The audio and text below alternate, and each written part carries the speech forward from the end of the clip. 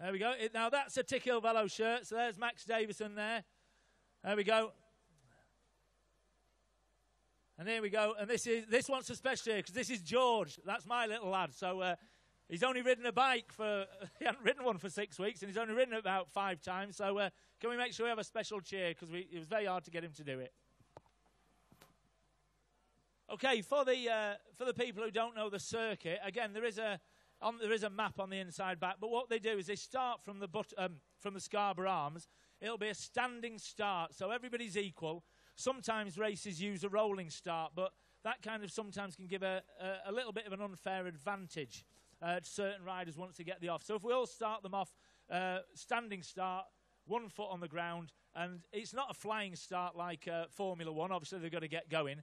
But that sets everybody off equally. This is a 15-minute race. And what will happen is the race control will show them a little bit of a sign where there's a couple of laps to go so that they know exactly when the race finishes. But really, this is a 15-race duration. So they'll probably get in something like about 3 or 4 laps for these under 12 riders. They go up to the Scarborough Arms. You notice we're on the wrong side of the road. So when we're on the wrong side of the road, we go around the Scarborough Arms, all the way back down. We turn right into York Road, onto Lancaster Crescent, along Lancaster Crescent onto Lumley, and we join back onto Sunderland Street again up to the finish. Now, these riders are slowing down for the start. There we go. They're going to stop here. Whoa, whoa, whoa, whoa, whoa, whoa. There we go.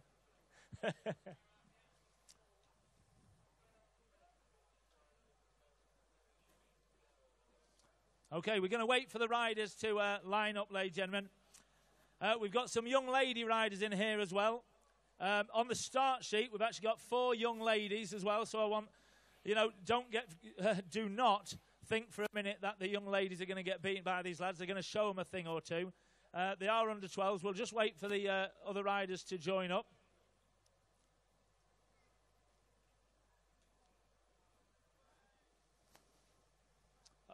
Who's starting, Ian? I am.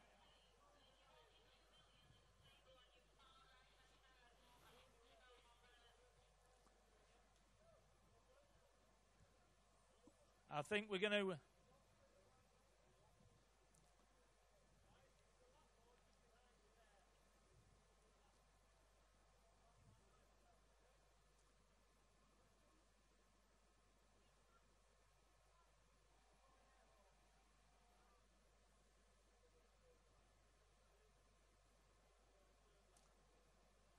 Okay, the Chief Commissar Mark Etch is just having a quick word with a few of them on the line. And I think, am I starting this race? We are going to start this race. I hope you're listening, riders. It's going to be on a 5, 4, 3, 2, 1, go. So, ladies and gentlemen, thank you for attending the Tickhill Grand Prix. First race of the day, under 12s. 5, 4, 3, 2, 1, go. Give them a round of applause, ladies and gentlemen. Thank you.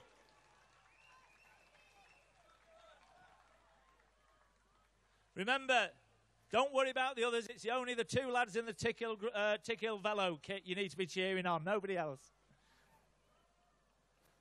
Okay, the motorbike will lead them off, ladies and gentlemen. Follow them around. Okay, they're making round the way around the Buttercross for the first time. If anybody does fall off, ladies and gentlemen, please don't jump the barriers and attend to them. Let the marshals do that just in case.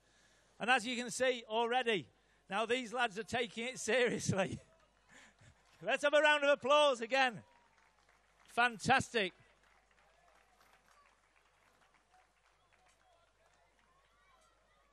Absolutely brilliant. Come on, George. Come on, Max. Come on, George. Brilliant, George. I myself do a little bit of racing as well, and I'm in exactly the same position at the end, so we keep it in the family. But that's George's first race, so I expect a great cheer as well when he comes round.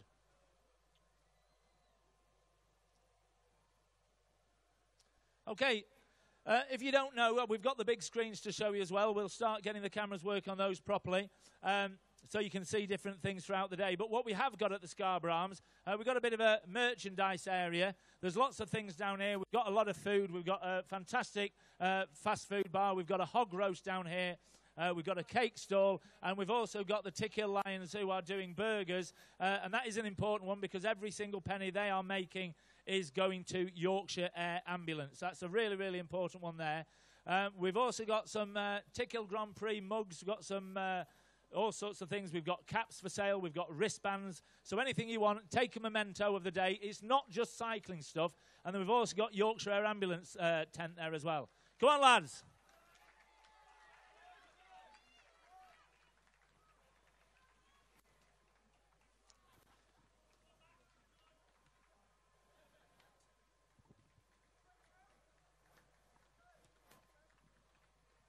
Okay, in a short while, what you will hear is you'll hear an air horn. It'll probably be on the next lap, and that's what's called a sprint prime or sprint preem. And with a sprint preem, we'll have a few of these throughout the day, and it's the first one over the line on that particular lap. Now, one of our sponsors of the men's Cat 3-4 race, what they've done is they put up a prize of a £25 voucher just for that one lap. And what normally happens, go on, George, keep going. And what they do, normally on small races like this, you'd normally get something like £5 if you win it. With the help of our fantastic race sponsor, which is AdGas or AAD Gas. Adrian from AdGas has sponsored this race, and he's been absolutely brilliant. He's a local pubbing business. He's got a young girl who rides a bike who's only about 7 years old. And she's obviously not old enough to race in this. He wants to, but he's put his hand in his pocket. So Adrian from AdGas, thank you very much. And with the help of J.E. James, they've also put up a £25 voucher for the Sprint Prime that's coming on.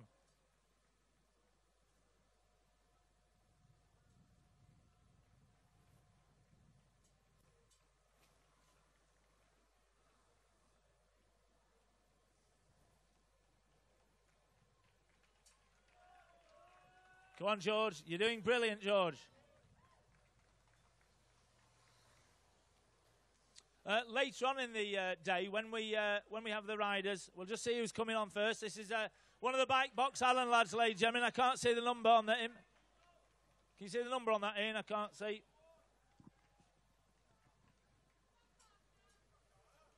Later on in the day, ladies and gentlemen, what we'll be doing is we'll be doing things called pulling laps riders. And there's a couple of reasons for this. One of them is safety. So if one of the riders does get laps, they'll actually be taken out the equation. But also for you as spectators, it's a lot better because you will actually be able to see the person at the front is the actual leader of the race. So again, that's quite important.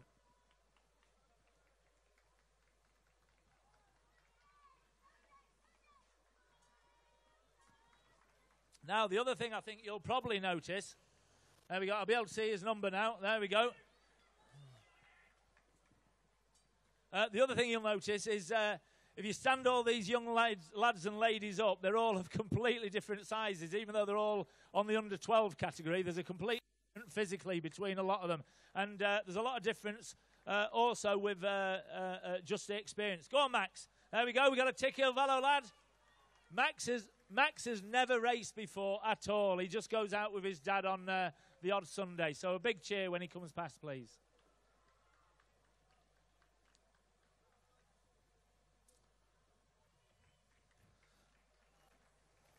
Okay, while we're waiting for everybody to come down as well, a little bit of a big thank you, and we will be mentioning our friends later on in the day, but we've got to say, obviously, big, important, very, very big thank you to Yes Electrical. I don't know if any of you came to the Tickhill Grand Prix last year. We had a fabulous support called Bike Box Allen. We had one race, which was a single race for Category 3-4 men riders, which is our third most important race of the day. What we've done is we've moved... Go on, George. Give him a cheer. And with the help of Yes Electrical, our other sponsors, our other race sponsors, and the Yes Electrical suppliers that have also dug deep in the pockets, what we've been able to do is try and put on a show that equals any other big town centre or city centre. We still want it to remain the Tickhill Grand Prix. We've got a lot of corporate banners up, but I hope you come down, visit the Scarborough Arms, enjoy some of the hospitality down here, buy some pies from Fenton's Pie Shop, and enjoy the bus cross, enjoy the sights of Tickhill. But without the actual funding from Yes Electrical, mainly, this obviously can't happen. So I think you'll all agree it's been fantastic. Is it prime next lap, Ian? Ian? Prime next lap. Go on, Matthew! Okay, we think it's going to be one more. We think it's going to be one more lap before the first sprint preem, ladies and gentlemen. What do you think? Here we go.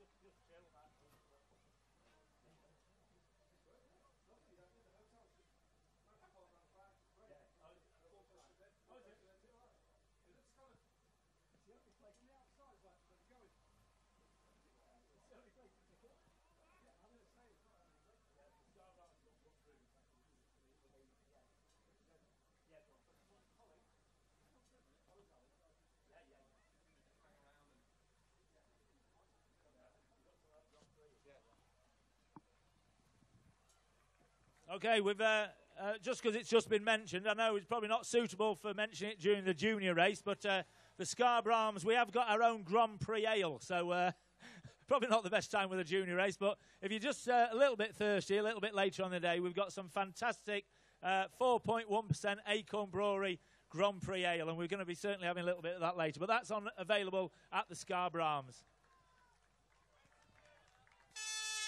Okay. Ladies and gentlemen, that is the sprint prime. That's the signal.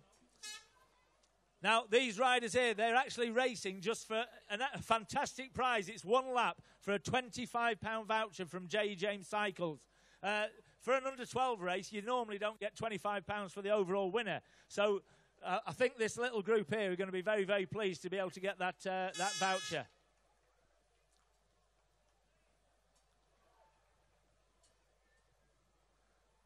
Okay, the field's stringing out a little bit. Go on, Max. You're still doing fantastic.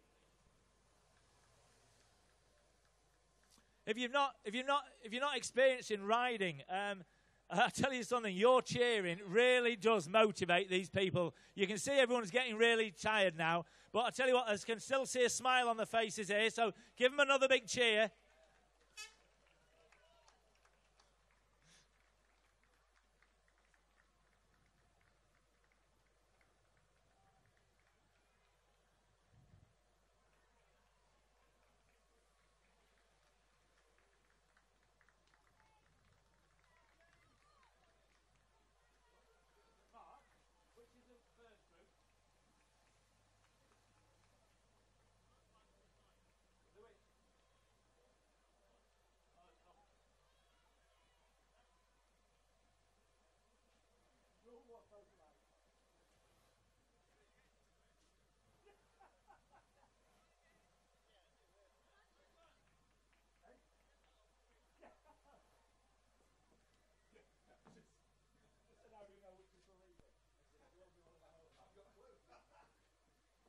Okay, so here's the motorbike, ladies and gentlemen. Now that it looks like we've got a little bunch. They're all racing for £25 J. James vouchers. J. James is a big cycling shop round this way. Now look, now they're in the middle of the race, but they want the look at this for 25 quid. Go on, lads! But you've got the rest of the race to go. Who's out? That's is that number 7? Was that number 7? It was number 7. I'll just tell you who. Do we know a number 7? Oh, I've got it. Number 7. That was Joshua Giddings from Hena Clarion from Ilkeston. So, Joshua, you've just won yourself £25, and you haven't even finished the race yet. Come on, Max.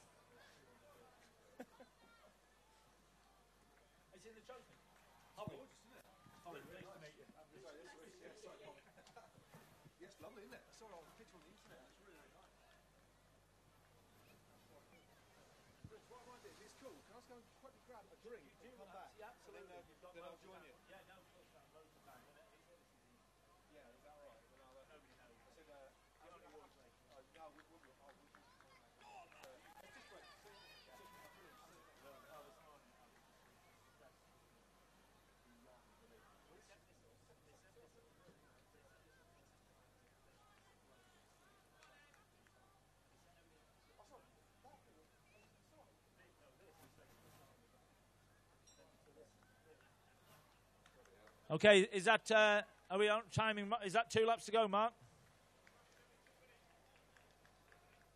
2 minutes.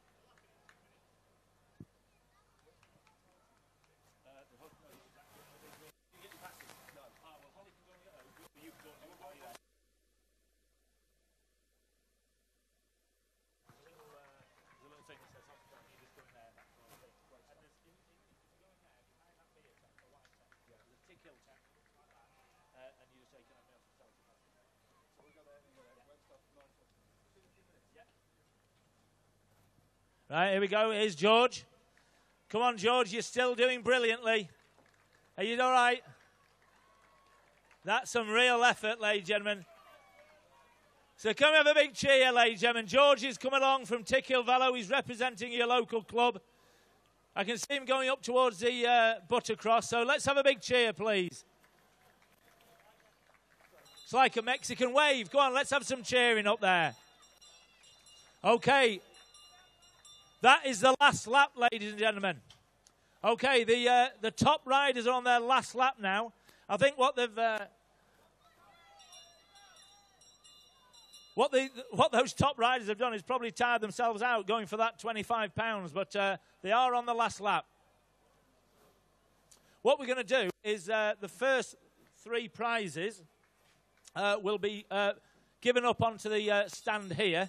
So we'll welcome the top 3 and we'll let them just say something and say thank you, and we'll give them their prizes.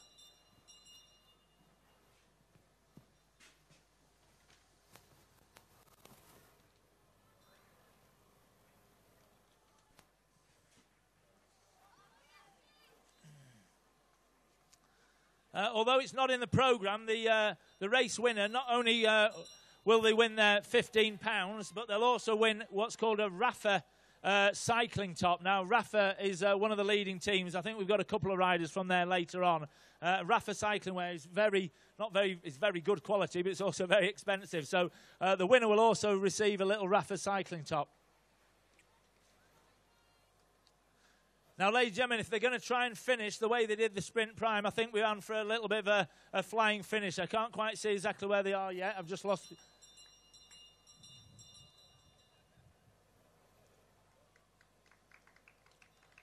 Right, again, can we have some rounds of applause, ladies and gentlemen? Come on, they're digging deep. They're putting this show on for you. Okay, I can see to my right, I can see the lead motorbike coming. This is the end of the race, ladies and gents. Okay. Okay, there's the back bike. They're clearly over the line. Right, we've got, I can think it's 4 riders. It is. Now they look at them. They're starting sprinting. Ladies and gentlemen, they really are going. I don't know who it is, but they're doing it. Come on. Absolutely. And he's done it. He's number 7 from Hina. Well done. That's Joshua Giddings, ladies and gentlemen. I couldn't quite see who came first, second, and third. Ladies and gentlemen, can we have a big round of applause? We got 3 clear. Did we get that 3 clear, Ian? We've got 3 clear. So if the top 3 riders can come round to see me, please. Okay, and if the other riders that can hear me, look, they're still sprinting. There's nothing for prize here, ladies and gentlemen, and look, they're still sprinting just for glory. Well done.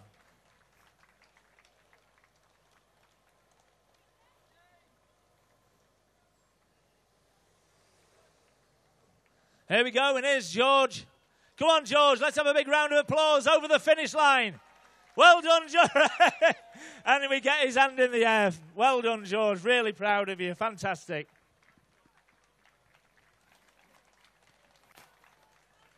Right, I need the lads. I need you up here. When did you come? Second. When did you come first? Just leave your bikes and get up here, lads. Come on, let's have you up here. You come third. Well done. Right, we'll do this as quick as we can, lads, all right? Well done. Thank you, not only for turning up. Right, and we've got 4 riders here. Did you come 4? Okay, you just stay there and just go back with these. Ladies and gentlemen, we've got a very tight time plan here. So we are, now I want you in the order of your third, who's third? Third, you stand there. You're second, what's your number? Right, number 1, ladies and gentlemen, in 3rd place. I'll give that. Ladies and gentlemen, in third place, what's your name? Max Poole in third place. We got, so look, they want your pictures up there, Max, so there we go. Thank you very much indeed. That's been absolutely brilliant. What did you think of it? It's good. Yeah? Yeah. Really enjoy it? Yeah. I know you're going to come back next year. Yeah. He said yes to everything. Okay, in second place, you are? Where are you? What number? We got Hugo's Lewis Atkinson, and he's come from Consett, County Durham. Now, he's come down all the way from County Durham. Are you pleased with what you did there? Yeah. And what results have you had before this? Some fourths, some better ones. Better ones? Have you come first yet? Well, you should. He said, yeah, you should have gone a bit faster than you could have come first. But I'll tell you what, Max, there you go. You are second. Thank you very much indeed. Really appreciate it. Just stand there. And ladies and gentlemen, we have, what's your name? We have Josh Giddings. Where are you from, Josh? Josh Giddings from Ilkeston. If you'd like to stand here, Josh, can we have a picture? Because these young men, he's also won the Sprint Prime. You'll have to pick that up later somewhere else, okay? But he's got his fantastic prize. I'll just hand this over. So, to Josh Giddings, the winner, thank you very much indeed.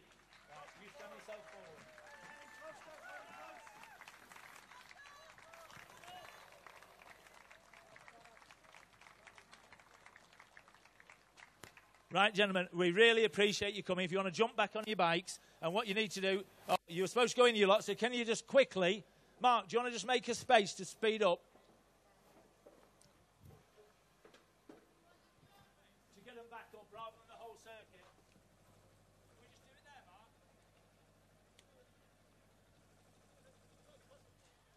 Oh, yeah. Lads, ladies and gentlemen, just go to the crossing point there. We've got a marshal that's just going to take you through. So just go back to the start and finish. Thank you. George?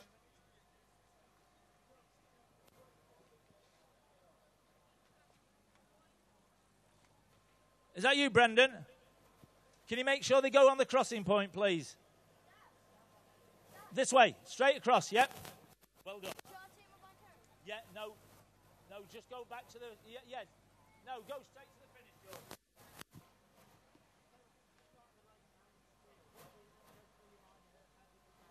Okay, now we've got another group of riders that are already warming up.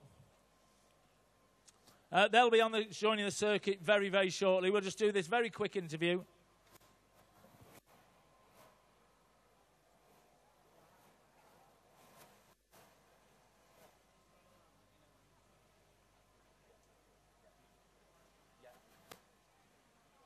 Okay, if you'd just like to clear the circuit, please. Go on, Josh, straight through. Okay. Right, ladies and gentlemen, the circuit's being cleared now. The riders have left, so great. That was a fantastic first race. It was great. We got a little sprint finish at the end with 4 riders, and they fought that out hard, so well done. And thank you very much to Adrian from AAD Gas. That was absolutely brilliant. I think we had 25 riders in there. That was a great show, and thanks for the riders for coming down. Okay, next up, we're going to have the... it's 2 races together. We've got the under-14 girls and the under-16 girls. They're all in one race. What we've got, I don't quite know the number of colours because I've forgotten, but they have actually got different number colours as well. So 1 to 20 will be the under-14s, and anything from 21 upwards is also a different colour number to make it easier, but they will be the under-16 riders. It could be that what happens is the under-16s are generally a little bit older and probably pull away from the under-14s. We don't know. We'll see what happens. They're just joining the circuit now, ladies and gentlemen. So as we come round, they're again going to do 1 warm-up lap, and off we go. We're a minute over. That's not bad, is it? So early. You can easily get 10 minutes out, can't you?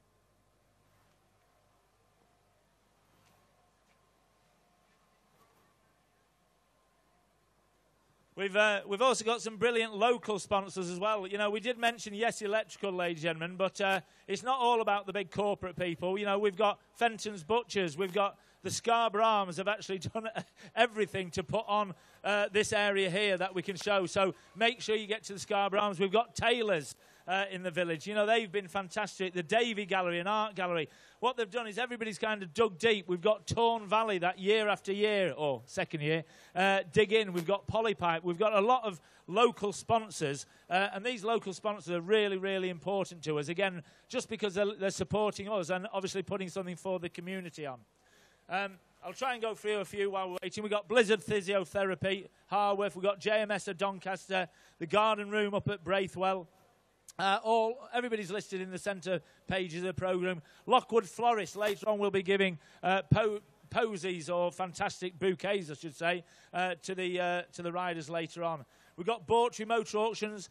We've got Rocco's as well in the St Mary's Court. They're open today. So if you want to go to Rocco's and have yourself a coffee, just when it goes a bit quiet, it's off the circuit, right at the top, but that's handy as well.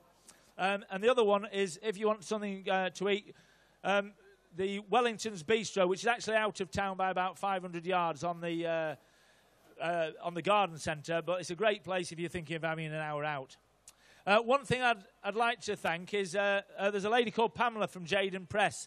She sponsors a race team, but she's the one who has given these programmes free of charge, and that's another reason why if you're paying for a programme or if you've had one, pay a little bit more, because what we actually want to do is make as much money for Yorkshire Air Ambulance as possible. Okay, ladies and gentlemen, we have now got the, you'll see the different colours on the back. So anybody above number 20 is over 16. Anybody below is going to be under 14. So, Mark, have we got a starter? Now, this race is sponsored by Hill House School, ladies and gentlemen. So, thank you very much to Hill House School.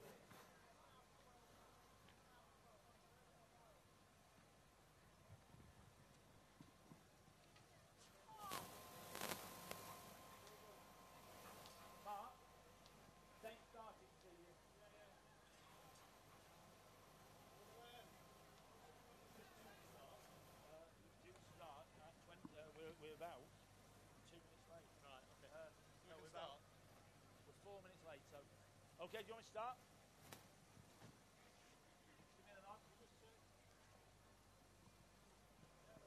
Okay, we're all good, ladies and gentlemen. Right, girls, are you ready? We're going on 5, 4, 3, 2, 1, go!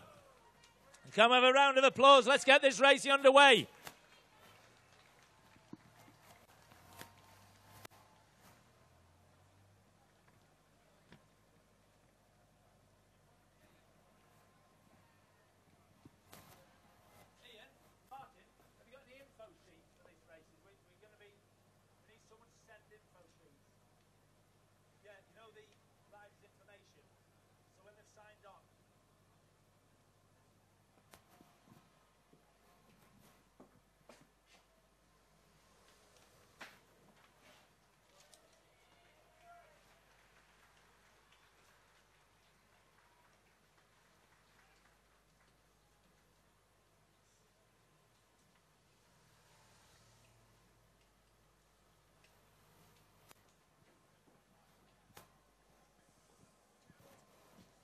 Okay, so here they go. They're just turning into York Road now.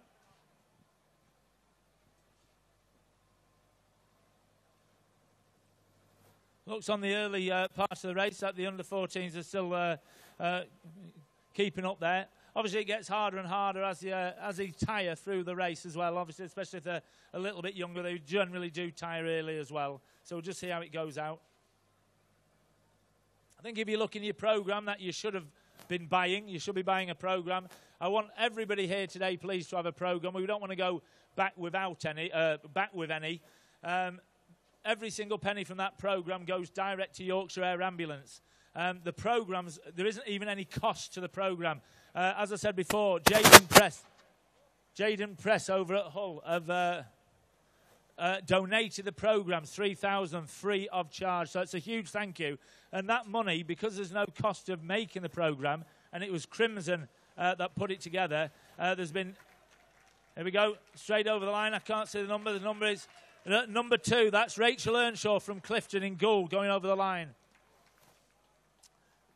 And as I was just saying, all that money goes directly to Yorkshire Air Ambulance. So please dig deep on those.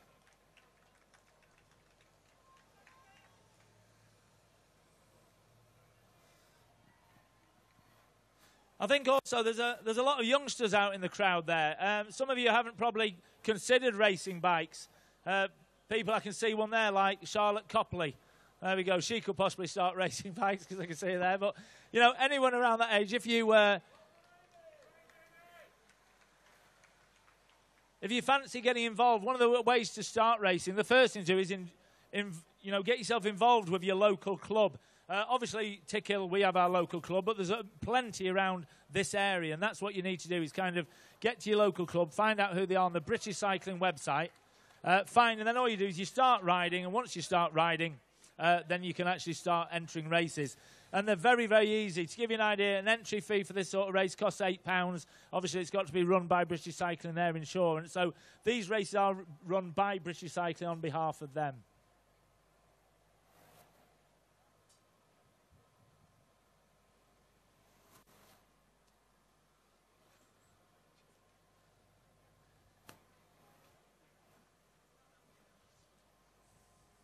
You're thinking about, because it's a lovely sunny day, and you think, oh, I'd rather be buying a new car rather than sat in Tickhill watching bike racing. If you look at the back of the merchandise area, we've actually got a Skoda stand for you. So right from Hazelden Skoda in Doncaster, what they've done is they've supported us. They've bought some cars down for you to see, and basically you don't have to go buying cars. So you can be here and watch the bike racing. We tried to bring it all to you.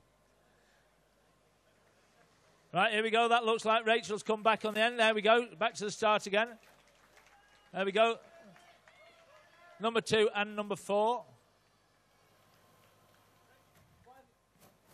10 to go. Actually, 10 laps to go on this race, ladies and gentlemen. Why have they only got one number on?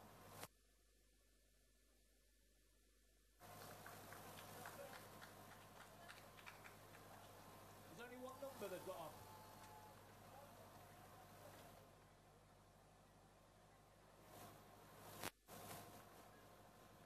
There's like number 1 and number 2. Have they given them all out for the big races? We need to.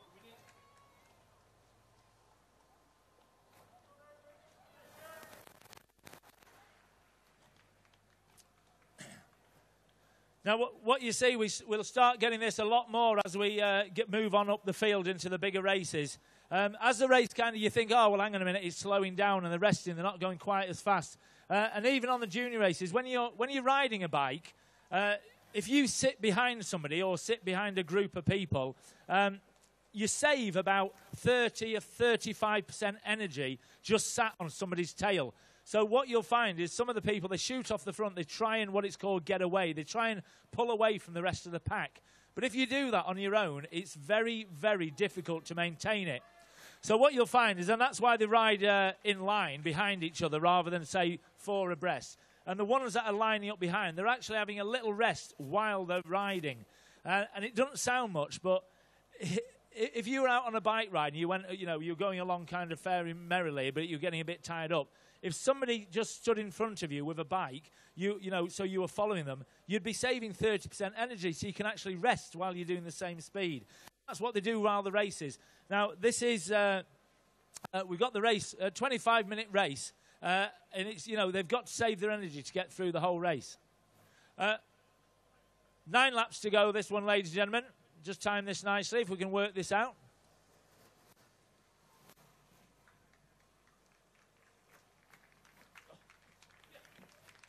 There we go, ladies. Now, look, you can see that little group, ladies and gentlemen. See the 2 vagabond riders there at the rear. And what they're doing, they're just sat there, just kind of holding their own, sat there, just watching what the others are doing and just having a little bit of a rest.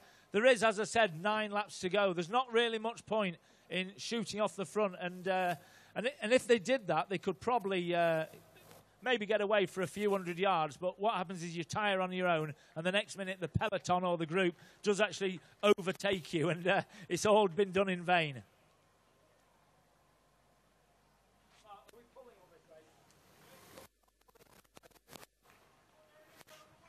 There we go. Now look at that, ladies and gentlemen. Now we just have it. That's called a breakaway, ladies and gentlemen. Now you can see she's absolutely gone for it. She's even trying to catch the motorbike up. He was nearly caught by surprise. That was such a little sprint. And what they're trying to do is trying to get away from the rest of the bunch. You may find she pulls it off. You may find she didn't. But what you really need as a rider is you don't need to go there on your own. You need to take somebody with you. And if you take somebody with you, then the pair of you, like we had at last year's Tickhill Grand Prix, can work together and you take turns on the front. So one does the resting and one does the hard work. You swap over, the other one does the hard work while you do the resting. So even though you're still racing against each other, what you're really trying to do is make sure you two get away from the rest of the pack. We won't see if that's been successful, that little spurt they put on, or that breakaway, until they come back up here. Now, the motorbike is coming, so we'll actually see whether they get away or not.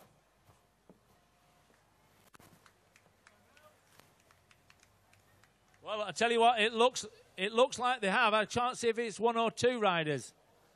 I think she's had to go on her own. Now, I tell you what, this is, I think is this Rachel Earnshaw number 2? Well, she's got a very brave move there. Go on, give Rachel a cheer, ladies and gentlemen, because she's digging deep. If she can keep that gap, ladies and gentlemen, and what we'll do, we'll try and time it just to see if we can just see how long she's got, to see if they are actually catching each other. Sometimes what the second group do is they let a rider purposely get away. And they know full well that rider will tire. But it's always going to be a gamble, because if that rider doesn't tire, all they do, they go straight through to the finish line and they win it. So it is a little bit of a gamble if they get this rider getting away. She's looked back. There we go. And I think you can see Rachel thought, well, that was a good effort. She's shown what she can do. But look, she's saying, no, I've had enough.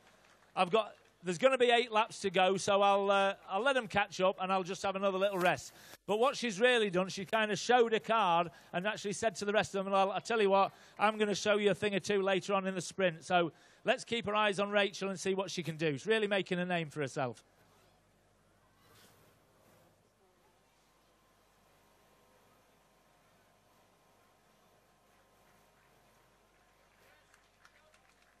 Right, can we have a keep them? Come on, we need that support, ladies and gentlemen. This is a hard race. It's a long race for them. That's the first and third of the under 12 girls, so we need to get them on the podium if we can. Yeah, we can do. I didn't know who was second. So it's first and third. What about second? Can't do it down there. We've got time to study the camera. Just trying to fill it. But the whip looked great. Well, we just have to present them, yeah?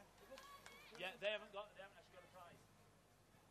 We didn't give them a prize, but Yeah. Just get them on the podium. was that the actual position where they came? Did they come in that position? So they came 3rd, 4th, 5th, 6th, 7th. She came 8th and 9th. Yeah. It might be just worth announcing it. Yeah, I will. Yeah. Right, here we go. Here's the main group, ladies and gentlemen. Right, there we go. And as you can see, you see them tucking in there.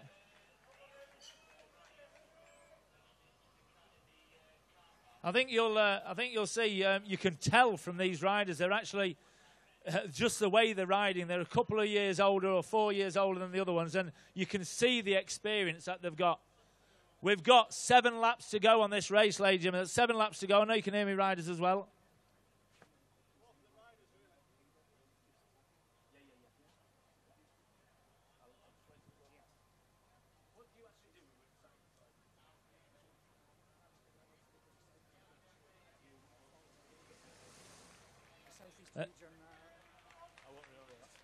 Right, ladies and gentlemen, I'm going to hand you over to a gentleman called Hugh Williams, ladies and gentlemen, who actually does an awful lot with women cycling, organises his own events, and he's a British cycling coach. And he'll give you a little bit of a lowdown on the leaders and some of these riders. So I'll just hand you over to you. We'll give you a lot more precise information of some of these riders. Thanks very much, Richard, and thanks for everybody for coming. Marvellous crowd already, and it's only the second race of the day, which is great to see. Just a quick look at what's going on in this race. The rider at the front in white is actually Ellie Mae Dickinson, who's the national champion at under 16 level. That's the one with the championship bands on. She rides for our ST Racing team. And that's her you can see coming through the front each time, trying the brakes. Formidable sprinter, so if anybody's going to beat her, the others will really need to try and get away from her. Other notable riders in the field today from the National Youth Series that we see. Caitlin Shaw from the Scimitar R&D development squad. She's in there, really good. Jess Willett, I've seen in there. Sam Verrill is in there. Sophie Eneva, all really, really good riders from the National Youth Series race, all in the leading group at the moment. Interesting as well, Richard, some of these riders are actually going to double up and do the seniors race later on. They're that good. Yeah, I've just noticed a huge big error. I was reading the. I've just given Rachel Earnshaw, who's under 12, a huge credit instead of. There we go. Instead of Ava May, ladies and gentlemen. Which rider was it?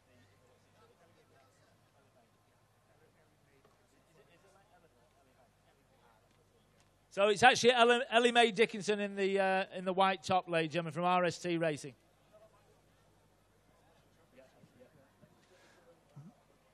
And hopefully this afternoon we'll be seeing from the same RST team as Ellie Dickinson. We've got Grace Garner, who's hopefully racing later on. Sister of Lucy, of course, who's twice national, twice world junior champion.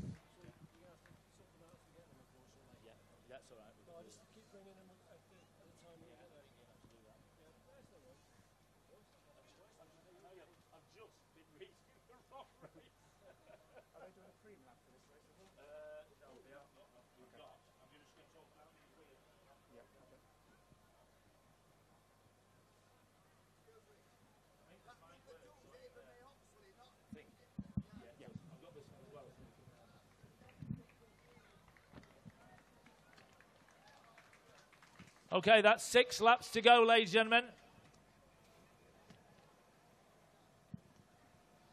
Okay, the prizes for this class, we've got £30 for the winner, but that's the first under 14 and the first under 16. Then we go 2010 as well. On top of that, we've got some, the young ladies won't know this, but we've got a set of these fantastic Shimano wheels. They've been donated by one of the top women's teams, Epic Cycle Scott, and they've given a set of fantastic. Oh, there's 2 of them in a set.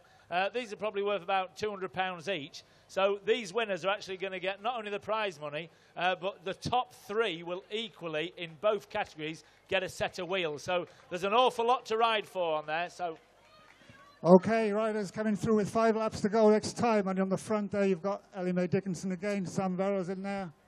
All the top names are in there. As you can see, they're all looking at each other. Nobody's going to attempt to break away yet.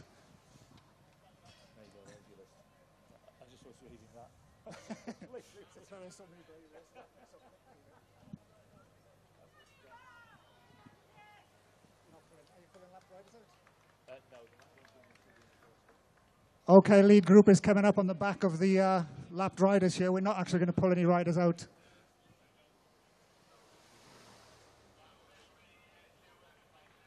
Okay, Ellie on the front. Sam Verrill tucked in nicely. Caitlin Shaw is in there.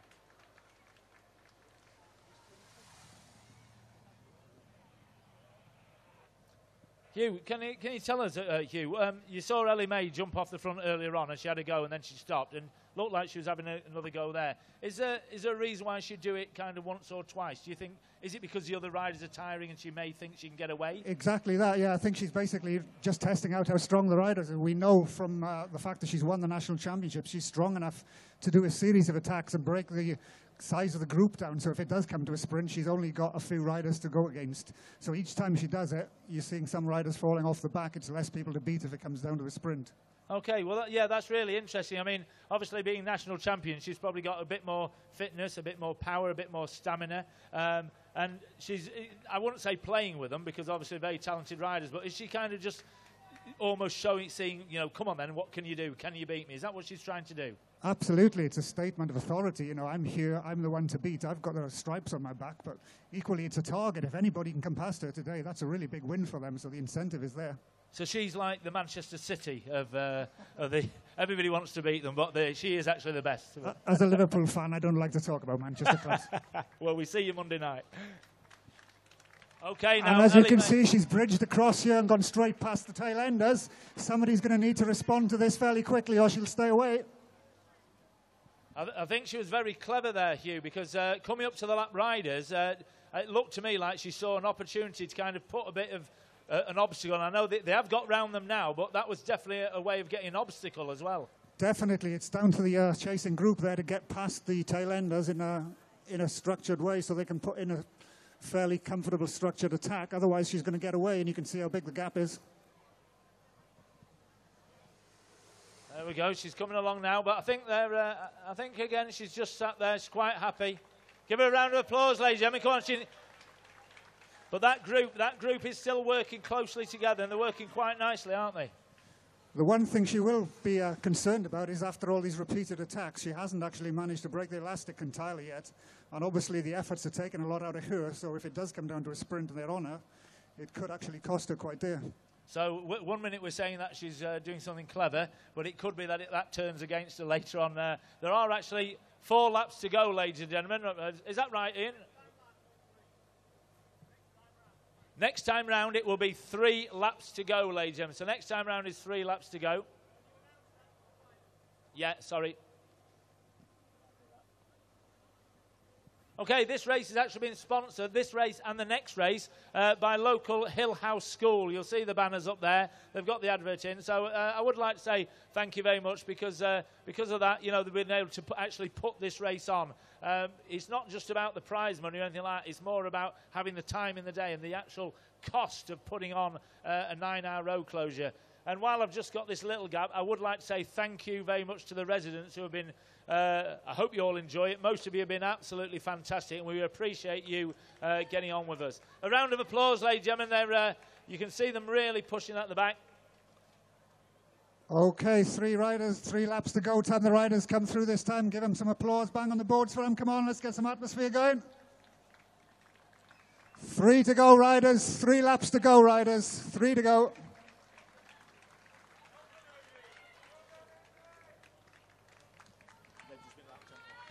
Right, keep going. There we go. We got the local Dinnington club in yellow and black at the end. I think that's Lois. There we go from Dinnington, ladies and gentlemen. Lois Crane. So big round of applause for another local club. Must say, you don't normally see crowds this big at a one-day cycling event until the evening where the big races so-called are on. I've never seen this many people before 2 o'clock in the afternoon. Well, we will take that as a compliment. So people have turned up today. Again, I don't think we had this many for the race last year. So to do this sort of race, this is brilliant. Okay, now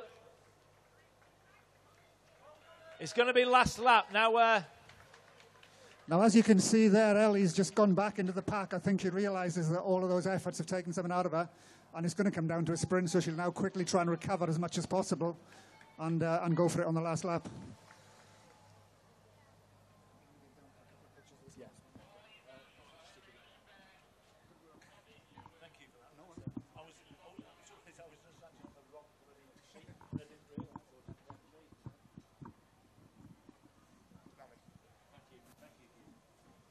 Okay, I've actually just managed to find out a little monitor here, so I can even see a little bit of stuff as well. So.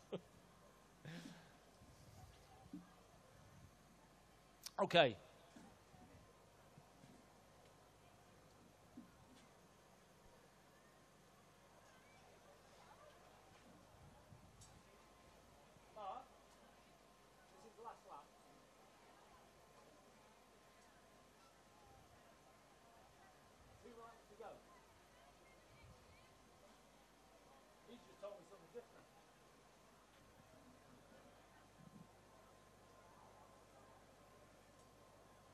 Okay, ladies and gentlemen, I believe this is 2 laps to go, Mark. Is that right? Yep, we've got 2 laps to go. Sorry if that was a bit confusing there. We've got 2 laps to go. Look, they're all now there. With 2 laps to go, they're sat there. You can see if you look at the faces closely. This is not this is a fast race, ladies and gentlemen. They're all pushing themselves quite hard. You can see they've lapped some of the other field, and they're not bad riders at all. So they really are going well, and that is a really, really fast pace. Okay, then they negotiated the buttercross.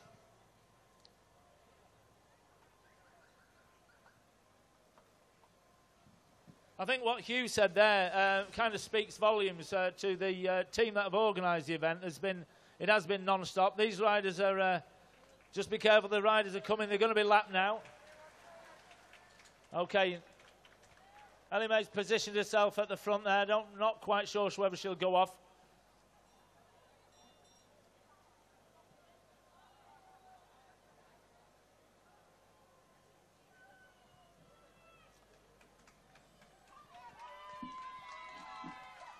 There we go. To have a round of applause. Go on and give them a cheer because it really helps keep going.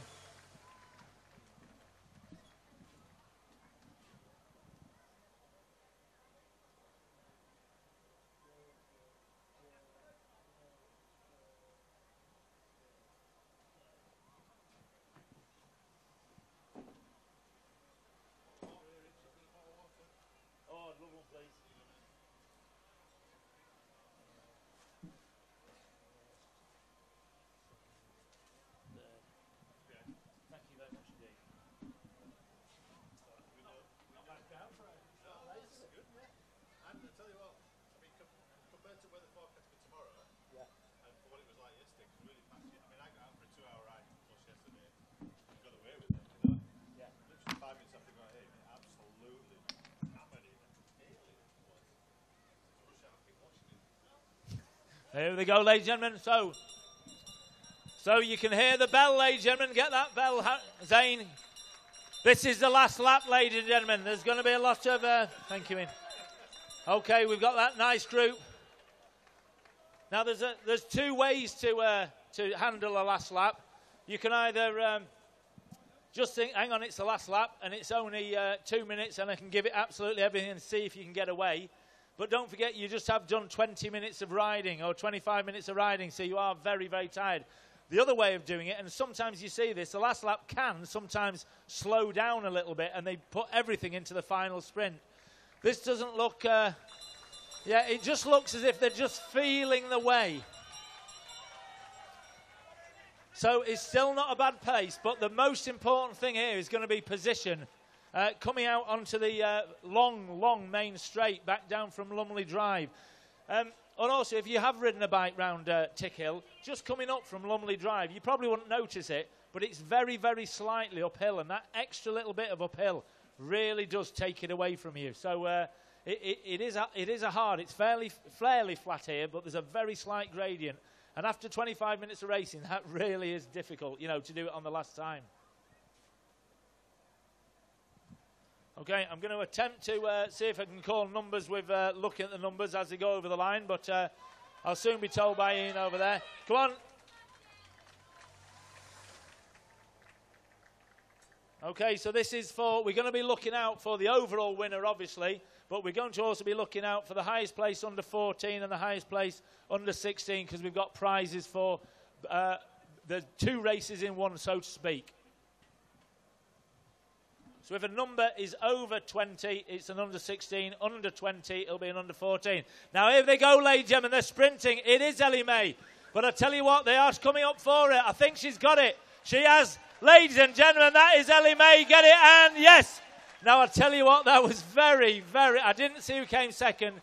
That was very, very close for third place, ladies and gentlemen. So we may have to just get third and fourth up into this position, and maybe give them the prize later when we get the results.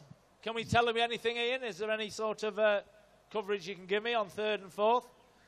So, ladies and gentlemen, we're going to have Ellie Mae down here in 1 second. She was a fantastic winner. I don't know who the second and third are yet. Ian, can you pass that over to me?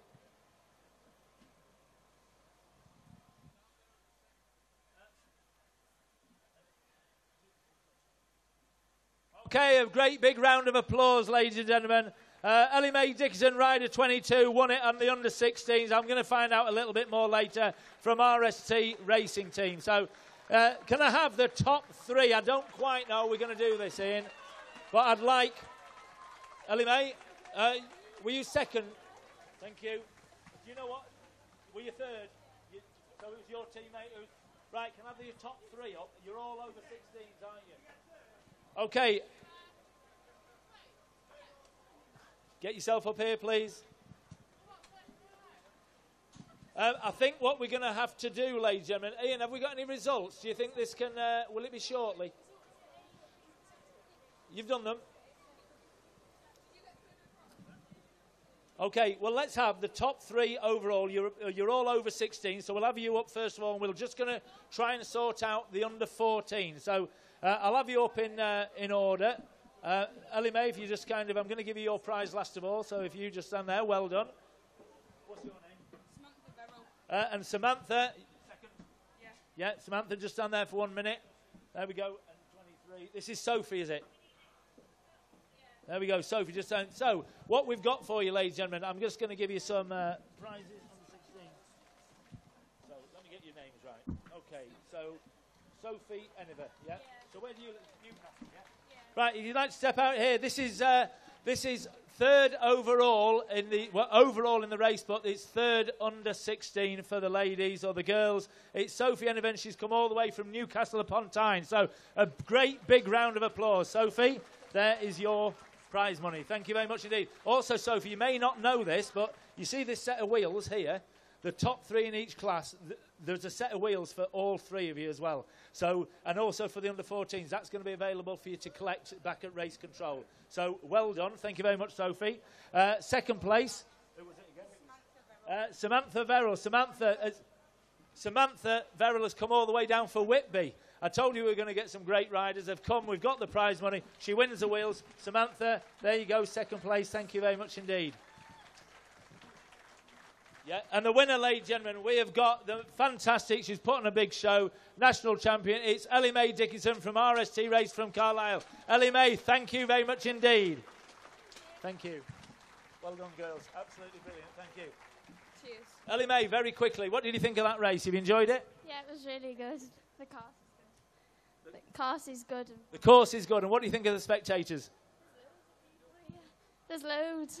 Loads of people. So, Ellie Mae Dickinson, will you be coming back next year? Yeah, definitely. Definitely. Ladies and gentlemen, can we have a big round of applause? Thank you very much indeed.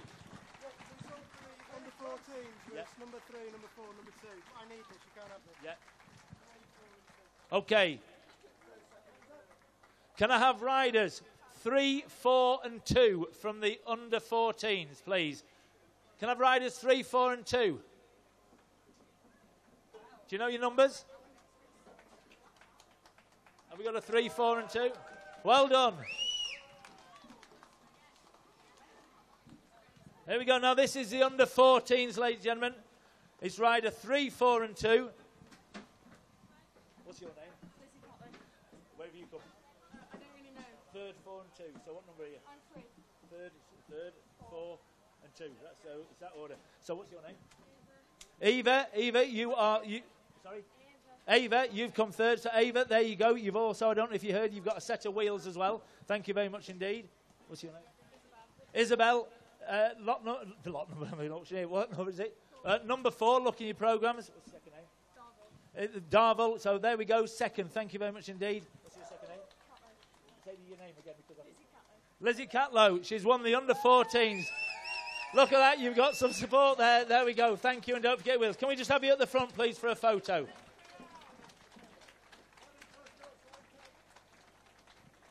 That's absolutely brilliant. Will you be coming back here again? Yeah. Okay, they're going to be moving up to the higher class next year. We look forward to these great young ladies. Thank you very much indeed. Thank you. What I'd like to do...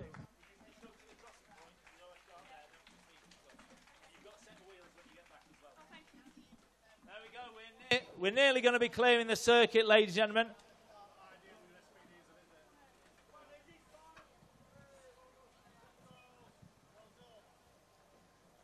Okay, it's only going to be 2 minutes.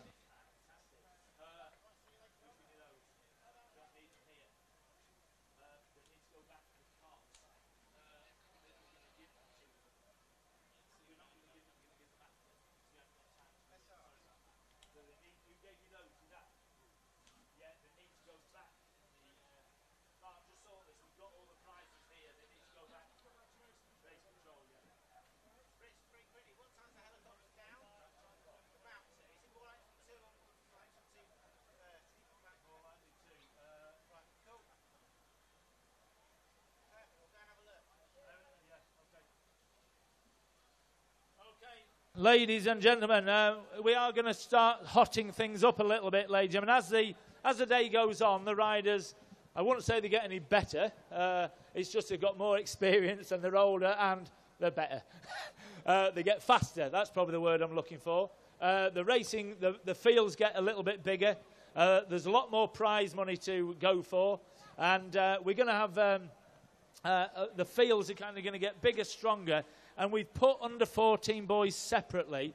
One of the reasons being is it's a field that will have more riders on than the under 16 and under 14 girls together, because we have an under 14 boys race and an under 16 boys race. And there's a big difference actually between under 14 and under 16. So obviously people start to mature a lot more. They start to build up physically. So even though you'll saw from the under 12s race, once they get another couple of years under the belt, and they are talking of an under 14-year-old boy, there's some of these lads, and when you take a look at them, you'll actually see physically they are going to be real athletes. So don't expect just because it's under 14s that you're going to see these young lads. They are, a lot of them are young, but they really have got some power. So we are now starting to move into the the areas where they've got some real proper racing. Okay, I've just been pointed at by a man with a big Yes Electrical shirt on. He said, "You're not mentioning Yes Electrical enough." I saw it in his eye. Now, ladies and gentlemen, I will keep mentioning it. I don't mind showing it off, because we've had some brilliant sponsors. We've actually got over 70 different sponsors, and some of them have given prizes or effort in kind. Some of them given us £100. The people of Yes Electrical, with their supplying partners, have basically funded what you see here today. And with things like the big screens, with the help of Jaden Press with the programmes, just the cost of the road closures and the barriers, is a huge cost. And what Yes Electrical did, and we'll have a word with Sean later on, what Yes Electrical did is they kind of recognised from last year that this race had a bit of potential, and even though it is only a village event, they liked it. And Yes Electrical are a very friendly firm. If you ever go to one of their shops, probably one of the best customer services. And I think what they did is they looked and they liked the way that Tickill put it on, and they said, hang on a minute, you actually reflect what we're doing. So because of that, we had a bit of a meeting. They were a bit hard work, or Sean was down there, but we managed to prize the money out of them. We had to go back several times, and I would like to really thank Yes Electrical for getting involved. And it's not just about money, it's more the fact that they have, they've taken the event in and they've said, hang on a minute, let's get involved. Okay, you will see flying ahead, ladies and gentlemen, that as the under 14 riders do their warm-up, piece of paper, Martin, as the under 14 riders line up, you'll see above you is the Yorkshire Air.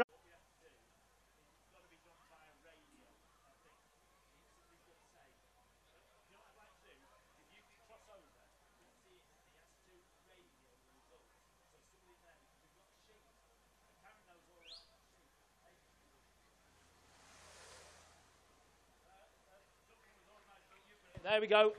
Right, ladies and gentlemen, number 12 is just going on the early lead. I'll be with you very shortly on it when I find them. There we go. Okay, that's Jock Ford from Home Firth. Got quite some good lads from Home Firth and Kirklees, that area. Again, this is fairly local. Got some lads again coming down from Middlesbrough, so that's absolutely fantastic. There we go, Filey again. So we are generally kind of Yorkshire sort of, Northumbria sort of riders in this race.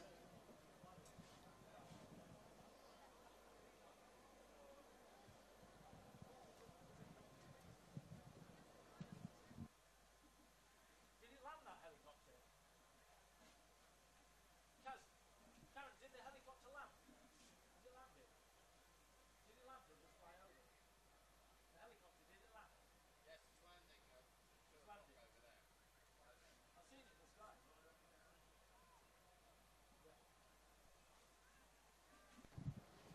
Okay, here we go. We're coming through, ladies. Now, just look, you can see, as I was saying before, physically, these young men are, a lot of them will have been riding for quite a few years now, probably something like 4 or 5 or 6 years. And it certainly shows just with the power of them and the build of them. There we go. That's Ewan Crean from Dinnington. Give him a round of applause, ladies and gentlemen. There we go. He's coming from Dinnington, number 8. Just give him a big round of applause, please. Right, now this is hotting up, ladies and gentlemen, already. The home first, they're really pushing it already. And I think you can see they're already trying to make a breakaway. If they can just get that group away, I think they will pull away.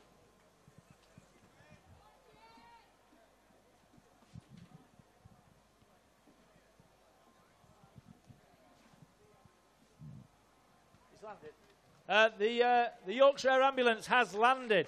So if you fancy getting down to the may need it, it really is a great cause, and it's a Yorkshire cause. It really is. You never know when you'll need it. So please dig deep, chuck that change in, and buy some programmes as well. Okay, we're hotting up, ladies and gentlemen. It's just starting. We're getting one of the, and if you think physically, those big lads are just pulling away in a bit of a group now. Coming up towards the buttercross. You're going to welcome them up there in a minute.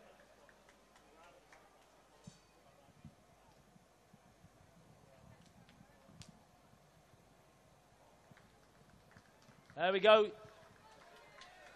Now these riders really will appreciate, get your hands together, give them a clap, because when it is hard like that, it really does help if you just get a bit of encouragement. So give them a round of applause. There we go at the back. Thank you. Okay, that's number 2 there. Alistair Levers from Lytham St Anne's. He just pushed himself on the front.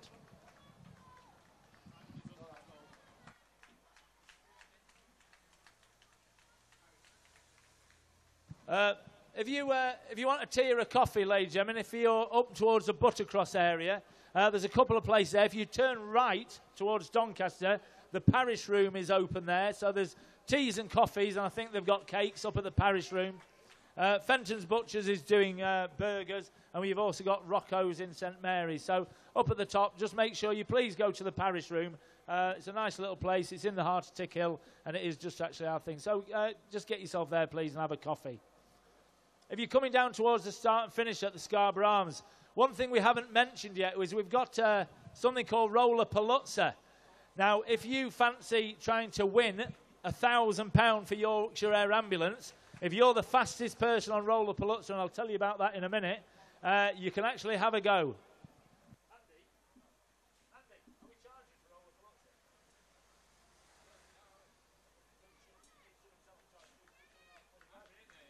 Right, there we go. He's still on the front there.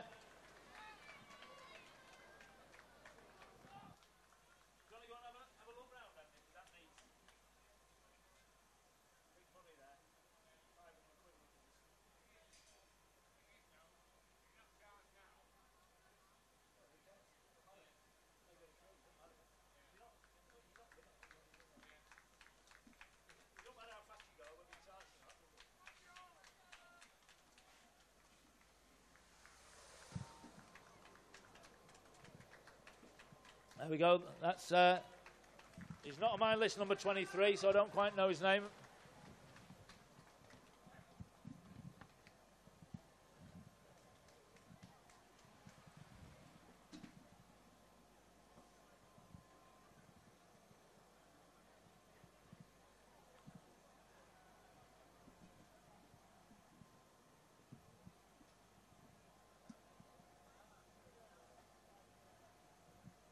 Okay, we are getting up to one of the first lap riders, ladies and gentlemen.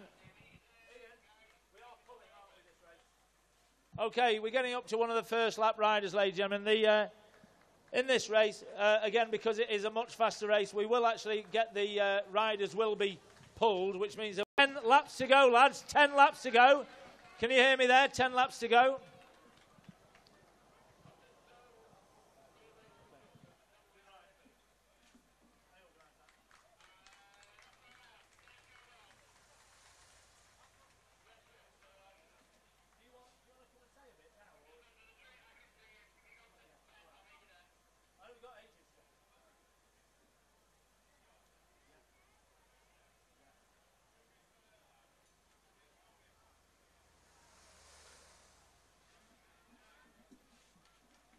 There we go. There. Now this really has speeded up, ladies and gentlemen. Look at that, they've put a spurt on, and even the lads at the back now, when you're at the back, when that bunch goes off, it really, really is difficult to hang on. And the ones at the back, you know, their heart rate will really be going, and they're trying desperately. What I said earlier about staying on the back of the group, if you can stay on the back of the group, it's so much easier. But once you get a little bit of a gap, and it's only, you know, I don't know, if it's 10 foot, you've probably lost it, and they will pull away from you. To try and bridge that 10 foot is a monumental effort. So if that group at the end, or those riders at the end of that last group, if they can stay on to them, they'll be desperately to do it. Otherwise, they will, what you call, get dropped, and they'll be moving down to the group behind. Now, I think this is really quite a very, very fast race now. This is moving on, especially the top ones.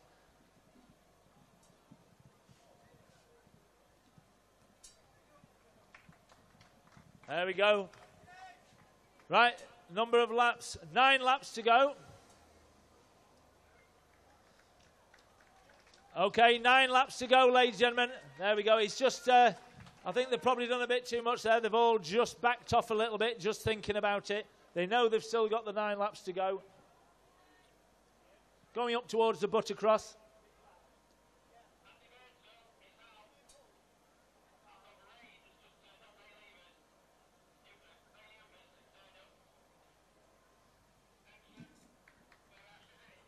There we go. Can we have a big cheer? Go on, let's have a big cheer. Keep these lads going. Right, they're coming down back to in front of me at the truck here.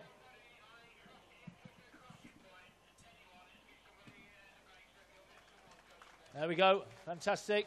Go on, lads. Keep it on.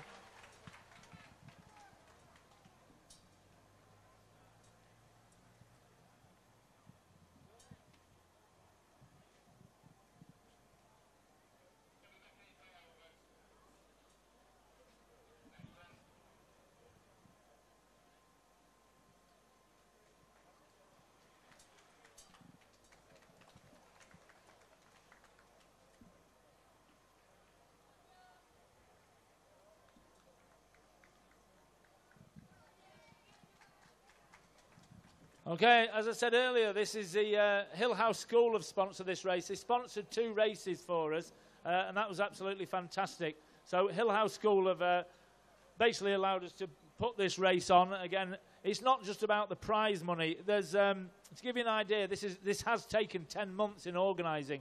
We've had to speak to the council, South Yorkshire Police, you have to speak to fire, ambulance, the council, Tickill Council, and all the residents. There's an awful lot of costs involved in just getting it. So some of the sponsorship money is just actually the whole infrastructure of the event. So we thank them. Now, ladies and gentlemen, we have got somebody going for a break. Let's see who this is. There we go. It is number 6, I believe. There we go. Now, he's shot off the front. Ladies and gentlemen, that's Cavan Walker from Filey. He's actually thought, no, this is my time to go. I reckon I can do it.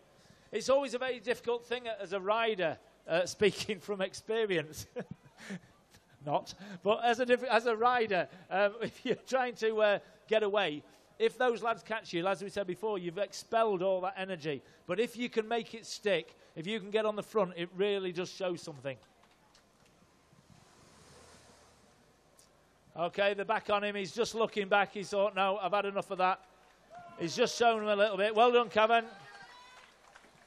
Another reason why they do it is where it is difficult, like he had to go just up that slight hill, which is towards the sprint. He's just actually feeling if anybody will go with him, and it gives them a little bit of an idea later on of how powerful the rest of them are.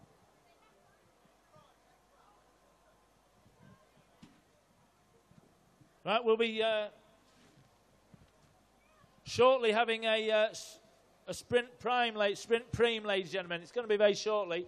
Now, this prize, the riders will actually be collecting 2 Continental GP 4000S tyres. Now, to you non-cyclists, that doesn't really mean much, but Continental make the finest bike racing tyres going, and they're probably worth, even if you can kind of get them from the discount shops, they're still going to cost you in the region of about £60 for a pair of racing tyres. And when I say racing tyres, you can use them on the road as well. But they're fabulous, fabulous tyres. They're called Continental GP 4000S.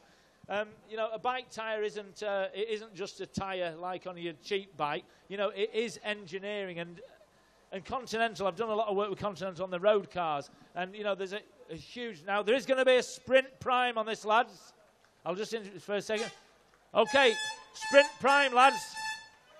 Okay, they know now that if they get first over the line on this next lap, they will have a pair of Continental tyres. And I was just saying, the tyres, you know, there's some fantastic technology in these tyres. You know, just because of small things, there's as much technology going into a bike tyre as there is a car tyre. You've got your cornering, your forces, and obviously you've got your grip in the wet and the dry. The Continental GP 4000S, which is available at the Continental stand for everybody else, but they've supported as well. They are here, and that's a great prize. And we've actually got 5 pairs of those to give out throughout the day. Now look at that. There we go.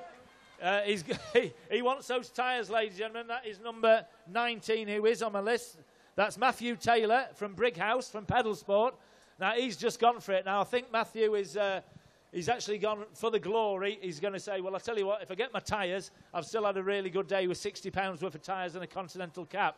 Whether he can keep that up to the end of the race and take the prize money as well, we'll see. We'll just have to see. But let's see if he can make that stick all the way round and be a clean Sprint Prix winner.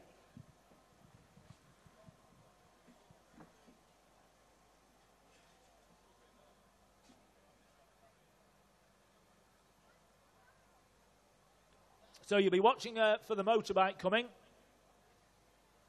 If you also pay your attention just over to me for a minute, you'll see that I'm drinking out of a beautiful Tickill mug. And they've got a lovely sign on them, and they're available for £8 down at Cross. Right, here we go. Here's a motorbike. Now, I don't know what's happened, but they've caught him again. Look, they're going for this. This is £60 worth of Continental tyres. They want it, ladies and gentlemen. Who's doing that? It is number 11. Well done. That was absolutely fantastic. I'll tell you who that was. That was Jim Brown from Home Firth. Is that right, Ian, do you reckon? It looks right, yep. We've got Mark, the Chief Commissaire. He's down here. He's just confirmed that. So Jim Brown from Home Firth has just won the Sprint Prime, which is a pair of Continental GP 4000S tyres.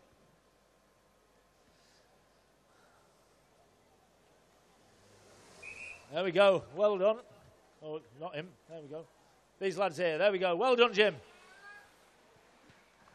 He'll appreciate that. He's got something in the bag now. He's not going away. He's not going away empty-handed. He's going back to Home Firth with his 60 quid's worth of tyres. The prize for this is also £60. We only give on this one top 3, which is 60, 40, and 20. And again, I'd just like to thank Hill House School, because they're the ones who have put their name to this. So thank you very much, Hill House. And the other thing is, again, it's not all about the money. It's just nice to have an organisation that recognises what we've got here today.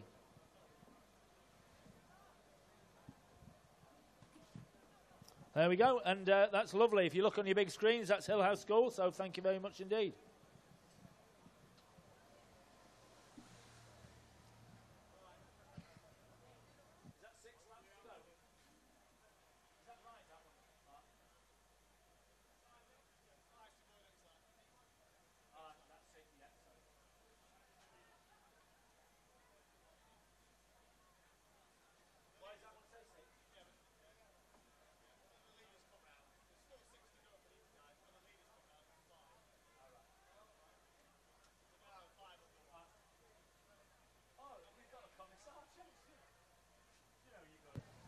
Okay, ladies and gentlemen, we're getting to the closing stages of this race.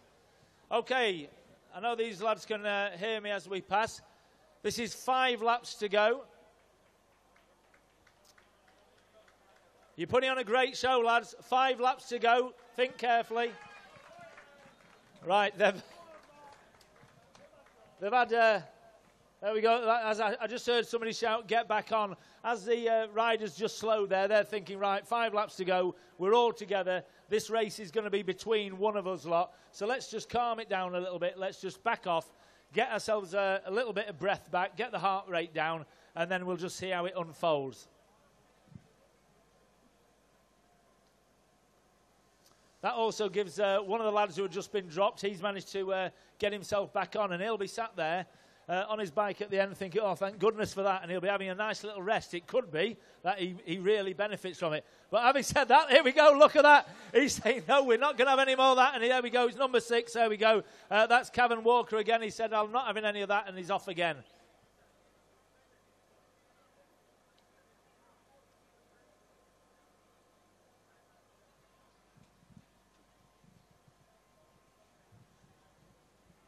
Okay, if you're hungry, ladies and gentlemen, we've got some burgers here, we've got a hog roast here, we've got some cakes here, we've got the Tickill lines who are doing burgers and giving all the money to Yorkshire Air Ambulance. We've got, up at the top, we've got Fenton's doing burgers, we've got Rocco's, there's other cafes that are open along Marketplace and whatever it's called, not Northgate, the other one. Can't remember, and I live here.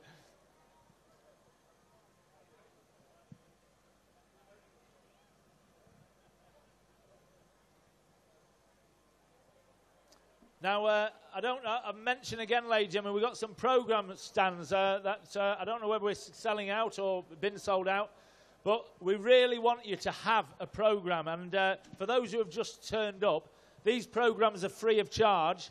They're 68 pages thick, and there's a lot of editorial and features in them. They're free of charge. We would like a hefty donation to Yorkshire Air Ambulance. And when I say that, as far as I'm concerned, these things are worth a £5. It all goes direct to Yorkshire Air Ambulance. Please dig deep. Okay, 4 laps to go, lads. 4 laps. Right, they're also, when they're sat there like that, they've slowed the pace right down, and also psychologically, they're just kind of sorting each other out and just saying, yeah, I'm quite happy sat here. And what riders do is they look at each other, and it's a little bit like playing poker. Most of the riders there will actually be on the last leg, so physically they're completely trashed. But you've got to put a face on as if to say, no, I've got loads left into me. And it's a really, really difficult thing. And it is, that's what riders do. And whenever you're kind of on a race or a ride like this, you get a lot of people that are kind of, you know, panting or whatever. The other ones, you know, they're still panting. They're just trying to, you know, put a show on and just try and do a little bit of psychology. But they're in a race, these lads. They know they are heavy breathing. They'll certainly be glad when it's over, and hopefully they'll be not only glad when it's over, but be in the top 3, and they'll take some prize money home.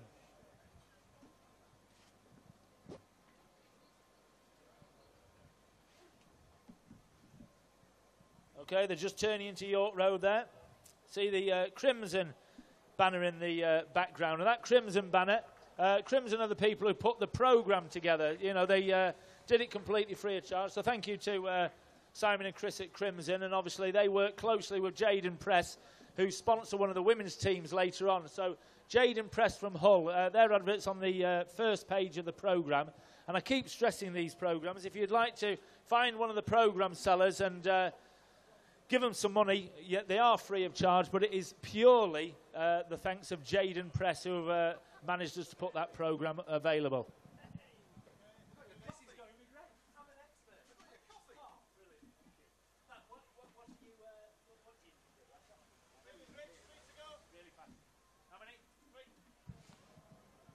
Okay, ladies and lads, they cross the line. Lads, it is 3 laps to go. 3 laps to go. What do you do, Matt? Is it 1996?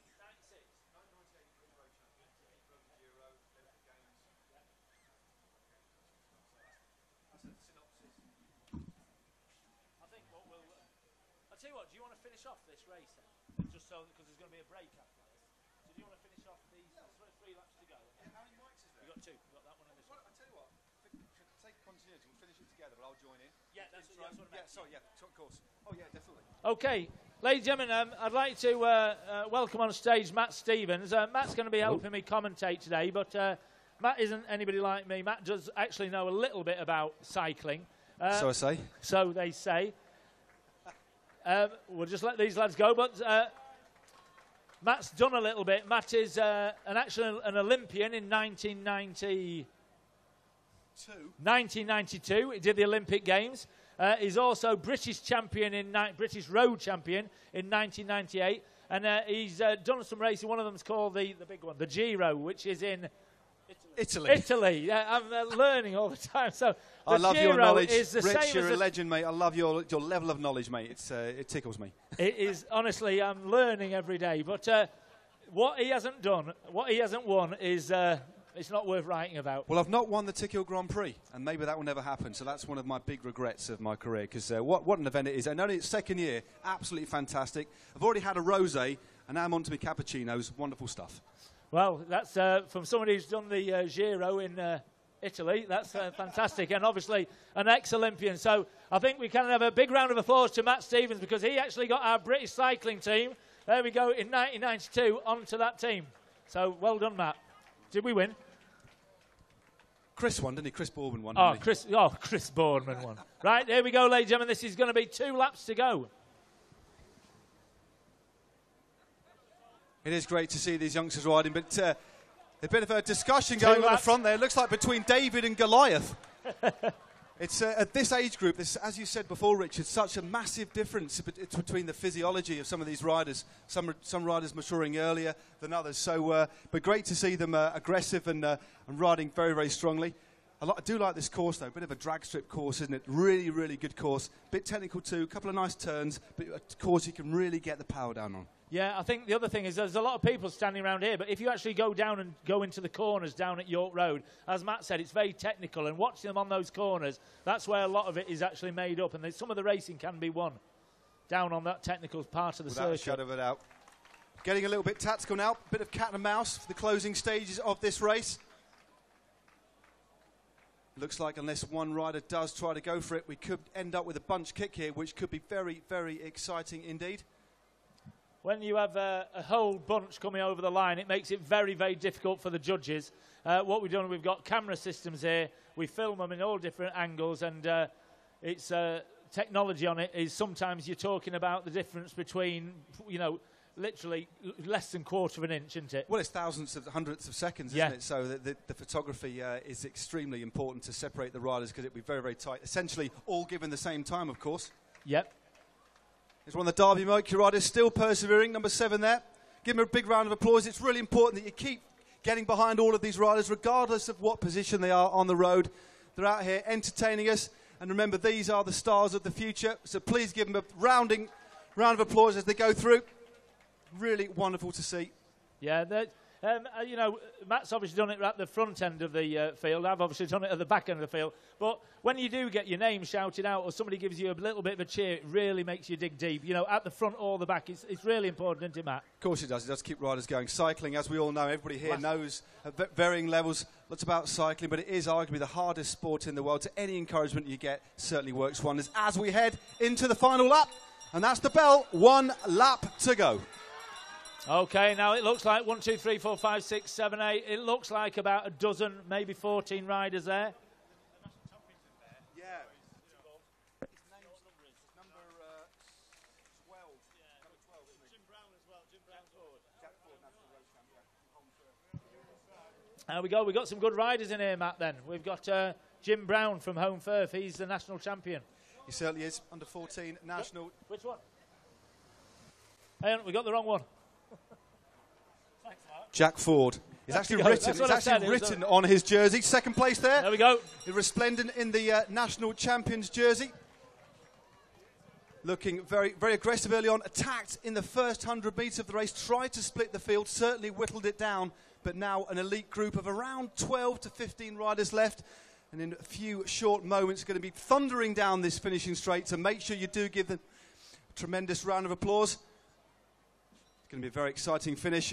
And I've noted only the camera will be able to split them. Who are you tipping then, I Rich? don't know. I mean, Jack he obviously looks strong. I mean, he looks strong physically, never mind on the track. But for those you don't know, if you see these white jerseys with the blue, white and red stripe on, that is the national champion jersey. And you saw Ellie May with one earlier on. So again, Tickill has actually attracted some great riders. And we can see the bike coming, so I'm going to hand this one over to you, Matt. Here we go. Just coming into view, one of our back markers just in front of the motorbike. We'll be passing through the finish in just a few moments. And I can see the second motorbike now, just denoting that the lead group are coming into view with around 250 metres to go. Get your hands together, please, folks. This is the finale. They're going And it looks early. like the national champion is on the front. Ford now. Ford leading out. He's leading out. Nobody can come round him, turning that gear remarkably well. It's a very, very close finish. But Ford, the national champion for this age group, takes the victory by half a wheel. Get confirmation on second and third, rounding out the podium. But what a finish that was.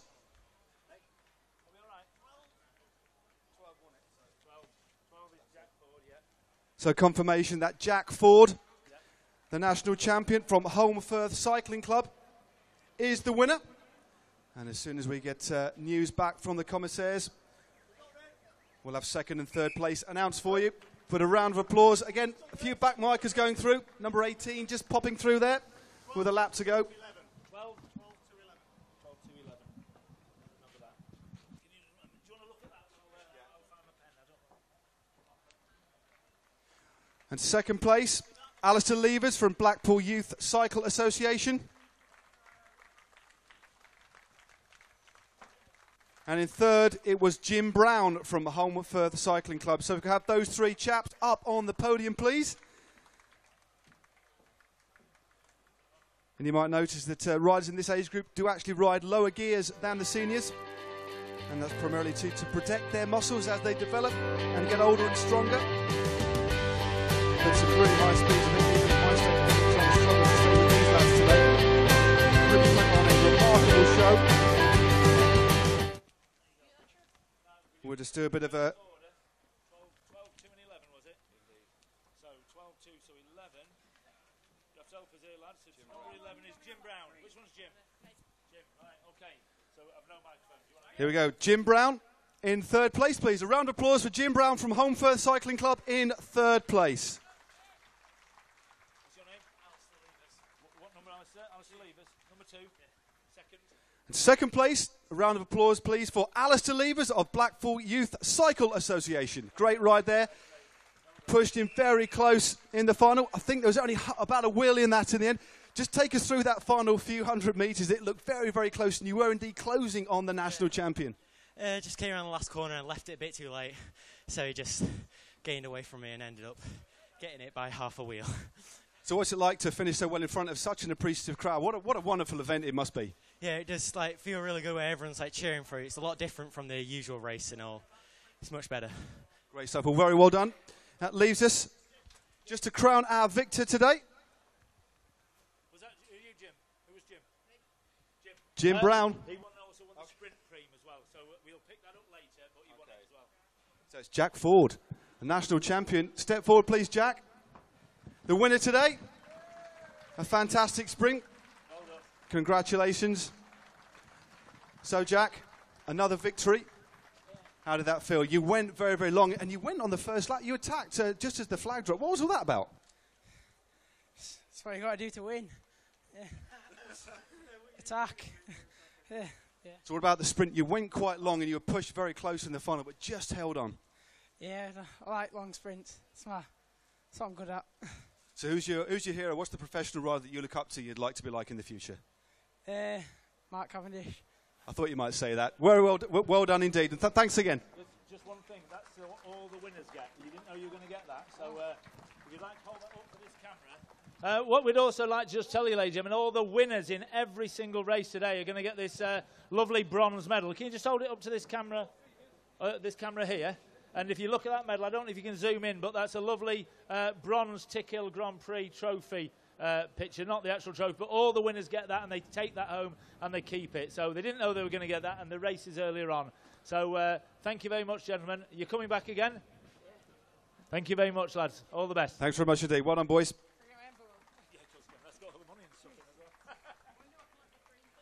Your Prix, if you go back to Race HQ, you just sign for it, and they've got your tyres for you. Well done. Okay, we've got a little bit of a lull in the proceedings now, ladies and gentlemen. We'll probably just do a little bit of talk, but we'll then have a little bit of music. We've got just a short period. We actually have had to build in some access windows, and we spoke to all the residents, and rather than actually say, oh, I did want to use my car, they were absolutely fantastic, and they said, no, just close the road all day. We don't care how long it is, to a degree. And, I like your little caveat there, Rich. And but we still have to put these in kind of It's really just to do legally with the police and the fact that we have put them in. But nobody actually wanted to use them, so that's really good for us. It also allows us just to kind of sort ourselves back, make sure we get back on time. So what I'd like you to do, ladies and gentlemen, we'll probably have a little bit of a talk in 5 minutes. We'll just have a little bit of music, but I think the ambulance is still here. We've got a lot of stuff down here behind the Scarborough Arms, food, and we've got shops and we've got stalls. But just make yourself familiar with the village. Have a look round, and we'll give you a good little bit of notice for you to find another prime viewing area. So we'll be back in about 5 minutes' time. I'll just let Matt give you just a couple of words about, he's commentating a lot of these events, and just to give you an idea of the scale of how important it is, we think it is for you to get out on the streets here and show your appreciation and how big this crowd is. No, it's wonderful. I've been to lots and lots of criteriums, commentated on the TV and been at criteriums and MC'd events, and I can honestly say that this event, the Tickill Grand Prix, in its second year, it's not part of the national series, but just by the crowds, just by the enthusiasm, just by the work that I know you've put in, and all the support sponsors, Yes Electrical, the local council too, Air Ambulance, all the involved sponsors, this is an event that should easily be, that could be part of a national series. It's at that standard, of course.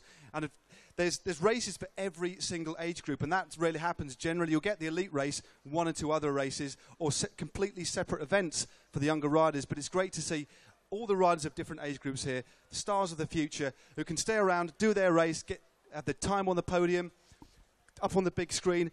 Most of the events in the Crit Series don't have big screens at all. So what you've got here is something quite special. And as soon as I got here, I had a walk around and I had a really good feeling about this place, and that was backed up by the fact that I then had a few cupcakes just over there, which I heartily recommend. I've had some hog roast already. I said I've even had some rosé, so there's something for everybody here, and I'm just looking forward to the rest of the racing this afternoon. Well, thank you very much, Matt. And I think one thing we do have to tell people, and this is especially to the residents, and we kind of call out for you, and the people of Tickill, who, don't get me wrong, have been absolutely fantastic. But, you know, a lot of people said, when we said, you know, we had a 2-hour road closure last year, and we want a 9-hour road closure, you know, some of them kind of went, well, why do you want 9 hours? And what the most important thing is it's all right having the elite races. Everybody can have an elite race, and you put up a prize fund and they'll come. But where do the youngsters learn, you know, to ply their trade? And you know, as you know, Matt, and to give them an arena such as this is fantastic. Well, they're racing on exactly the same roads that the elite riders are going to race this evening, the elite ladies and the elite men. And, you know, looking through the start sheet, I know that we've got one rider who's a current Olympic champion that's going to be racing here tonight. You don't get much better than that, do you? So, and that's Stephen Burke, who's going to be racing on the Haribo team tonight in the elite race. So he's going to be riding. So he was third in Beijing to Bradley Wiggins in the individual pursuit, and is the current world and Olympic champion. He's going to be here on these roads, and that's what it's all about. It's about inspiring the youngsters to keep this sport going, because without the youngsters and without people putting on events like this, there'd be no tomorrow for us. Yeah, well, really, thank you, Matt, and thank you for letting us know who our riders are, because all we've had to do, ladies and gentlemen, is put the event on. And to be honest with you, we put the event on, and there was an element of hoping the riders would come. The prize money obviously helped, but one thing we did tell all our sponsors and even the riders, we said we would have fantastic crowds, and I can't stress it enough. Your cheering really does. It gets into the riders and it makes them go that much faster, and it's great, isn't it? You can't, I mean, we always say at every event you have the guy or the lady on the podium, the MC, trying to encourage the crowds to bang the boards if there are any, or just cheer the riders on, but it does make a difference. Because if you go to an event where there's no crowd and no atmosphere, it's very different. You're a professional rider, or whatever level you're at, you want to impress the people who are watching. And to race in this kind of environment, with the kind of effort that's been put in, it's not just, although it's primarily the crowd, but it's the infrastructure that's here as well. It's the attention to detail. It's the race village. It's the appreciation, the cooperation of Tickill, the community of Tickill too. It's everything. It's the entire package. And but as you say, you know, for riders to race in environments like this, it's what drives them.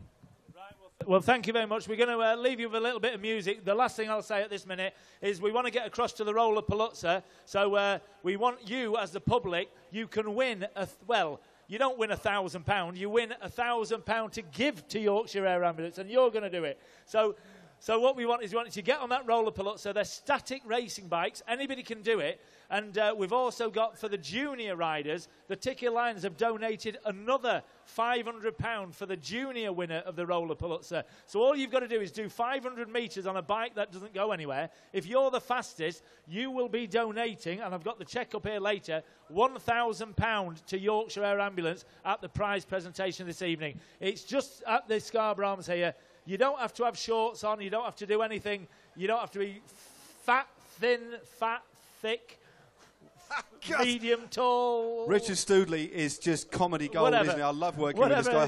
He's here all week. That would be quite amazing if he was, wouldn't it? Maybe the people of Tickhill would have perhaps a change of heart if he were here a week. But no, I wouldn't exactly say on the roller police you don't have to do anything, because you have to pedal for as hard as you can, and it's ridiculously difficult. That's the facts. But we're still going to encourage it. Whatever you're wearing, if it's high heels, trainers, walking boots, get on there and try and raise some money for charity. You'll have an absolutely fantastic time. Yeah, 25 seconds, you can win £1,000. Thank you. We'll leave you with some music for a minute. Thank you. Oh, he's a DJ as well. This chap's talents are absolutely amazing.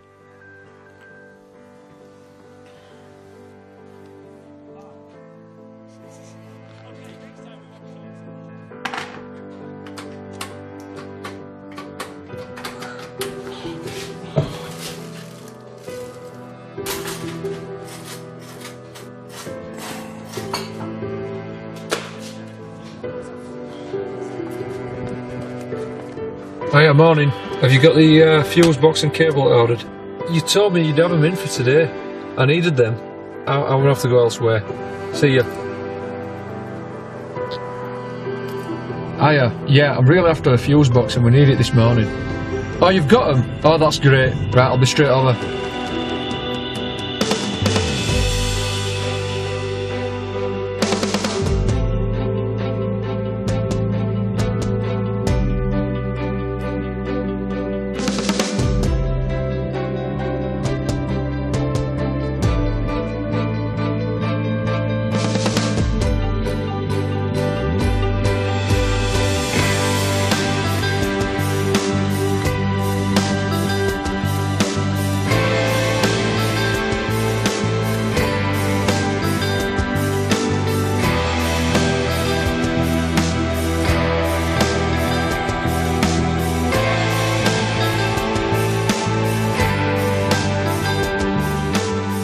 Hiya, yeah, it's me. Yeah, job sorted. I'll see you in 10 minutes. See ya. Yes.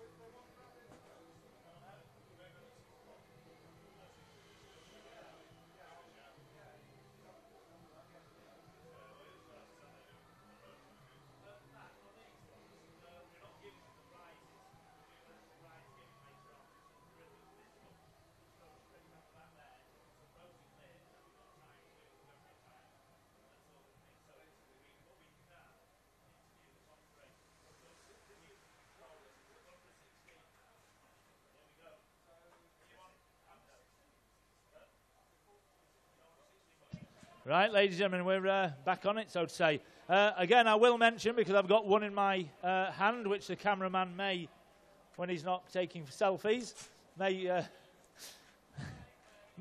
don't know if you can zoom in on that beautiful mug, and this is one of the Tickill mugs. We've got cycling mugs, we've got Tickhill Grand Prix mugs, we've got Tickill Velo mugs, we've got Alan Hayton's Grand Prix Ale mugs. We've got some beautiful mugs on sale.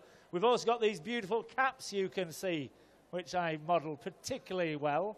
And I haven't got any wristbands, so if your kids want some wristbands, get to the Tickhill Grand Prix gazebo down there and get something bought. But we are moving on now to the under-16s race, and we said earlier, and we'll talk about it a little bit more, but that physically, as the lads move from kind of under-12s to under-14s, you saw the difference and the size of some of those lads. You know, I mean, they really do become young men, you know, and they're changing into athletes, really, aren't they, Matt? Definitely. It happens at, you know, this stage in the riders' lives. Yeah, that word beginning with P, it's all difficult to say on the podium, but no, things happen differently. And for me in particular, I don't think I kind of finished that stage till I was 24, which was a little bit upsetting for me. But my first pair of cycling shorts were actually taken in and sewn by my mum because my legs were basically like bits of string with knots tied in for my knees. But there we go. And my first ever race, I couldn't get my feet in the toe clips and was lapped within about 3 laps of each way circuit. So I had a bit of a struggle in the early days of my career. But yeah, these lads looked a little bit more fully formed than I did of a similar age. But no, they're all looking pretty good. Certainly got all the kit. And this should be a very, very exciting race indeed. A lot of these guys here you'll notice wearing skin suits. Some riders still opting for road jerseys more and more nowadays, especially in crits, to be as aerodynamic as possible. They're all riding skin suits. We're about to get off. I'm waffling too much. I've had the sign there to cut it, so I'm now going to be quiet. Okay, we are riders. We are going to do it 5, 4, 3, 2, 1 if you'd like to listen to me. Ladies and gentlemen, this is the under-16 race sponsored by Polypipe. We'd like to thank Polypipe. Are you ready, lads? 5, 4... Hang on.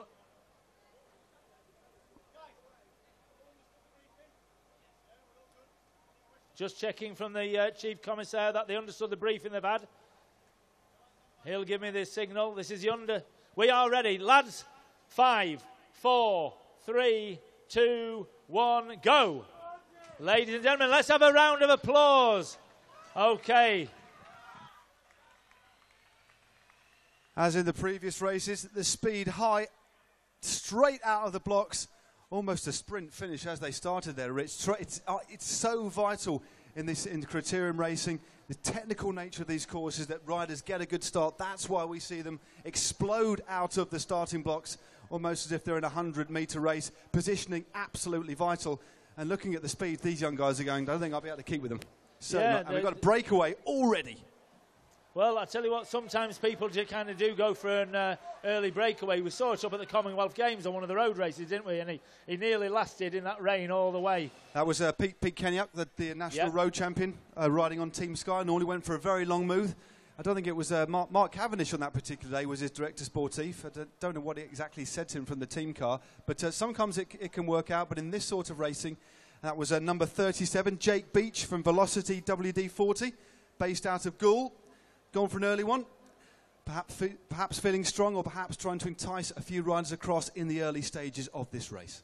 Yeah, I think another tactic it is as well is some of the more inexperienced riders, what it does, it gets rid of them, because what they do is they think they've got the ability to go with you, and they kind of burn themselves out early, don't they? Maybe if they've not quite got the power, and you're almost kind of getting rid of some of the field. Exactly, we saw it in the previous race, the pace very, very high from the start, and what it does, there's what we call a natural selection. If the pace is high very early on, especially if riders haven't warmed up properly, and no doubt we'll have seen some of these riders bringing their turbo trainers, their rollers, going out for a bit of a ride.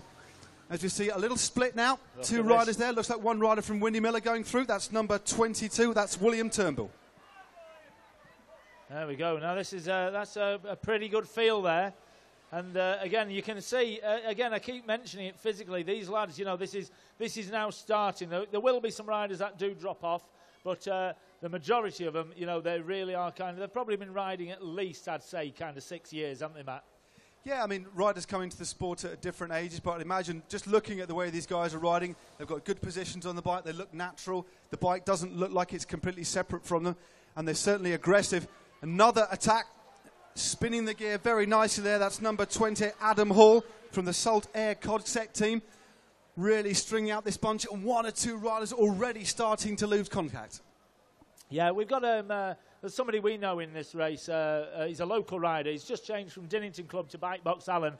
Number 5, I believe it is, Liam Hinmarsh. So just have a look at Liam, number 5. I think he's just kind of in the top 10 as we pass. But the reason why I want you to have a look at him is because he's about 6'8", and he's under 16. And when you see him as an athlete, you know, they're the sort of lads that are going to go on. And just like you say, the physical power of these lads, he will go on to be a rider of some, you know, repute, because just physically he's great. Definitely. I mean, some riders, as we were just saying earlier on, mature very, very early, and they're at the age of 16, 17, they're almost the physical sort of size and shape they will be when they're 23, but it doesn't mean that other riders won't mature later on. I mean, I took till about 22, 23 till I was, and it looked like anything like a bloke, to be honest with you. Yeah, again, I was just like a big, a bean shoot, really, as we see.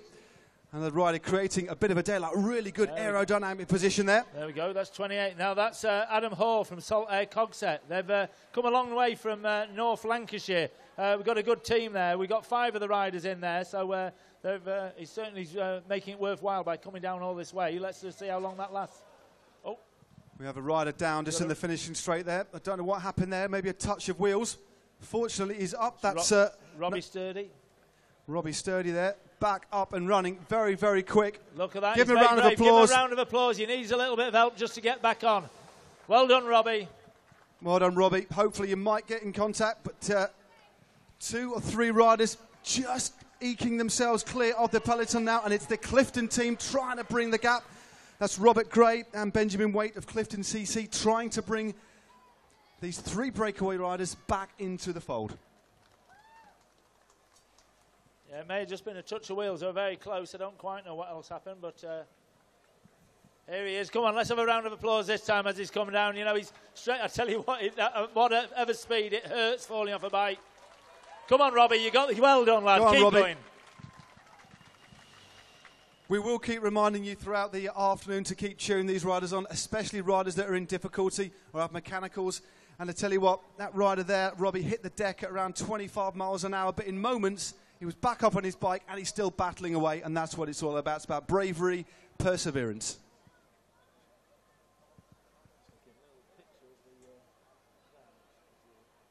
The rider's coming back into view again here. You can just tell there's a really, really high pace today. Just by the formation of the bunch, long, strung out. The bunch now around 10 seconds long in length, and another rider at the head of affairs now, Rich. Yeah, there we go.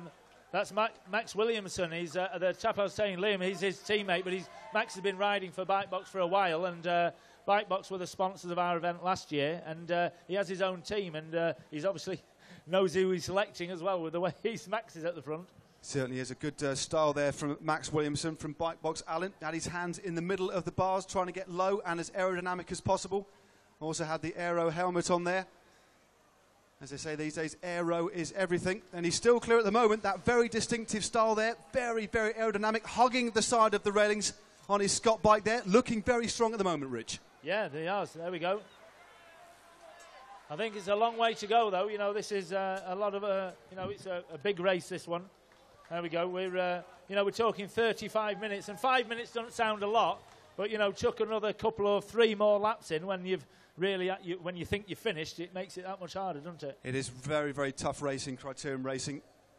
It's full throttle from the off, as you could tell. As soon as the flag dropped after that neutralised lap, the riders were essentially sprinting for the good position, and the pace certainly hasn't dropped in these opening few laps of this race. A few riders trying tentative attacks off the front, and I wonder if any one of these will stick, Rich.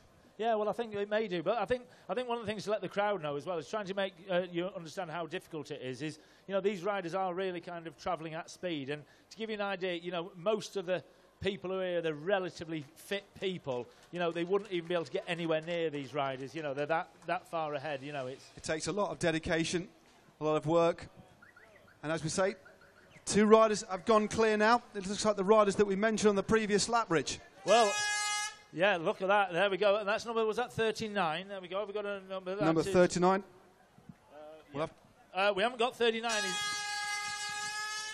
He's a late entry. Now that is our sprint prime, ladies and gentlemen. There we go. So we've got a sprint prime, and I'll tell you what this is for. I believe this first sprint prime, because we actually have. There we go. I'm going to tell you in a minute. We've got 3 sprint primes. Now this sprint prime is for a Yes Electrical gift pack, and there's a load of stuff in there. It's worth about £50. You've got. Well, the list is endless, but everything hospitality and corporate-wise, Yes Electrical can give out. You've got these fantastic packs that are going to go through. So the first one over the line will win the Yes Electrical gift pack as a sprint prime. And those two. Now, Matt, you weren't here at last year's race, but what's happened?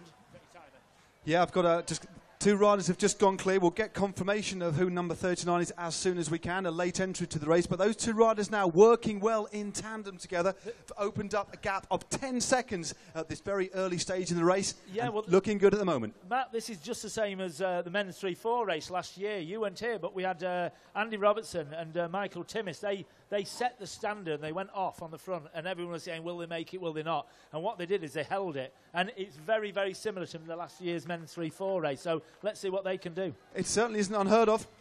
2 riders can actually, if they work well together, what they can benefit from is the lack of coordination, the lack of cohesion in the bunch behind. There's lots of other teams still represented in the peloton, but it's all about the peloton working together. And as you can see, there's not quite the same work ethic. It looks like the gap is pretty holding, maybe around 8 or 9 seconds. Okay, sprint prime, there we go, and it has gone to number 2. There we go. Now that's 16 laps to go, lads. I know you can hear me. 16 laps to go. Okay, so the Yes Electrical sprint prime won by number 2, and 16 laps to go. I'm saying this for the riders. 16 laps to go, lads. Keep it on. Thank you. And that was Max Williamson Max, on the breakaway. Yeah, Max, you've got yourself a fantastic little bag. There's all sorts of stuff in there that you will really appreciate. I had a bag up to look in. You've got memory sticks. You've got, there we go, you've got mugs. You've got coasters. You've got everything. There we go. Now, these 2 are working together, and we did see it last year. Now, I said this earlier on. What you've got to do as a rider, they're not in the same team, these 2 lads. Both of them want to win. But the only way they can win is to work as a micro team or mini team just to get away from these lot. But this is a much more energy efficient group, you know, and that's the team where you need to work. It certainly is, but the thing is, they're an energy efficient group in the bunch, but they need to work together. And at the moment, the lead has gone out to over 14.5 seconds on that last lap, Rich. They stole another 14 seconds. The 2 leaders working well together. Little bit of disorganisation in the bunch behind, and that's what you can benefit from. Yeah, well, I think that what it is it's you know, like, as Matt said, if you try and not be a team player in that bunch, what you've got to do, and you may even hear some of the riders shouting at each other, and sometimes they get very, very annoyed, and there's a little bit of few choice words, because you do need to take your turn on the front, and then you do need to organise yourself. And when you organise yourself, you can then work as a bigger group that's working very, very efficiently. And to be honest with you, a group that size should easily be able to kind of tag those in. I don't know, Matt, if you got your timer on here, or is it this side, but they're just coming past now. There we go. Look, they're working together. Max lets him past. I don't know the number of have we got the rider's name of 39? We certainly have. It's Buana Ball from Team Zappies. They're a team based in Oxford. Yeah, well, Zappies have got a good contingent in the ladies' team, and they've obviously brought one of the young lads up as well. 13 seconds is the gap, Rich. So the gap for the 2 leaders at the moment, 13 seconds. That's great. So it's about the same. They're keeping it there.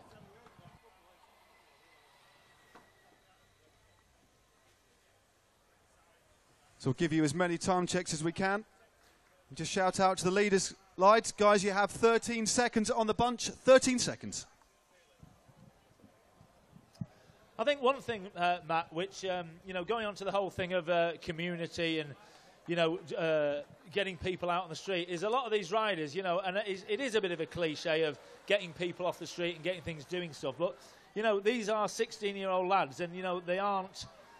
They're doing something. They're really good sportsmen, you know, and they're really doing something with their lives. And I think that's great, you know. And the more other events, including ourselves, can encourage this, the more people can get involved in cycling. There's no reason why anybody cannot be involved in cycling or cycle racing. No, it keeps you healthy. I mean, that's obvious. One of the obvious health benefits. It gives kids an objective and discipline, if I can get the words out. But it also gives them objectives in life as well, and a structure. So many kids don't really have a structure to their lives, and it keeps kids on the straight and narrow and gives them an objective. They can work cycling around their studies and make a decision later on, once they've finished school, whether they want to pursue perhaps a professional career. But it's just great to see kids actually doing something that's really productive and quite healthy at the same time. Yeah, no, I think we'll just wait for the leaders to go. There we look, they are working, and that looks a bigger gap, but they are working hard. Now they are putting the pressure in. But as I was saying before, the chap, Liam Hinmarsh, who was actually riding for Dinnington, we know these lads are in some of the later races as well, and there's about 3 of them who are trained by a fantastic bloke called Simon Froberg, and they're all under 16. And what he does is he makes them get up every Sunday morning, and he hammers them, and you normally see them kind of going around, and they have to be disciplined to be, and they benefit from it. You certainly do, but again, we just pop back to the race itself. Rich, 16 seconds, guys. You have 16 seconds, gradually opening up the lead now for the team leaders as we see the bunch just rounding the top corner of this course, just past the hospitality tent just over there. How many laps to go? 14. Will this be 30? Yeah, will be, yeah. Number 22 there, William Turnbull from the Martin race team leading the chase. Just takes a glance over his shoulder. What he doesn't want to do is commit himself too long, because the other riders in the bunch will be happy to let him do the work. And this is what can play into the 2 leaders' hands, is the lack of coordination, the lack of cohesion in the peloton behind. They need to start chasing, get themselves organised if they're going to try and eat into the lead of the escaping duo, which at the moment are working very, very efficiently together, Rich. Yeah, they are, and it's great to see. And I think what you said about discipline there is those 2 lads, they've taken everything on board from the people who train them, and they're not being selfish. They're going, no, let's just take this race. Let's not worry about the others. If we can get away, we're guaranteed a first or a second. When we come to the line later on in the race, then they become selfish. But the main thing is let's get rid of those lot. And look, they're working together. And, these 2, I'm not sure, but they may have never, ever met each other before in their life. But they've now got this, 14, 13 lap bond they've got to keep together. And it's a real nice thing. They will be friends for 12.9 laps. They certainly will. And then for that last lap, perhaps not, unless one attacks the other. Just a time gap now. 19 seconds to the 2 leaders. So 19 seconds. Excuse me. I hope I'm not losing my voice already, Rich. Yeah, that's long, not a good long sign. Day to go, but no, these 2 riders, it's in their interests. They know that if they keep this work ethic up for the next 12 or 13 laps, either one of them, they know they've both got a possible chance of the podium. Of course, a 50-50 chance of the win. Yeah, that's right. I don't know if anyone noticed then as well, but what's the lad for 39?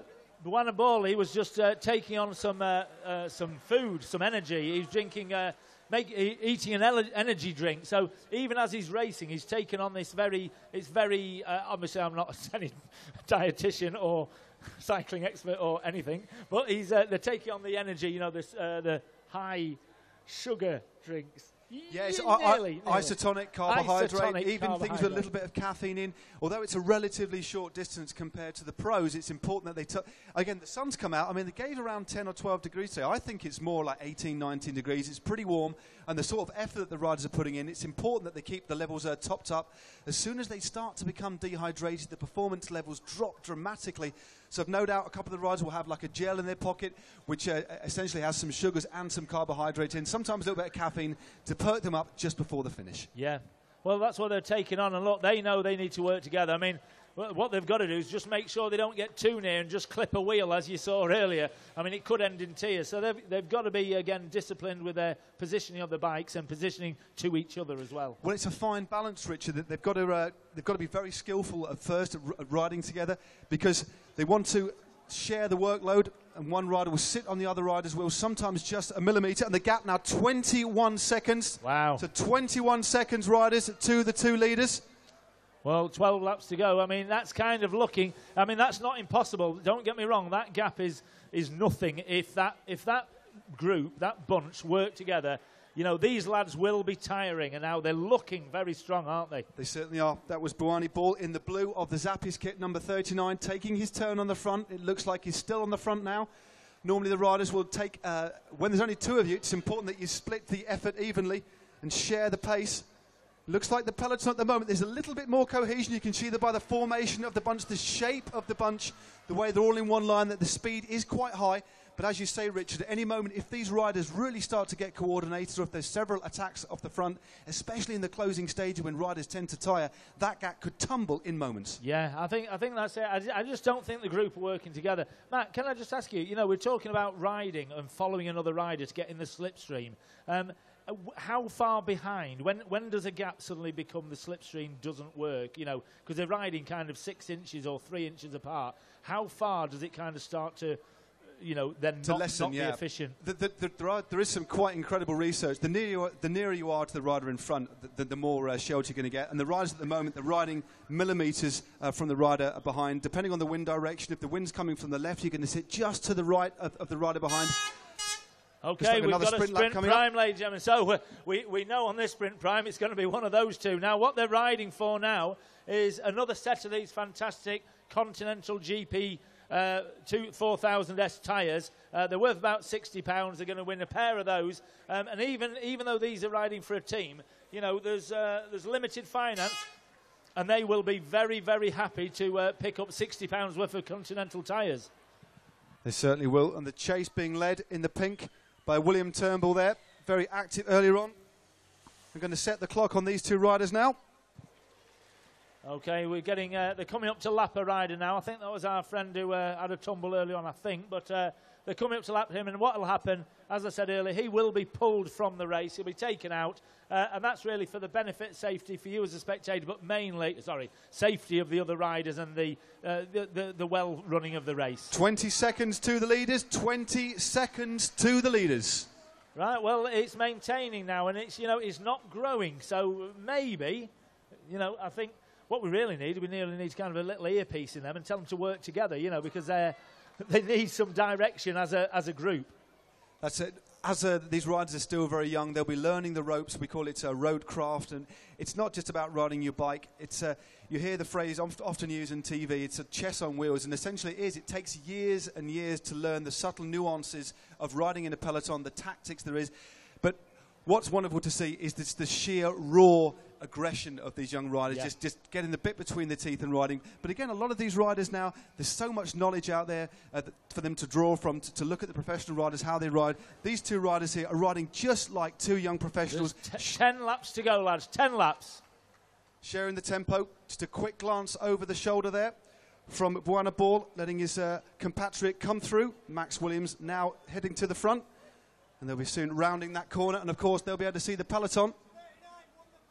Oh, we just missed the end of the prime there. That was number 39. So that's Buana Ball actually won the Continental tyres. So can we just, they're just so far ahead, we were kind of not thinking it was contested, but it was. And Buana Ball won the Continental tyres. So big round of applause for the Continental Sprint Prime. Thank you. I'll just set the clock on our two leaders as they go through. Still hovering at around 20 seconds. But as you say, it's amazing the aerodynamic effect, Richard. There's some research that was been done, headed up by Chris Bourbon actually several years ago. You can still get a modicum of slipstream up to 50 metres. Wow. Behind, say, for example, a motorbike. Yeah. Obviously, that decreases, as you go further behind that. But the best, if you've got people out in the crowd who don't fully understand the slipstream effect, just think what it's like in your car behind a lorry on the motorway. You can essentially take your foot off the accelerator. That's the sort of difference that you can make. So you're remarkably rested. Your heart rate can drop 30 or 40 beats if you sat behind the rider in front. Yeah, well, I think that showed that. I think a lot of people saw on the television the rider who set the world record on the back of a bike. I can't remember his name. The motorbike rider, Guy Martin. And what Guy had to do, he had a special geared bike, but he could only do it sat behind really a great big brick that was, the air was sucking him along. And this actually happens, doesn't it, in a smaller version, but it actually drags the riders along. Well, I think the incredible thing about Guy Martin's effort, Guy Martin's not a cyclist. He just had the cojones to do such a ridiculous sort of effort. No other cyclist in the right frame of mind would have ever done it. So it's not even about physical effort, because there's no resistance at all. Go on then, let's have a round of applause, ladies and gentlemen. The leaders are coming through, and those two really are working hard. And it looks like they're extending it, Matt. But I don't know, it's maybe just holding it around 20 seconds. I'm going to get the clock next time through, but there's certainly still a very, very healthy lead. And there is a bit of a formation on the front there. You can see the Harrogate team, 2 riders at the front, number 13 and 15, Harry Hardcastle and Jamie Ridehout, trying to eat into the lead of the 2 leaders. But regardless of what's happening behind, the work rate still here from the 2 leaders. And I'll set the clock now. There we go. They really are looking good. I mean, that's maybe just Max just looks if he's just looks a little bit as if he's struggling. I don't know. Hope you don't hear me, and we're not saying that against you, Max. But if you are dig deep, we know you can do it. I think he will have heard you, Rich, because there's some speakers just down there, mate. So Sorry, just watch Max. what you're saying in between. We'll just set the clock slightly further up the course this time, and the time still just on 20 seconds. So, if anything, the lead not going out, but the lead not coming in, just holding steady. Right. Well, it looks to me, if I can just see the board, Ray.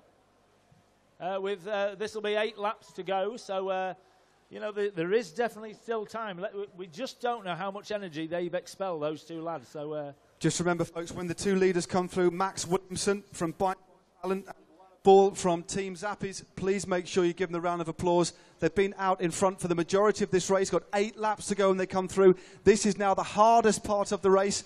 The lead now not going out anymore. The bunch holding them at around 20 seconds. They're going to need as much encouragement as you can possibly give them as they come through next time.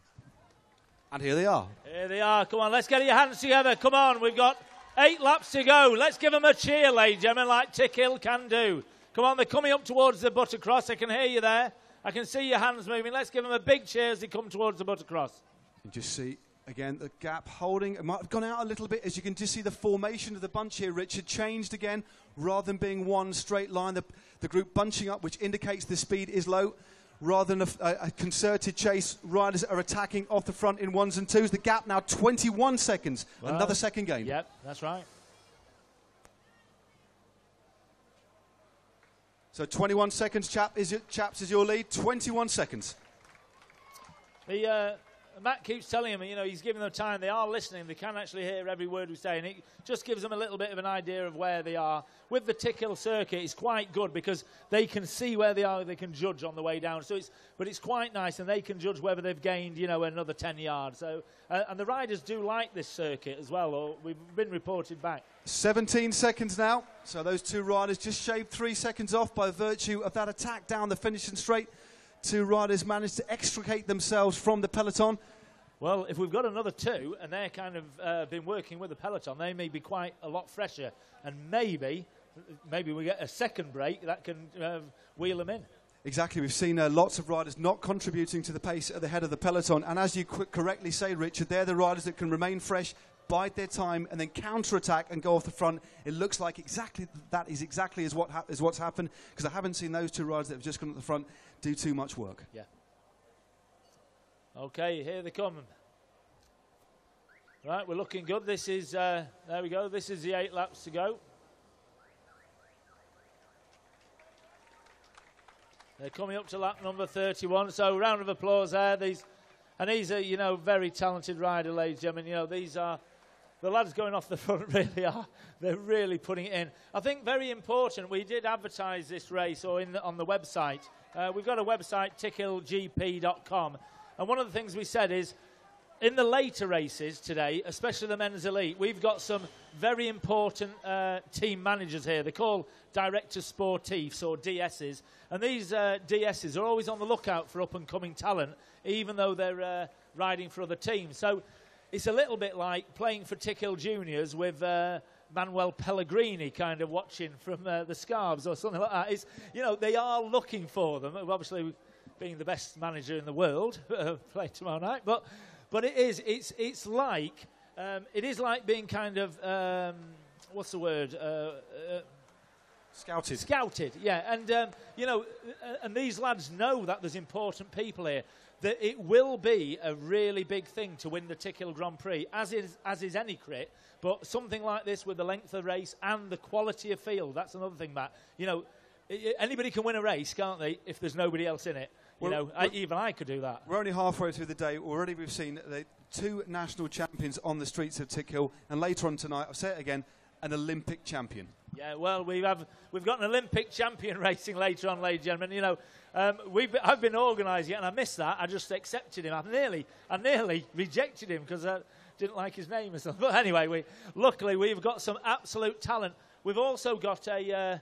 I'll just wait till these lads come past. Give them a cheer, please, folks. Make sure you cheer these guys on. Come on. 6 laps to go. These lads need your support because they are.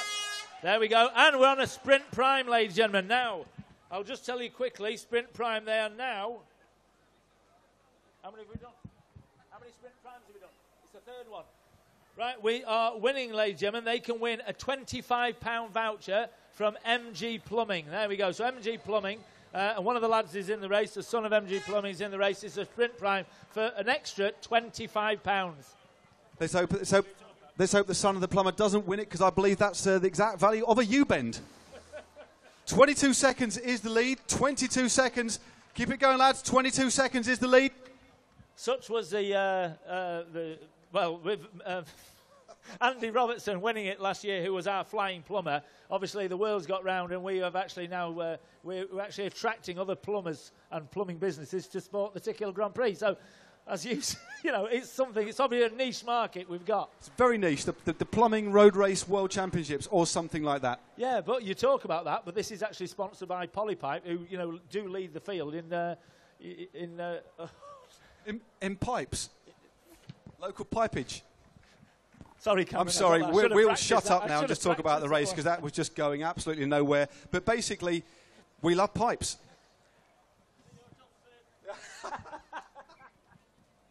So next time through, 6 laps to go, and these riders still holding a lead of 22 seconds, working very, very well in tandem. 5 to go. I stand corrected. Sprint prime. This is a sprint prime coming up now, not these lads. But this is for the £25 from Mark Gittings Plumbing. Now, look, I tell you what, they're having a go. It is. They still want the 25 quid. Now, hang on a minute. This may spoil it. But there we go. Buana takes a £25. And I tell you what, he's not looked round. Number 39 from Zappi's there, the team based in Oxford. The owner of that team, called Zappi himself, former rider finishing in the top 20 in Milan San Remo, nonetheless, so an inspirational character running that team. But the Zappi rider there didn't even take a glance over his shoulder after taking that Prix. Yeah, and Zappi's is it a cycling cafe or just a restaurant? And it's based in Oxford, and we've got the Zappi's team later on with the in the women's riders as well. So in the women's 3-4, and obviously what's happened is we had a late entry because they've said, well, we're coming up anyway. Let's do the fantastic Tickill Grand Prix. I tell you, Buana Ball has really put his breakaway compatriot Max Williamson to the sword, opened up a lead, got in that aerodynamic tuck. Williamson now struggling to regain contact.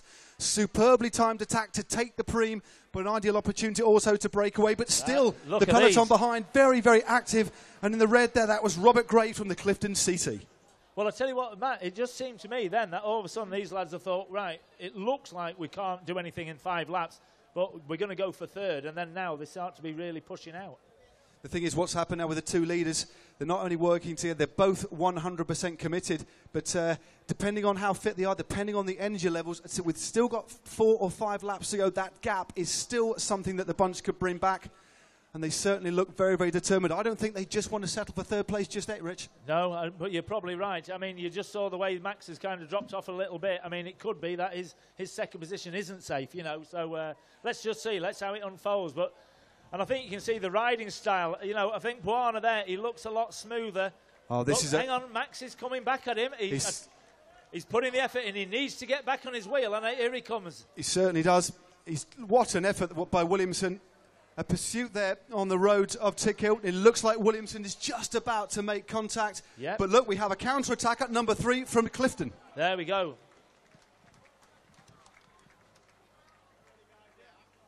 That's Matthew Homer from Clifton. He's really put it in. Yeah, he's absolutely fantastic. If he can get onto the back of them, and I think you're right, there could be a little bit to go. The 2 leaders have now come back together. And it looks like, despite the fact that Buana Ball attacked his compatriot, they now have that common goal of trying to maintain that lead It's still holding steady at around 20 seconds, but the guy that's trying to bridge across from the peloton now, and here he is, just coming past our commentary point now. Please give him a round of applause from the Clifton. That's number 3, Robert Gray.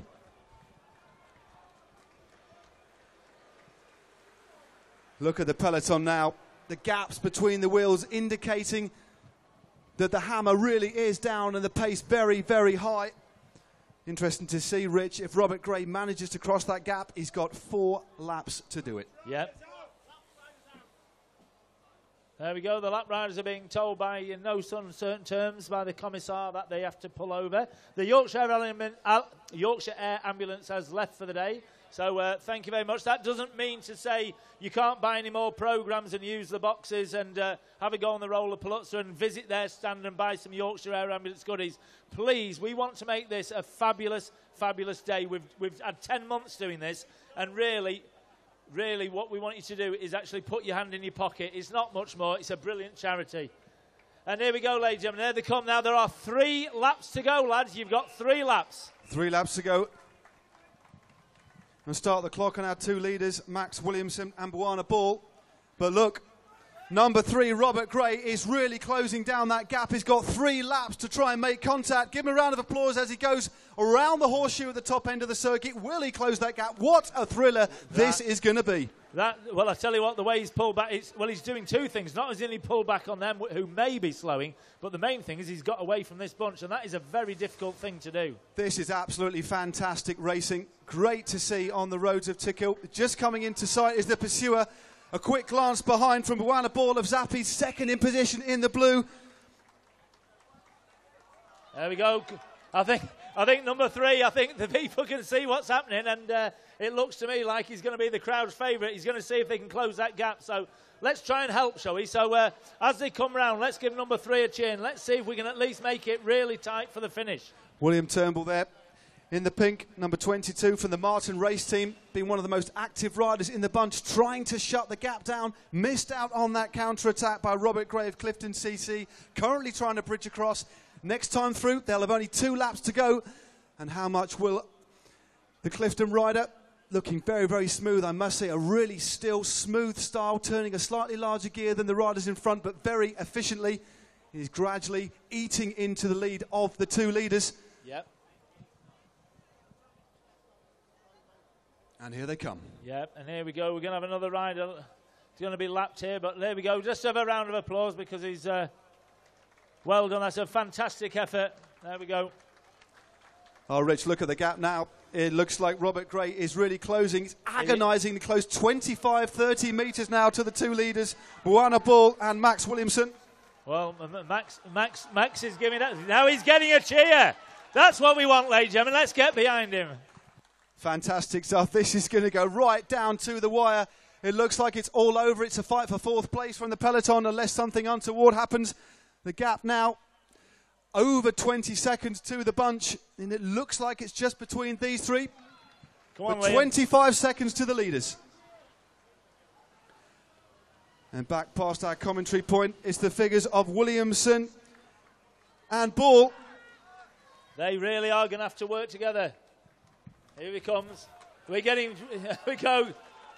Look at the effort of Robert Gray there, mouth agape in protest, trying to gulp in lungfuls of air, trying to get as aerodynamic as possible, puts his hands on top of the bars, trying to cheat the wind, shuts down the gap. He looks like he's holding a gap of around 5 or 6 seconds to the 2 leaders, 1.5 laps to go. Yeah, and you saw him tuck into Polypipe Corner there. I mean, he's just Polypipe Corner, love it. It is, and that's where all their banners are. You know, Polypipe sponsor the race, and he's even trying to keep the speed up, the momentum through the corners, and it just helps, doesn't it, on the way out? It certainly does. You can see the riders in front. You know what you've got to do. You can make up vital seconds in the corners, but only if you're willing to take risks. Yeah, and I think taking risk is...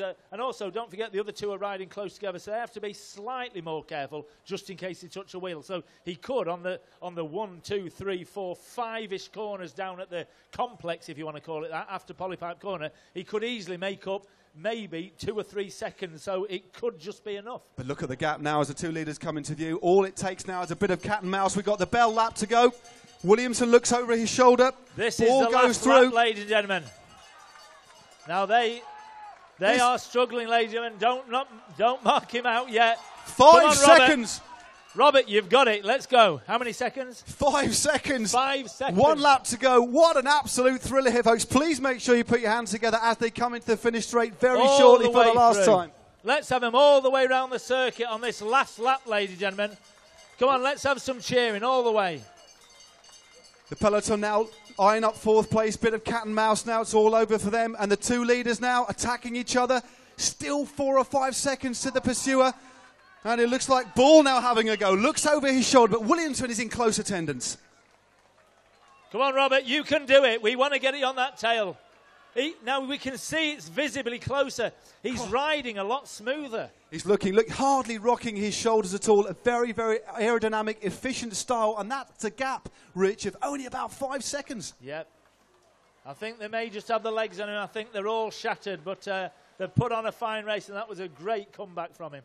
Rich, we've got a handful of seconds. Who are you going to call? Not Ghostbusters, I mean the winner. I don't think it can be Max. I think that his body language says he's trashed. Let's see if he can do it. Max is a local rider. He's Bike Box Alan. I'd like to see him win purely because Bike Box sponsor his team and no other reason. I don't know any of the lads. Well, but let's just see whoever. We've got the checkered flag. There we go. Is that you, Zane, with the checkered flag? Just look at the crowd now. Absolutely fantastic as the riders are just about to come into view. The crowd's now swelling as the race reaches its exciting climax. They're in view now. Who's it going to be? They're all over the road. We need to cheer, ladies and gentlemen. Williamson takes to the front. Max? It's Ball on the right-hand side, but Williamson in the centre. This is close. Williamson on the right. Williamson takes the win. Well done. He punches the air in delight, screams with delight. Number 3, that was Williamson who won it. Well done, Max. Look at him What an absolutely fantastic race. I need to sit down, and here comes the bunch. A big sprint for 4th place. Yes. And that's taken by number 19, and that's Richie Allen from the Martin Racing Team. A great sprint to lead the peloton home, but the winner today, Max Williamson from Bike Box Allen, the local lad from Scunthorpe. Ladies and gentlemen, that was a fantastic race. Now, we're probably going to just have a quick word with the top 3 riders. I know you can hear me, and it's quite nice. So if I can have the top 3 riders, Mark, if you can contation when we reopen the roads. But we'll have a word. Max, we need you here, please. Juana, let's have you up here. But the prizes for this was £125. You know, and that's a fabulous amount in a under-16 race, going down to 8th place. So it's 125, 75 and 50. They're getting some great pictures. But look at this, shaking hands, great sportsmanship around. What a picture, ladies and gentlemen. That is fantastic. There we go. Number 3, Robert Gray from Clifton. Robert, well done. That was a great attempt. Can I have the first 3 riders on the podium, lads? Can you just come up here for a quick chat, please? Everybody else, can you make your way via the crossing point back up the other side? Thanks very much. Well done, lads. As these riders make their way to the podium, Rich, the atmosphere here is sweat. I mean, we've still got a fair bit of the afternoon, lots of racing, but look, the crowd's right the way down the finishing straight. This is spectacular. You've got to be so pleased. Well, I've been pleased as soon as we kind of get the go-ahead to do it, which, well, funny, a little story. We actually planned it all, and then we asked for permission. And it was a little bit of a late thing. I like your style. Doncaster Council came good, so thank you. The first man up is the winner today. I'll just shake his hand. Brilliant. Well done. And that's Max Williamson. Brilliant. Well done, Max. A few words. I mean, I'm out of breath myself. Can I just take a breath as well? Because I'm exhausted. What a race. I mean, spectacular stuff. It attacked you in the final in the last 2 laps. You managed to get back in contact. You started to work again and then took the sprint. Just talk us through the last few hundred metres. Tried to leave gaps, sprint up, going down this straight, and then he started sprinting first, and I just matched him, and then tried to go around him. So is Boani a rider that you know before? Did you know his attributes? Were you fearful of him in the sprint? I know of him, but no, not really. Just hoping that I'd win. So what are your thoughts on the event as a whole? I mean, this must be a fantastic sort of event for you to ride. I mean, it really does spur you on having the encouragement of a crowd like this, doesn't it? Yeah, it's great. You see him coming down the final straight, it makes you go quicker. Good stuff. We'll be presenting your prize a bit later on. We'll just bring second place, Buana Ball from Team Zappies. Buana, what a brave ride. Fantastic stuff. That was a very exciting race. Clearly in good form. Yeah, just been sort of working my way up till Scarborough next week, the National. Yeah, just sort of... I wasn't really expecting the break to go that quick. I was planning to make a break, but nothing like that. Yeah, so you're a late entry to this race. Was this a race that you had on your radar for a while, or was it something that you just slotted into your schedule? I sort of spotted it a couple of weeks ago, but decided sort of quite late to whether or not to come, so yeah. So what are your thoughts? I mean, it's a great atmosphere. Are you going to hang around and watch the professionals later too? Yeah, definitely. Expecting that to be a great race, just watching them, just seeing their sort of tactics and stuff and how we can improve. Well, you've certainly got it all to come, and yeah, wonderful. Well done today. And third place, Robert Gray from the Clifton CC. A big round of applause for the local lad. What a ride. You left it late. You nearly got across. We were willing you on here in the commentary point. You look pretty smooth. I mean, that was a tough one to close. You got to within about 5 or 6 seconds, but couldn't quite close it. Yeah, I mean, when I knew they were going to stay away, I tried a few times to get a bit of a gap on the bunch, try and get across myself, but agonisingly close in the end, just having it a few seconds ahead of me, yeah. Pretty hard, yeah. I mean, sometimes it is the place to be in a crit like this with a field like this. I mean, was there much cohesion? Was there much... is it something that you were frustrated with, so tried to go alone? Well, I mean, it was quite difficult because there's quite a lot of turns and corners, a few tight corners around here. I mean, it was difficult to get the bunch really working together, but, I mean, yeah, there wasn't that much cohesion either. I mean, once I knew it was going to stay away, I knew I'd have to try and get across my own because, you know, no one was coming with me really, no one was trying to work with me that much. Well, you've got to be pleased with the podium. Very well done. Can we have some pictures just together, please, ladies and gentlemen?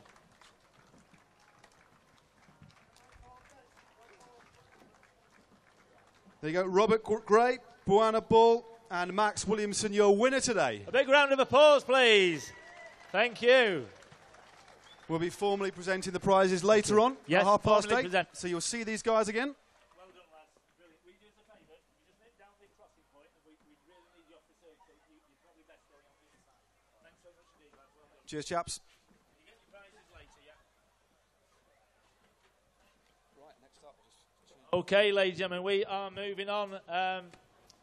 We're now moving on to the women's category 3-4 race. Now, what happens in women's racing is a lot of events see women's racing as an add-on. They say, oh, well, let's put a women's race on. And what they do is they put the race on for the E, which is the elite, the category 1, and obviously the higher the category, the better, category 2, category 3, category 4.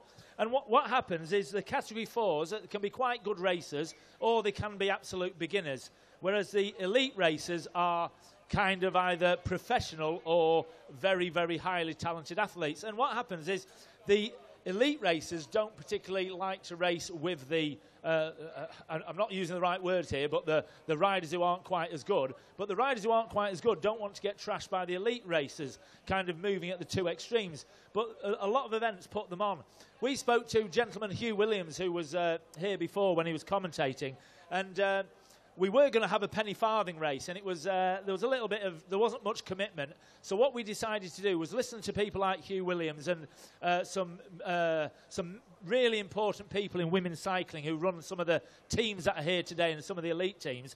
And what we actually said is, or from Hugh's advice mainly, is we said, why don't we put on a Cat 3-4 race for women, which will get much more entries from the 4s and the 3s because they can actually win something. And then what we'll do an E1-2, and it is actually a 3, although there are some very good 3s. So some of the 3s think they'll have a go at the good race, and some of the 3s think they'd rather have a go to try and win the 3-4 race. And it's paid dividends. Now, we've got a field on those two races without late entries. I think we had 110, something like that, women riders over the two races. And just to let you know, that is almost or probably a record number of women riders that have come to Tickhill. So what we've done is we've probably found a little niche in it. And what I do have to mention, Giant Sheffield. What Giant Sheffield came on, they came on very early. They're a normal bike shop in Sheffield, but they have this live range which is aimed at women, and they're very, very friendly with women cyclists. So Giant Sheffield is your place to go. And they recognise it, and they've put their name to both women races. So really appreciate Giant Sheffield sport. But the main thing, as you'll see the women lining up, starting to come onto the circuit now, this is a huge, huge event for Cat 3-4 women. It certainly is. I've never seen a field quite as big as this. Really impressive. Just shows how far, firstly, cycling has come in over the last few years in this country, and primarily women's cycling really on the crest of a wave. It's been a fantastic year for women's cycling. And the Tickhill Grand Prix certainly playing a part here. This should be a great race. Yeah, and the other thing is what we've also done, and we'll talk about the Elite Trophy later on, but we didn't only just give women a race. What we did is we committed early on and we said, no, we're going to give women total equal status. So, and the only thing we couldn't do, so somebody may pick up on this, but it was all to do with the timing and the slots. They have actually got a quite slightly shorter race, but we've given them equal prize money. And again, that is virtually unheard of. So whatever the men 3-4 get, the women 3-4 get, and whatever on the elites, whatever the men get, then the elites get as well. So it's really, really important to kind of make sure you know that we're not just putting a women's race on. We are trying to really help build women's racing and make it into something special. Okay, I don't quite know what the delay is down there because we've actually got the women joining the circuit, but there's something happening. So we'll just hang on a second. I don't think it's anything major. There we go. They've set off. So just a slight delay, so apologies for that. But ladies and gentlemen, this is a huge field, ladies and gentlemen. Sorry about that delay. I don't quite know. But here they come. So they're going to do the warm-up. They're going to do the warm-up lap. And this is possibly one of, on a crit, it's, don't forget, there's about 50-odd in this race, but we've also got another 50-odd in the elite race. This is without the entries as well. So we are looking for a fantastic performance by these women. We've put this on for them, and that's what they wanted, and let's see how they perform. And there we go. We've got Gemma at the back from Women's Cycling Sheffield, who's been very supportive of us as well.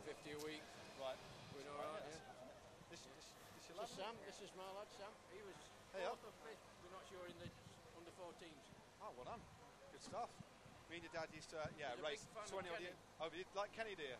He might come out later on if I'm. Oh. Might come out a bit later on, yeah. So the PA probably.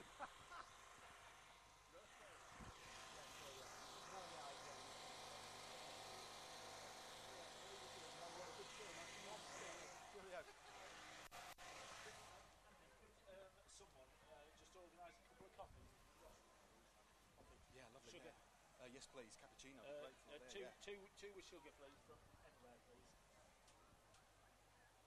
I like working with Richard Stoodley. He's on the radio, getting 2 cappuccinos to the podium. Keep us fully charged up so we can commentate as best we can for you guys today. Obviously, we need to keep our fuel up just as much as the competitors. I hope you don't mind if we partake in the odd refreshment, potentially a scone at around 4 o'clock. I'm very much looking forward to.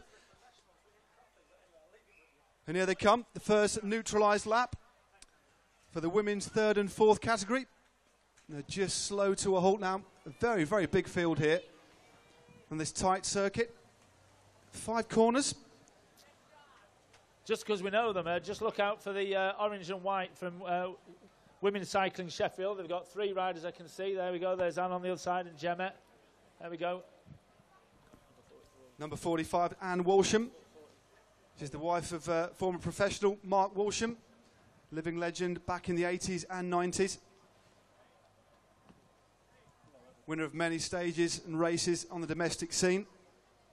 And a rider that I had the pleasure of racing with over many, many years. So keep an eye out for Anne today. She's in the white and the orange of Women's Cycling Sheffield race team. But this really is a spectacular field. I mean, the amount of just generally women's racing, including the young girls, is just great to see. Okay, ladies, it's a 30-minute race. We've had to cut 5 minutes off. Apologies. Are you ready to start? This is, yep. Is that a yes, Mark, or a? It's a 2 minutes. Again, this is the women's 30-minute Cat 3-4 race, sponsored by Giant Sheffield. This is going to be an absolutely fantastic race, ladies and gentlemen. We've put this on because everybody wanted it, and they've actually turned up in their numbers. There are 3 preems in this race, ladies. You'll get them by the horn. There we go. Ladies and gentlemen, 5. Oh. Steady on, Rich. Steady on, mate. And he hasn't even had a coffee yet. Absolutely ridiculous.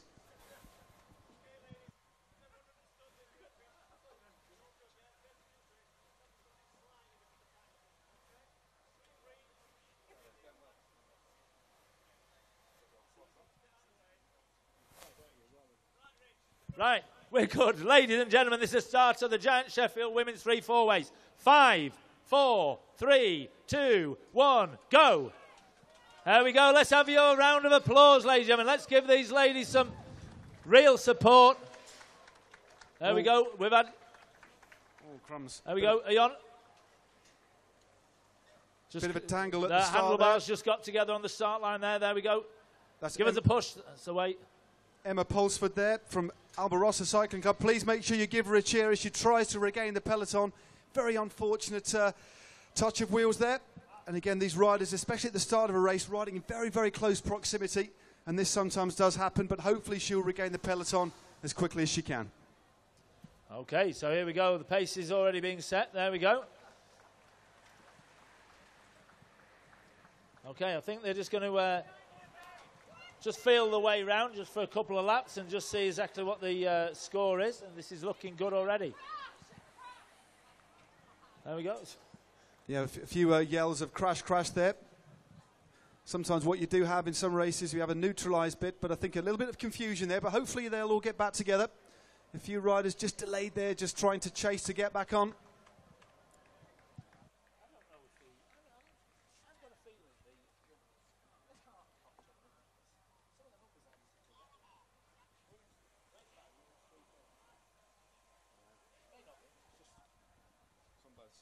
Yeah, no, I just saw her. Do you get any right? Cause yeah.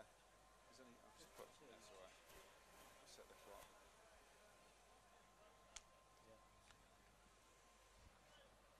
Yeah. What's the distance around? What's the distance of one lap? We've had a... The screen's on. We've just had a bit of a crash, ladies and gentlemen, down there. Here they come through. First time through, and there's a little bit of a split in the peloton. We understand there might have been a crash around the back of the circuit. It's a small group. Just going clear there. Number 24 trying to get back in contact to shut that down. That's Natasha Morrison of MG Decor. But the field really, really strung out at the moment, Rich. Yeah, maybe that crash, I don't quite know it has. Our screen's gone down. We're just waiting for it, but there's a crash down somewhere in the... Off, rider off. Rider 23 has actually fallen, but I believe she's all right. That's Laura Morgan. She's come all the way from the Isle of Man. I don't know whether she's back on a bike at all.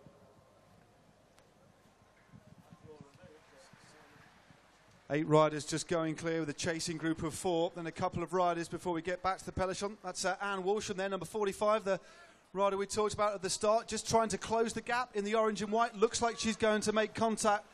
And there we have the rest of the peloton just whizzing through. Pretty high speeds at the moment. 1 or 2 riders perhaps delayed by the crash on lap number 1. Just trying to get back in contention.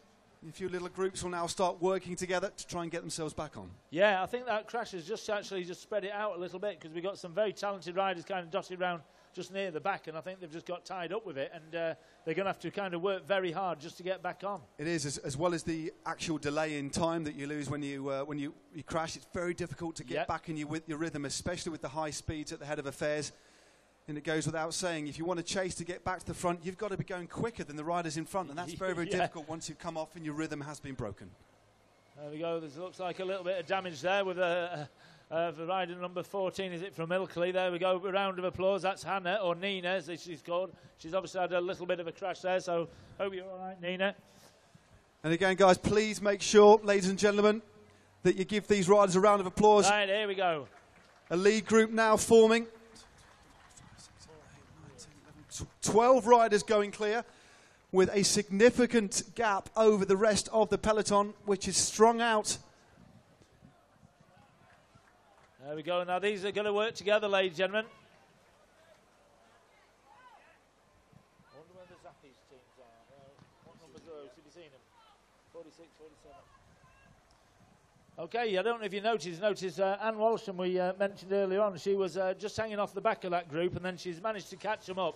The wife of Mark Walsham, the former professional rider. There we go. So it's Sheffield Women's Cycling leading the field at the minute. There we go. Anne's got back on, so we've got a couple of riders in there. And it looks like the Sheffield team They've got riders in numbers at the front. Looks like 2 or 3 riders from that team, and they're setting the tempo. And as a result of that, they really have opened up quite a lead. But still interested in that group of around 10 riders just chasing, still not giving up, really trying hard on the front. No, and I think what's going to happen now is once they just find their feet again and just get back, what we're going to do, we're going to have a position where they kind of just start working together. Look, already everybody's kind of trying to get back on. I think that crash has just thrown everything. There we go. That's certainly has, Frankie there. It does happen, but as you can see, these riders not giving up, all fighting their own personal battles, whether it's riding alone, solo, or with a group of 4, combining their attributes to try and stay within contact, and that's what this sport is all about. Please give this rider a round of applause. Please. From Ilkley. It looks like she's in a little bit of distress, a number torn off there, but she's not giving up. This is wonderful, spirited riding. That's great that she's just keeping going. That looks like she's in a lot of pain there as well. So she's obviously taken a bit of a bad tumble. It's ripped the number clean off her chute. Okay, here we come. Now we're getting the leaders coming now, Matt. There we go. So now we can start just getting concentrated, because this race now, that group just looks very, very competitive. There we go. And there's Anne Walsham. There we go, number 45. She's just pushing herself. I race on a Thursday night, and you know, it's all mainly against young lads who completely destroy me. And Anne races in those leagues, and I tell you what, she doesn't give an inch. She's an absolute fantastic rider, but she's been riding for that long. She's so experienced, you know, and she's a great, great rider. But she races against the men on the evening league. Well, there we go. But there's some really good effort going on behind from the chasing group. Certainly not giving up. It's about 10 minutes into this race now, but this group now working well, swapping turns on the front. And Walsham just swinging off. Number 26 taking over. That's Hannah Saville from Norton Wheelers in the orange. And she takes her turn on the front, and another rider swings off. And you can tell now, just by this the chain-like motion of that group working in unison together, and as a result, really now drawing out this lead. And don't forget, they're actually riding for the same prize as the men. So we've got £250 riding on this. And, you know, that's a huge prize. A British Championship Elite Series round, you'd probably get in the region of £400. So for a Cat 3-4 women's race, £250 is actually a huge, huge amount of money. I personally think these athletes deserve more. You know, when you talk about the money footballers get or other overpaid sportsmen, but, you know, these really are athletes. Well, like we saw one of the ladies here travelled all the way from the Isle of Man to get caught up in a crash straight away, but wasn't put off, got back on her bike, dusted herself down, and is in this race, struggling, but still determined. Yeah, it's, I mean, coming all the way from the Isle of Man just to kind of have a first lap problem, you know, it just shows the dedication of people. So we'll keep an eye out for Laura. Right, here we come. They're coming again now. Don't forget, ladies and gents, there's still a lot of stuff in the back in the area behind the Scarborough Arms. So have a look there. There's lots of stuff to buy. Right, there we go. Now this is starting to sort itself out. There we go. Now, number 50.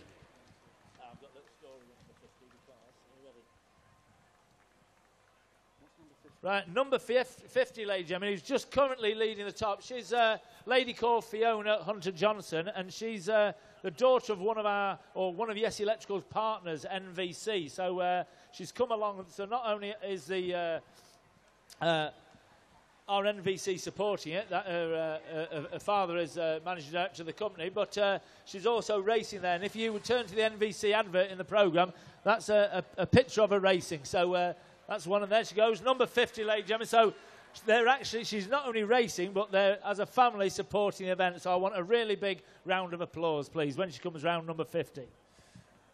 Another few of the riders in that breakaway. That's Jenny Easton's there from the Airedale Olympic CC. Kirsty Boak from Martin Racing. She has a teammate with her in the form of Samantha Verrill. Other riders there include Natasha Morrison. See Fiona Hunter-Johnson we've just mentioned. And Anne Walsham, as well as Sophie Enivert from Tynesdale Vagabonds. There we go. And the other thing is Fiona's actually going to race in the elite race later on as well. So she's obviously doing fairly well at this minute in time in this. And she's actually, because she's a Cat 3, she is able to race in the elite race. So I think she just wants to kind of say, look, hang on a minute, I'm showing my wear on here. Let's see what we can do. And then later on, she's actually entered as a late entry for the elite race. So she's doing 2 races. So she's definitely very brave.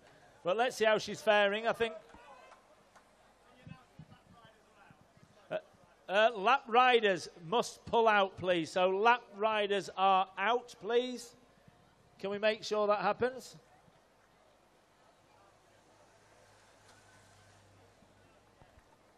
As this group comes through, you can just see all taking their turns on the front. There we go. There's Fiona in 3rd place, or 5th place now, number 50. So a big round of applause for Fiona, please. And let's give her some cheers. She's doing 2 races, and they're actually helping support the event via Yes Electrical with NVC.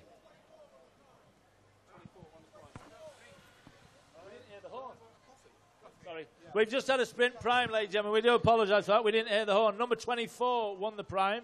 There we go. So 24, if you look in your programmes, there we go. That was Natasha Morrison from MG Decors won the prime. And what she's won, she's actually won the Yes gift pack. So the first sprint prime was a Yes gift pack. She'll be really happy with that because that's worth about £50. So well done. That's fantastic. Right, moving on.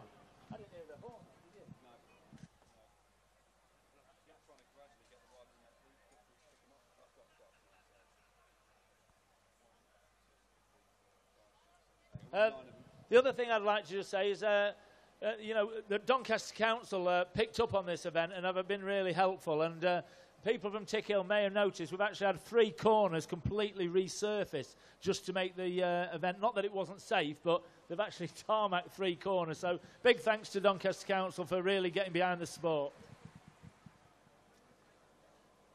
There we go. That second group is now starting to look as if it's working a little bit better together. It's kind of bunched up nicely and they're having a bit of a go.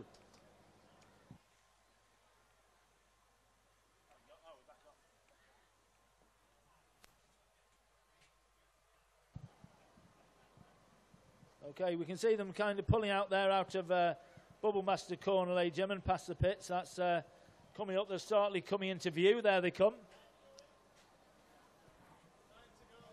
Right, there's 9 laps to go, ladies and gentlemen. We'll announce it to the riders. 9 laps to go. Don't forget, pull riders will come out. Thank you. There we go. That's number 56. There we go. 9 laps to go, ladies. Little glance over the shoulder there. 9 laps to go. Number 26, that's Hannah Saville in the orange of Norton Wheelers, leaves them through. Looks like they're playing it a little bit cagey at the moment. No one really wanting to commit themselves on the front. Please. Lap riders must pull out, please. Thank you.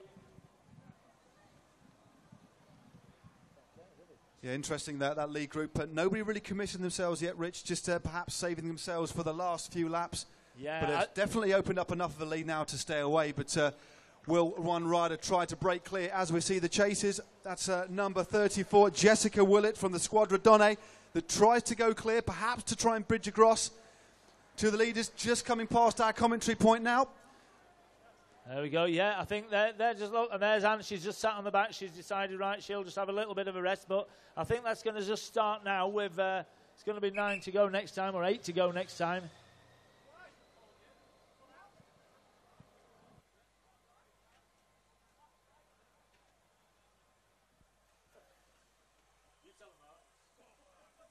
And here come the chases past our commentary point now.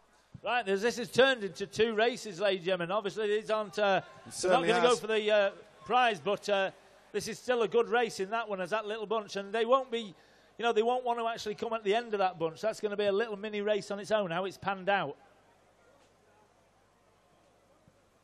Certainly is 2 distinct races within a race. But still, it's great to see, although that the lead group has got a substantial lead, it's great to see that all the chasing groups behind still battling away their own personal travails around this circuit. Nobody giving up at all. Riders even reluctant to get pulled out after they've been lapped. So that just shows the level of determination and commitment here today. Yeah, it does. And this is what we were saying before about the Cat 3-4. You know, and some of these riders, you know, they are limited on time on training and stuff like that compared. But you know, they're really pushing the effort in. And some of these riders, you know, we were told, you know, on Twitter and on Facebook, some of these riders today are actually racing for the very first time. So it's their first go into the sport, and I think that's, you know, it's a bit of bravery because again, you know, racing against some of these riders is really hard. And on a circuit like this as well, racing in, I mean, it's. You remember the first time you ever rode in a group, but then you're riding in a group at higher speeds on a technical circuit with corners, riders who are willing to take risks, riders with different experience levels. It really is psychologically very, very stressful, really tests your skill levels as well.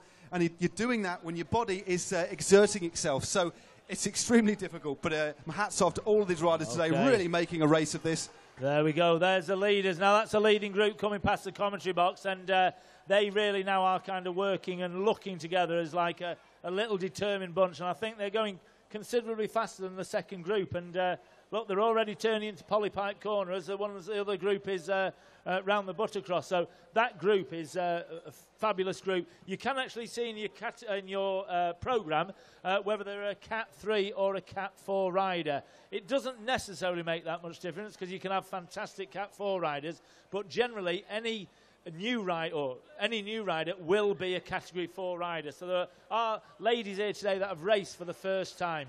And I tell you what, everybody's racing fantastic. And that was Stephanie Peters just running through there, just jumping off the front of the chase group, riding for Hinckley Cycle Racing Club. She's number 13, and the tradition in cycling, if you are unfortunate enough to get the number 13, most riders will turn it upside down to try and obviously change the fact that normally number 13 is bad luck. That's why she's got the number upside down. Okay, you can see the strain on the faces. This really is a tough circuit at this speed. Now, look, the leaders are coming up again. There we go. Sheffield have been... There we go. There's Anne on the... That's a sprint prime, ladies and gentlemen. So we're on the sprint prime. The Sheffield ladies supported us last year just coming along to our event, our Cat 3-4 men's race. They were really good in just turning out in numbers, and it's great that we've put a race on that they can actually compete in. So it'll be nice to see them do well, and we've got 3 riders that we can see. Okay, the sprint, we're now for the Continental GP 4000S tyres. So this is the second sprint prime, and it's the Continental tyres. They know they're on it. And again, let's just see how much of are they going to actually kind of sprint for that? That's about £60 worth of tyres. Or will they actually just think, hang on a minute, let's just make sure we get to the end of the race. We'll see as they come around on the last lap. That was Charlotte Parnham, one of the couple of riders from the women's cycle race Sheffield team in the mix there. Just going to the front.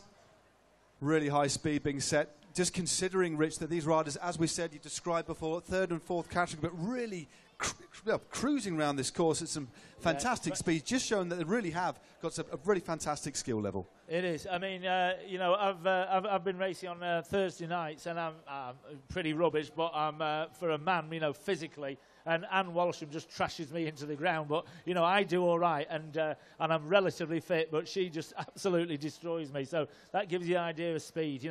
I can't get near her. She could be one of the favourites today. We've got Gemma down there, just past in the Sheffield colours as well. And if you look at the Tickill Grand Prix Cups, or the Tickill ones with the Tickill sign, which is on our website, it was Gemma who took that fantastic picture. So if you want a commemorative club which has got the Buttercross and Tickill sign on it, we've got them available straight across down from me, opposite down at the Scarborough Arms. There's a lot of stuff, and you can also buy these hats, you can buy wristbands, there's Yorkshire Air Ambulance. Get yourself down there. Okay, here they come. Is this for the Prix?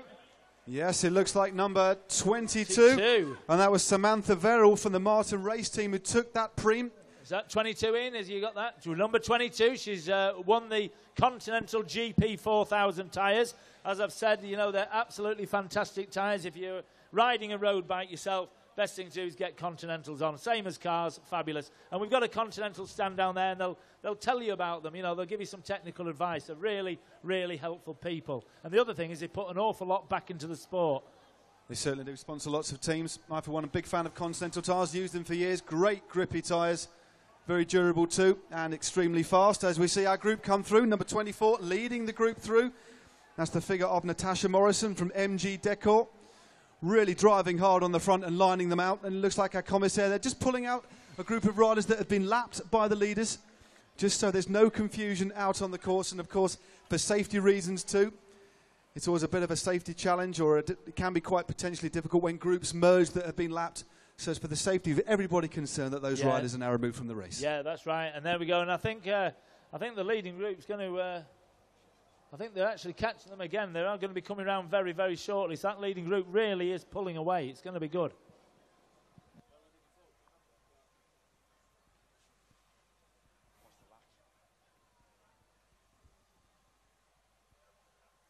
So remember, folks, whether you're clutching a scone, a coffee, or a beer, please take time to put your hands together as the riders come through the finishing straight. Or, of course, a pork roll, forgot to mention that. Whether you've chosen stuffing or applesauce, it doesn't matter. Just please put your hands together and show your appreciation for what these ladies are going through today. Putting on a fantastic battle. Here come the leaders once more. Right, here 4 laps to go. Okay, it's 4 laps, ladies. There we go, 4 laps. I tell you, there's some stress on the faces in there. They're looking very tired, but there's Fiona at the back. I think she's just positioning herself, number 50. It was Natasha Morrison who took them through again. Sat on her wheel was Samantha Verrill of the Martin race team. 2 of the most active riders in that group at the head of affair. It looked like Morrison looking very strong indeed. Interesting position, hands on the tops, looking very comfortable, rolling a big gear round and keeping the pace very high, perhaps to deter some attacks. And here they come again, past our commentary point. The speed still very high.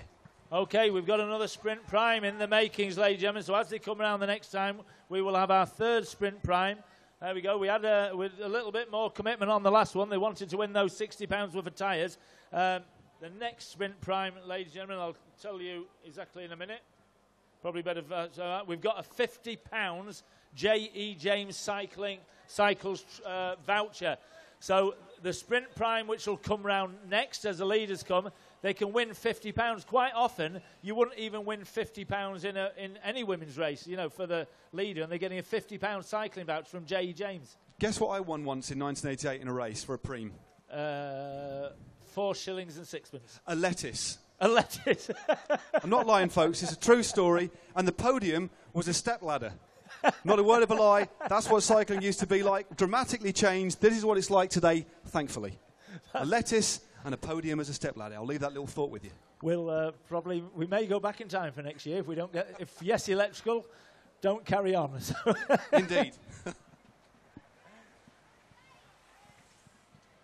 What we'll probably do, we'll probably have Taylor's, the fantastic family grocers in the village. They will they could definitely supply us a lettuce. Maybe some spam, I don't know. But a few attacks here. Here we go, here's the sprint prime. Is that you, Anne? It is. Anne Walsham takes the Prix, and she keeps going, glances over her shoulder, presses on the pedals, on the drops, opens up a lead. She took that Prix very, very well indeed. I'll tell you something, though, that's a really nice touch, that, because the women's cycling team Sheffield is actually sponsored by J. James, and it's sponsored by J. James, so she's actually got a little bit of money back from them, so that's brilliant. So it's a J. James sponsored sprint Prix, and Anne Walsham from Sheffield women's cycling team has actually just won herself £25. Very interesting situation. Riders in various races often use a Prix point as a springboard for an attack, but she's been brought back to heel, perhaps didn't fancy just over 3 laps on her own.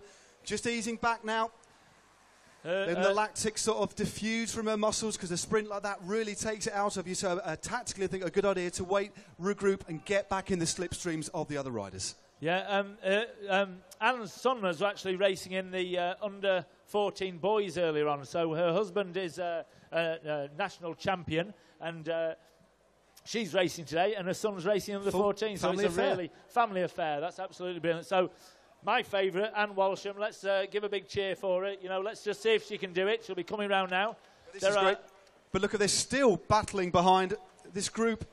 Arguably out of contention for the win, but still battling respectfully around the circuit. 2 riders have just jumped clear from the chasing group. So as we say, 2 races now within the race. And it won't be long before we see our lead group coming into the finish straight. There we go, and here they come. Here's the motorbike coming. So we're going to come out. This is going to be 2 laps to go, ladies and gentlemen. They're going to be feeling the pressure now. They're going to be getting very tired, but they also know there is only 2 laps to go. If they can kind of keep out of trouble, keep the pressure on, and it may be we just get a bit of a breakaway on this one. I think this is this a lap rider coming up, or is this a break? It's a lap rider, thank you. There we go. So they're still working together as a team. There we go. It may be that they go off. Maybe it's too hard for somebody. It is hard work, this circuit, coming up that long uphill straight. 2 laps to go, and it was Sophie Enever from the Tyneside Vagabond CC who led the group through. Nice position there, just on the tops, on the hoods of the bars.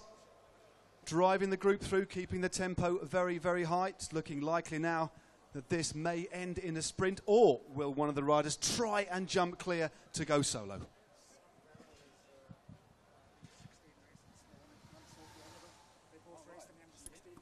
Where is she? In the front group.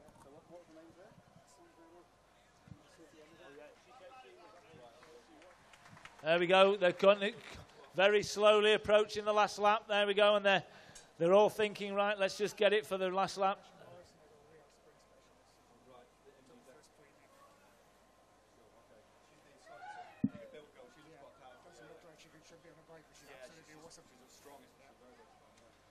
There we go. Right, they're coming up, ladies and gentlemen. This is going to be. Sorry, this isn't the right group. This is the second group, ladies and gentlemen. So just let these riders pass. They've still got 2 laps to go. Go on, give them a big round of applause, please.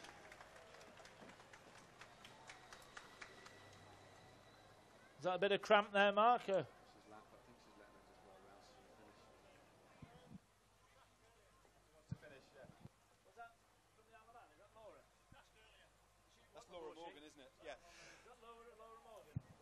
Yeah, it's Merlin, yeah. Yeah, there's Laura Morgan from all the way over from the Isle of Man, ladies and gentlemen. She crashed earlier, very, very unfortunate. There we go, but, you know, just give her a round of applause. She's just leaving the circuit down there. Well done, Laura. A round of applause for this bunch. 1 lap to go. That's the bell. Please give these riders a round of applause. Okay, here is the bell. Right, now this is the action, ladies and gentlemen. That's a great bunch, and it's 1 lap to go. And Walsham at the front there on the left-hand side. Watch out for her in the sprint in the white and orange. Also in the mix, Natasha Morrison from MG Decor, been at the front nearly all day for this breakaway. She's very, very strong in the finish too.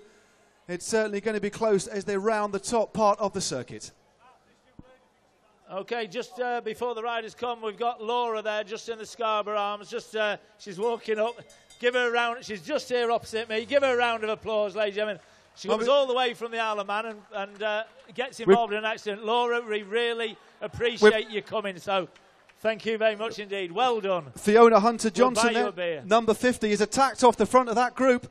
Right, that is it. Well, I told you, Fiona's doing both races. She's doing this race and the Women's Elite, and she sounded confident on the phone. She's opened up. I just counted it as monkey numbers, which I just counted in my head there. It's about 3 seconds lead going into the corner up there, so that's an interesting attack with half a lap to go. She's going for the £250. This may be a way of trying to get NVC sponsorship money back. That's probably that's the way I see it. But there's the chase group coming through with the bell. They've got the lap now. This chase group has got 1 lap to go, so they're still fighting for it.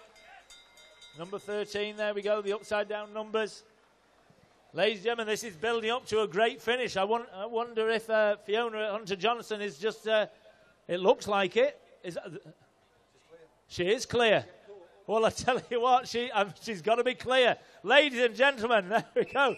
This is a great win, ladies and gentlemen. Her picture is in the programme already. Fiona, get that hand in the air. Well done, well done, fantastic. And ladies and gentlemen, who's second? There we go. And Anne, you're third. Anne got third. There we go. That was an absolute fantastic finish, ladies and gentlemen. Well done. I didn't see second. Kirsty Boak, number 21 from the Martin Racing team, took second place with Anne Walsham from the Women's Cycling Sheffield race team, rounding out the podium. Can we have a huge round of applause, ladies and gentlemen, as they come through? Thank you. There we go. There we go, Matt. There we go. This may bring back some memories, but we're going to present that to you for fantastic. Maybe we'll give it to the elite. I tell you what, I'm actually welling up here on the podium. A lettuce. It was actually, it's the wrong sort of lettuce, but it was a cos lettuce. This is a crisp art. Doesn't matter. It's the thought that counts. Okay, we're going to wait. We're still waiting, ladies and gentlemen. That was a great race, ladies and gentlemen. And we're waiting for the second group to come through. As it said, it's split into two groups in the main race, but they're still racing. They're still coming up. So we just interviewed So Fiona Hunter-Johnson, your winner today. A solo effort, attacked from the lead group. Can I have the top 3, please, for a quick chat? Top 3, please. Kirsty Boak in second place, please, to the podium with Anne Walsham. Yep. As well as Fiona Hunter-Johnson. Right, here we go, ladies and gentlemen. We have now got the big group coming through. Don't let the riders cross the circuit yet there, please. We got the group. Now, look, this is the second group, but I tell you what, they don't care. There's Pride here. Who's this then, Matt? We are absolutely flying for this finish. Well, it's fantastic. There we go. That's number 42. Emma Grayson from the Wolverhampton Wheelers takes the sprint from the chasing group. Fantastic. Effort all the way, despite the race being won half a minute up the road. Still 100% commitment from the chasing group there, and a fantastic sprint finish. Okay, we've got the first, second and third. Now, we're going to just have a quick chat to you, ladies. We've got your prizes later on, but would you like to just come up and have a little bit of a chat? Tell us what you thought about the event and what you thought about the race as well. Oh, yeah, don't knock those over there, Paul. Well done.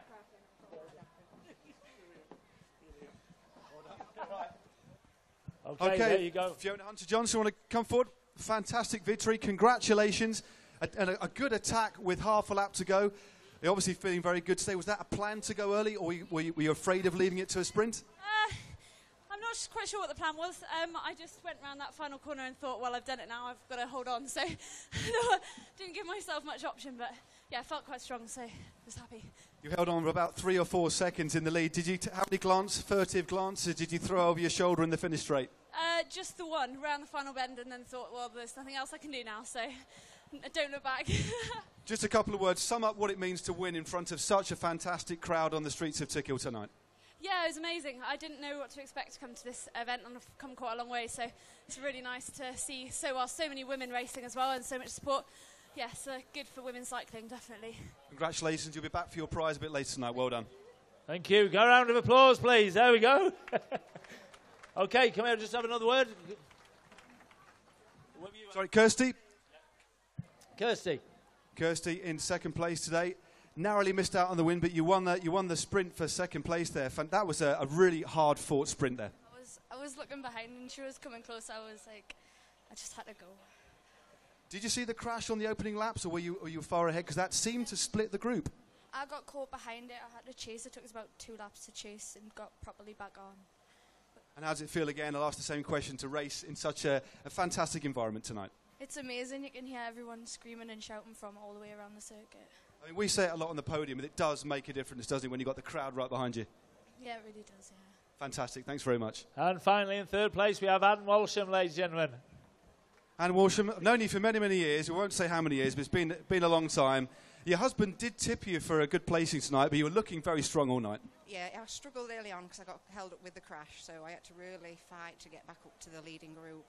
And then I just kind of got my breath back, really, and just stayed with it. And then when the lady who got first went, I thought, right, I've got to go with her, and just managed to almost get to her, but not quite. So I'm really happy with third. And the crowd are amazing. Well, she said the crowd are amazing, ladies and gentlemen. So let's give them a big round of applause. Ladies and gentlemen, the Cat 3-4, can we have some official pictures? Let's have you a little bit further forward. So Fiona Hunter-Johnson, Gleboke and Anne Walsham, your top 3 in the women's 3rd and 4th category race. Put your hands together, please. Thank you. Hands in the air. Lovely. Thank you very much indeed, ladies. See you again. Okay, we are going to move on, ladies and gents.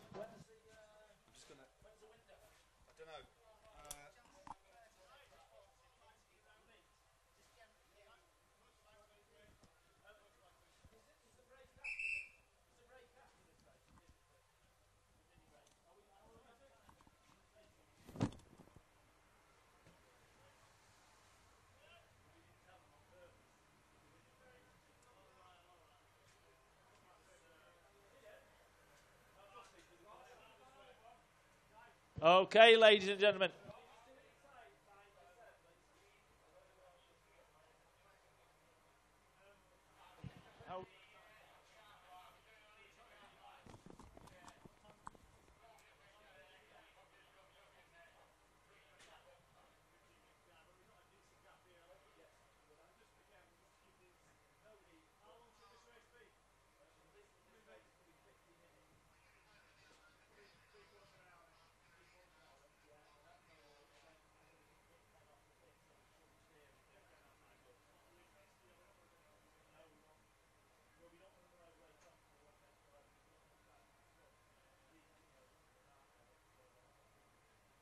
Okay.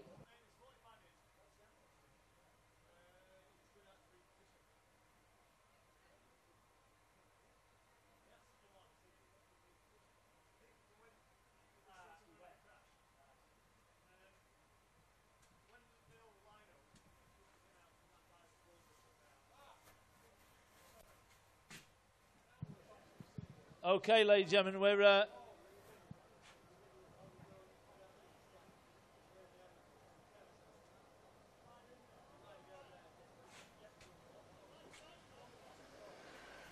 okay, that right is nothing to worry about. He's just repositioning the ambulance. There we go, because he just attended to the rider who fell off early and got out of position. So no cause for concern.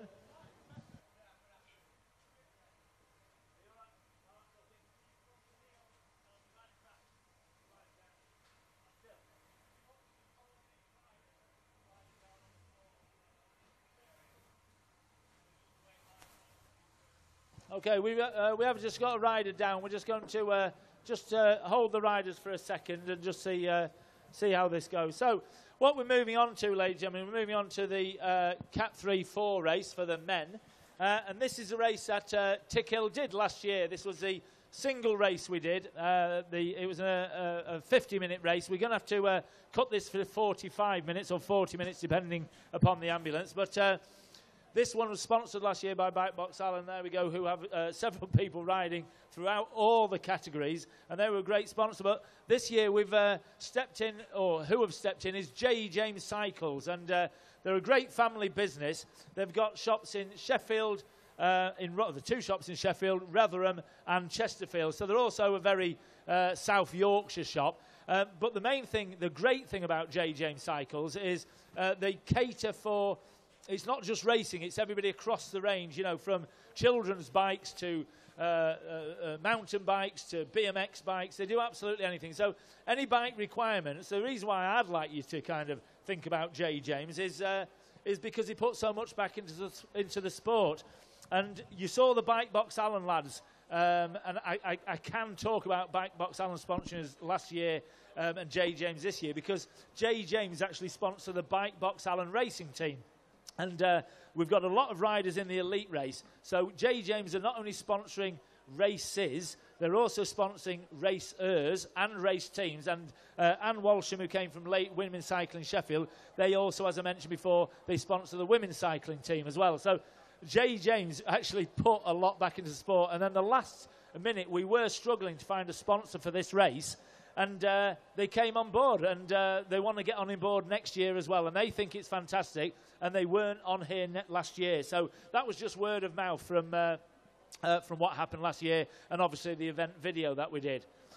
This, to us, is an absolute fantastic turnout, and we really appreciate it. We hope you're having a good day. We, as an organisation trying to put this on, you'll see all these fantastic sponsors, and I say they're all fantastic because they've put the hand in the pocket, various different amounts of money, you know, and you can get involved for a very, very small amount, and we try and give you, you know, the best package possible. But really, the best way we can repay our sponsors is not necessarily having a sign on the side, but the way we can repay it is by having you lot enjoying your day and you lining the crowds for the riders. If we can get the riders to enjoy it and we can get you to enjoy it, then we have got half a chance of going on and making sure we can put on an event just like this, you know, year after year. So, you know, thank you very much. And J. James, who are sponsoring the next race, are one of our major race sponsors. So thank you to all the team down at J. James, who actually have a little shop down here at the Scarborough Arms.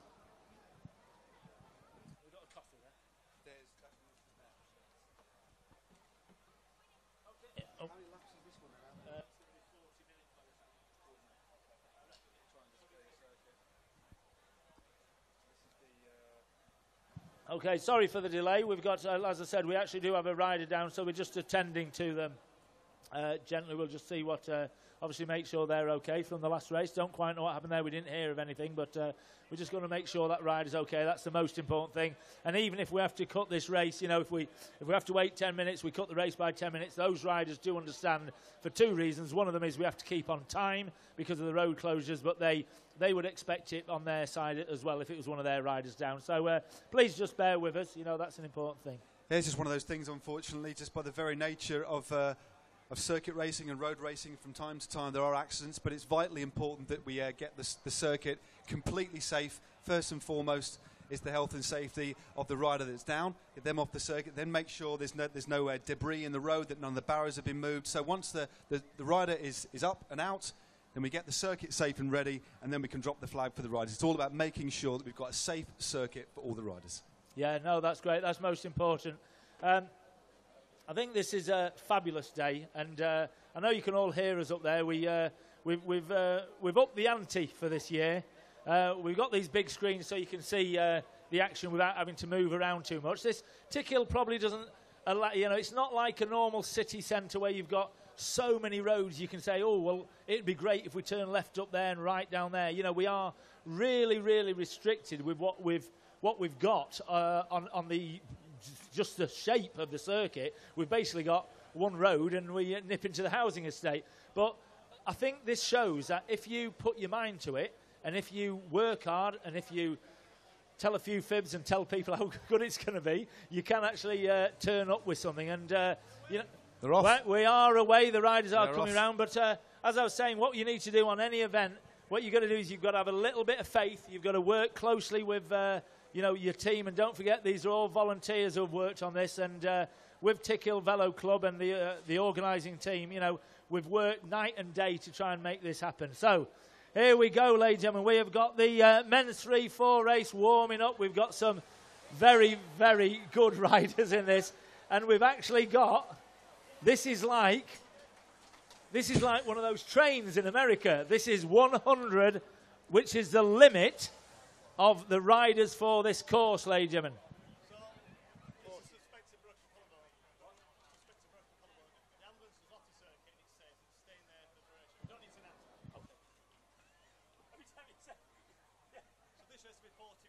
Okay, we are going to have to cut this race to 40 minutes. The lads will be a little bit disappointed with that, because some of the stronger riders, obviously, if they've got a little bit of stamina, it's better if they can last. So they will be a bit disappointed, but they will understand it. And that's just a decision. Mark Etch is down here. He's our chief commissaire. You also need to know that we don't just put this event on. It's not Tickhill Grand Prix or Tickhill Velo. This is actually a British cycling event they license it out to the club, and this is run under the control of the British Cycling Commissars. So these lads here, although they are volunteers, and there's a big feature about what Mark does in the programme. It's very, very interesting to read, because he does an awful lot for cycling. But these commissars, really, really work their heart out. So British cycling events that are happening all the way around the country every weekend can actually happen. None, obviously, quite as good as the Tickhill Grand Prix, I hasten to add. But OK, ladies and gentlemen, here we go. We're slowing up. Right, we have got some talent in here. There's too much. I know a lot of these lads personally. There we go. There's John Smith. John Smith, can you move back, please? I saw that.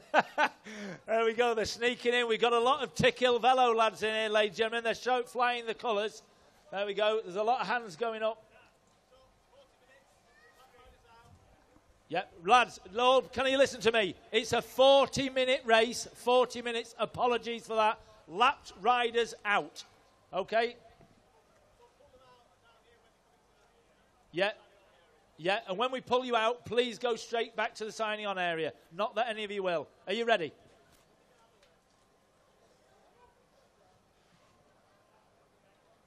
This is the J.E. James Men's Cat 3-4. 5, 4, 3, 2, 1. Go, lads. Now, here we go. They're clicking in, ladies and gentlemen. You'll hear. They're worried at the back. Yeah.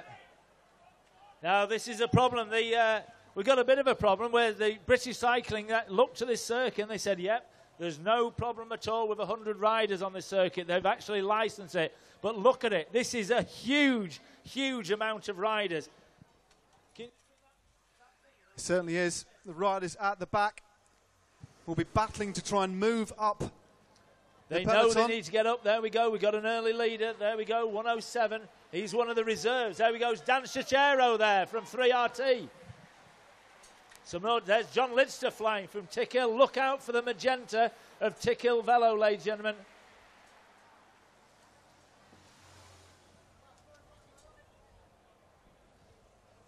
Paul Freeman there from Trent Valley, the last rider in the group, at around 15 seconds behind, but still actually in the peloton. Rich, that just shows 100 riders on a tight circuit like this. It's all about position, but still all together, but very difficult for the riders behind to get around those technical corners. And as the speed increases, that line gets longer and longer, and you'll find that I reckon with this field stretched out in one line, it's going to be about 25 seconds long.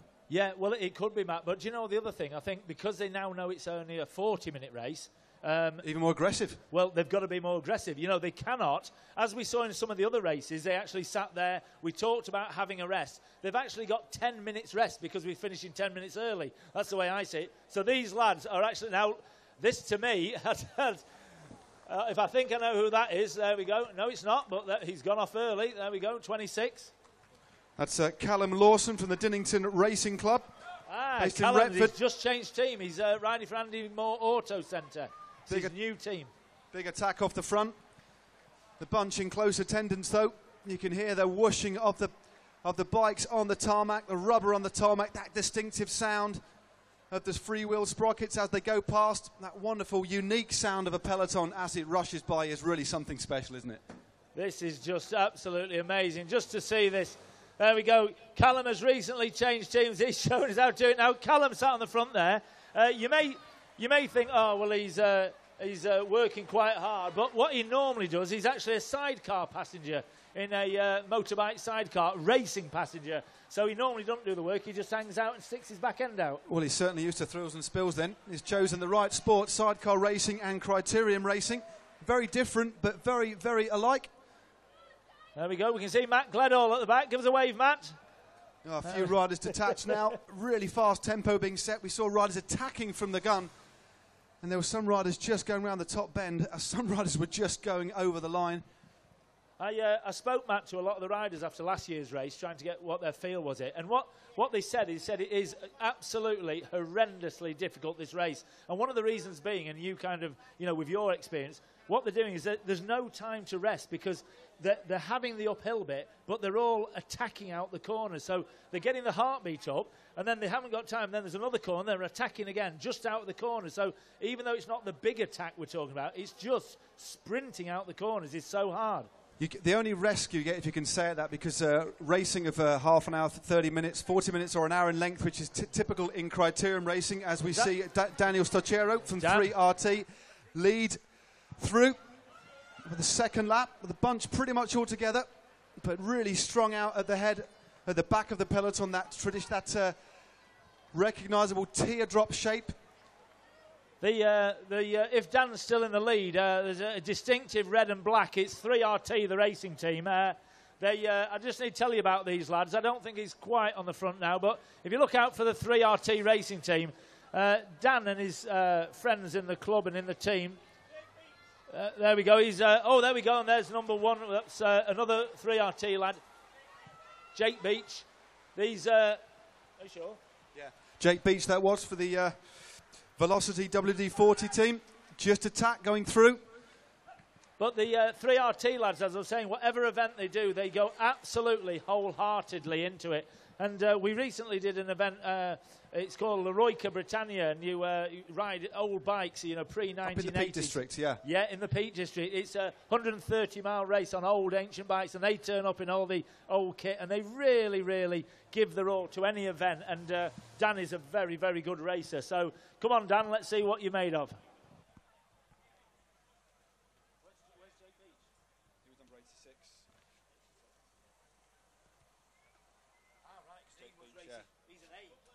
Right, there's another very, very important prize to be made in this race, and it'll sort itself out.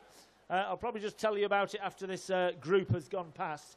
But we've got the Fenton's Flying Sausage Award, which we had last year. Could you just talk me through that award, please? I will do in a second. Let's just see how they go.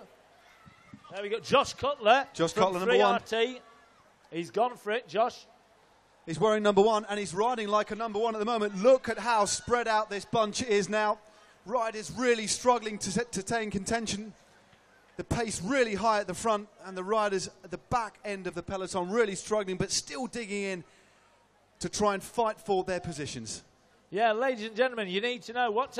If you look in your catalogue, you'll see some riders that are classed as an A rider, and these riders are under 18. It is 18, isn't it? Under 16, sorry. So if you see an A rider, he is an under 16. We'll learn. An under 16 rider, and these lads have actually been racing in the race earlier.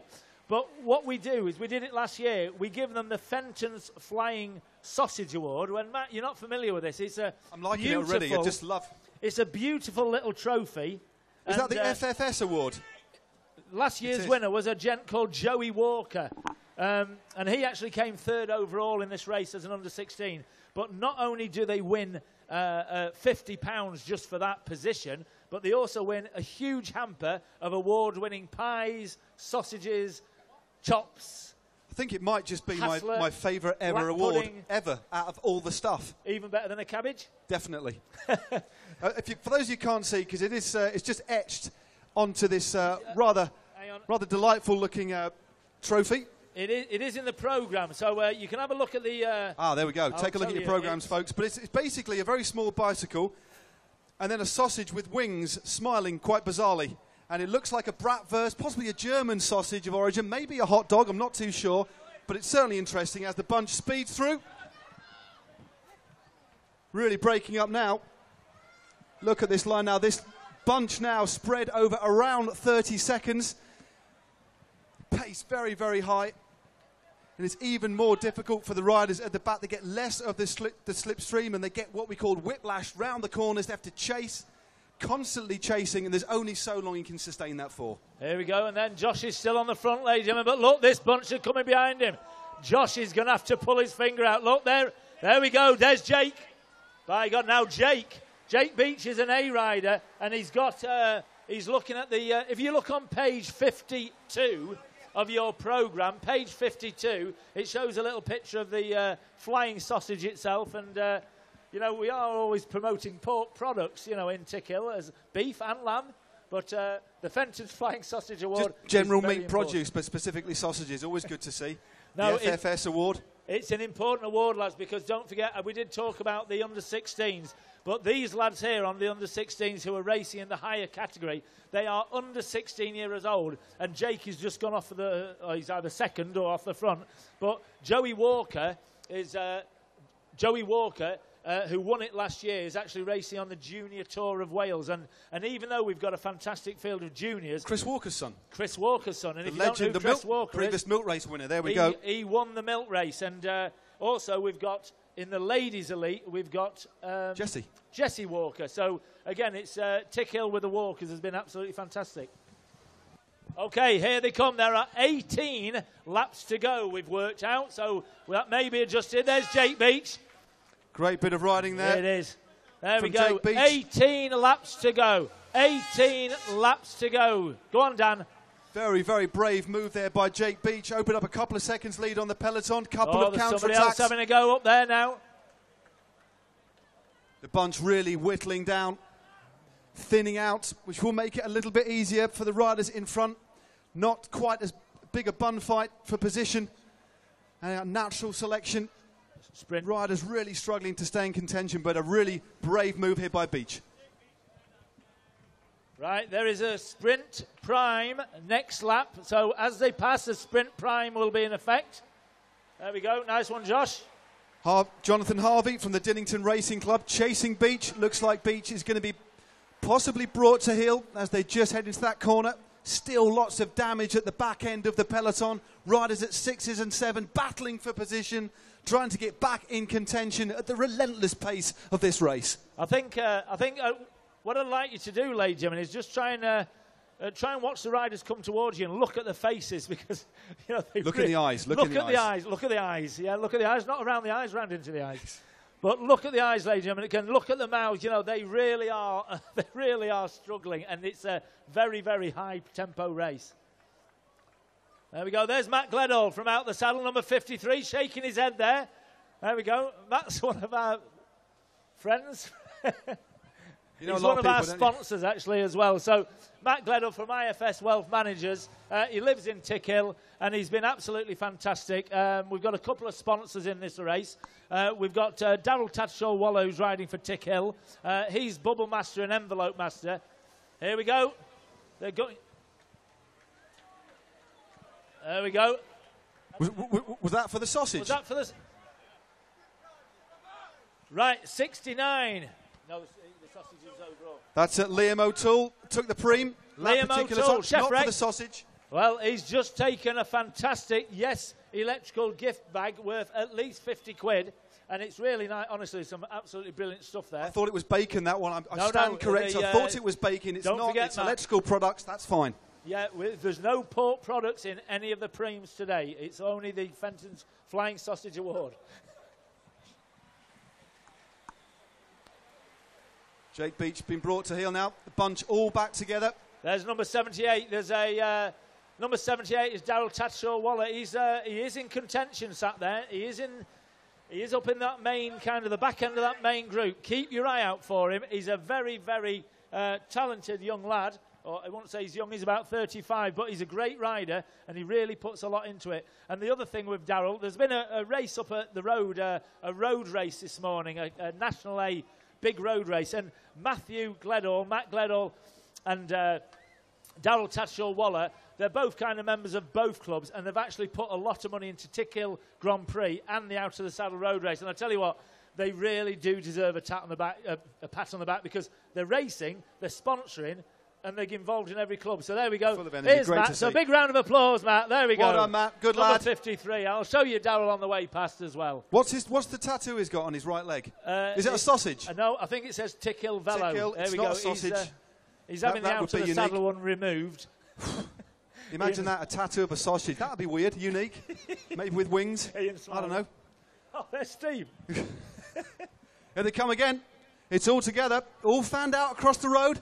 They're looking. Bit of an opportunity for the riders at the head of affairs to perhaps take a breath. Oh, touch of wheels there. You can hear the squeal of the brakes, the screech of the rubber, but the riders fortunately are upright. That's what happens. The riders in such close proximity, riding millimetres from each other's wheels. That could have been close. It could have been, and I tell you what, if you get one of the riders goes down at the front of there, you haven't got time. No room to move at all. No margin for error. You're straight over the bars, and you know, it can be a serious injury. You know, Ian, who's our race controller opposite me there, he was racing last year, and somebody fell off in front of him, broken hip, broken collarbone, broken wrist. You know, end of season. There's Jake Beach. He's going Beachy well. goes again. He's full of beans today. Is Beachy. Goes again on his own. Very stylish, rangy young rider. Definitely a rider with a lot of potential. Big future ahead. Brave, tenacious. Riding with verve today.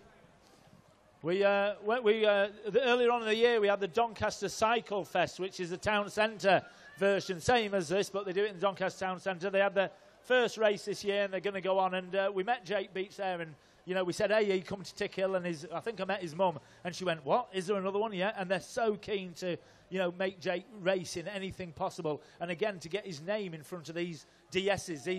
He's riding without. Yeah, he's riding bravely. He's riding out, and if it's easier for riders, even at this category of field, when you're 16 years of age, it's easy to be daunted and put off by riders in the 20s and 30s who are far physically stronger. But he's riding extremely bravely today, and definitely one. If I was a DS, I'd be looking at that rider potentially to bring onto the team to try and nurture and bring through the ranks. Yeah, I think you're right there, Matt. You know, it's one of the things that the DS is.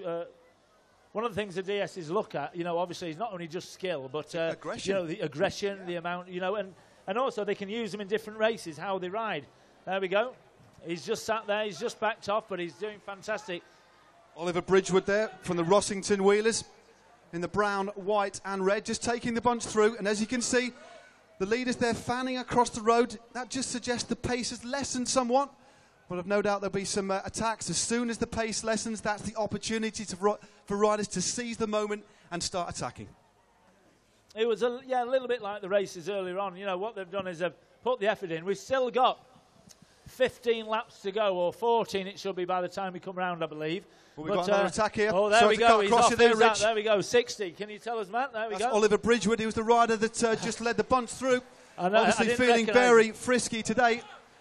Open up a bit of a lead. Nobody's responding just yet, but still, as you say, Rich, 15 laps to go. But perhaps a little group. If you are brave enough to make a move early in a race, it's not just about thinking you can hold the bunch off your own. It's a good place to be up the road. Perhaps a counter track will come across to make a little breakaway. Yeah, we know Oliver very well. He's a great lad from a local club. So, and Oliver got in on the reserve system because on this race, this is the most popular race. This Cat 3-4 sponsored by J. James, and it's really more popular because really, to be realistic, the most people who race bikes or ride bikes are men, and they are between kind of, say 15 and 45 years old. So it's a huge demographic of people. So it was sold out very early. Oliver didn't actually get a ride, but what we tried to do at Tickhill is we managed the entries, and very early on we asked that if anybody was pulling out the race early, let us know, and we managed to get Oliver a ride early on. So here they come, and look, there we go, nice one, Oliver, keep it on. He's riding for Rossington, ladies and gentlemen, so a local rider. Now I think, all right, it may not be Tickill, but up at the Buttercross he's coming, he's leading the race. Give him a round of applause. This is the Sprint Prime, ladies and gentlemen, right. We are on the second Sprint Prime. This is for, there's two in this. This is for 2 Continentals. There we go. 2 Continental GP 4000S tyres. So again. We'll get the clock on. Go on, Oliver. Now. He's putting everything into that, ladies and gentlemen. He's got a great style there, really low on the drops, got the aero helmet, skin suit, all about speed. He's opened up a gap of 9 seconds. Up there as well. Look, he's looking calm as well. Number 2, ladies and gentlemen. Okay, I will hasten to add I've beat Oliver up a hill climb, but hey. Just chuck that one. You're a modest chap, aren't you? I love modesty as an attribute in a man. Really do. As well as hats. Always like a good hat on a man, I do. Yeah, you're going to get a nice hat as well. Ladies and gentlemen, this beautiful, beautiful Tickhill Grand Prix cap. They are available, aren't they? They are available, as well as are the Tickhill mugs of various different designs. Get them bought. They're down there. There we go. There's Matt Glenhull again. He's looking good. He's puffing.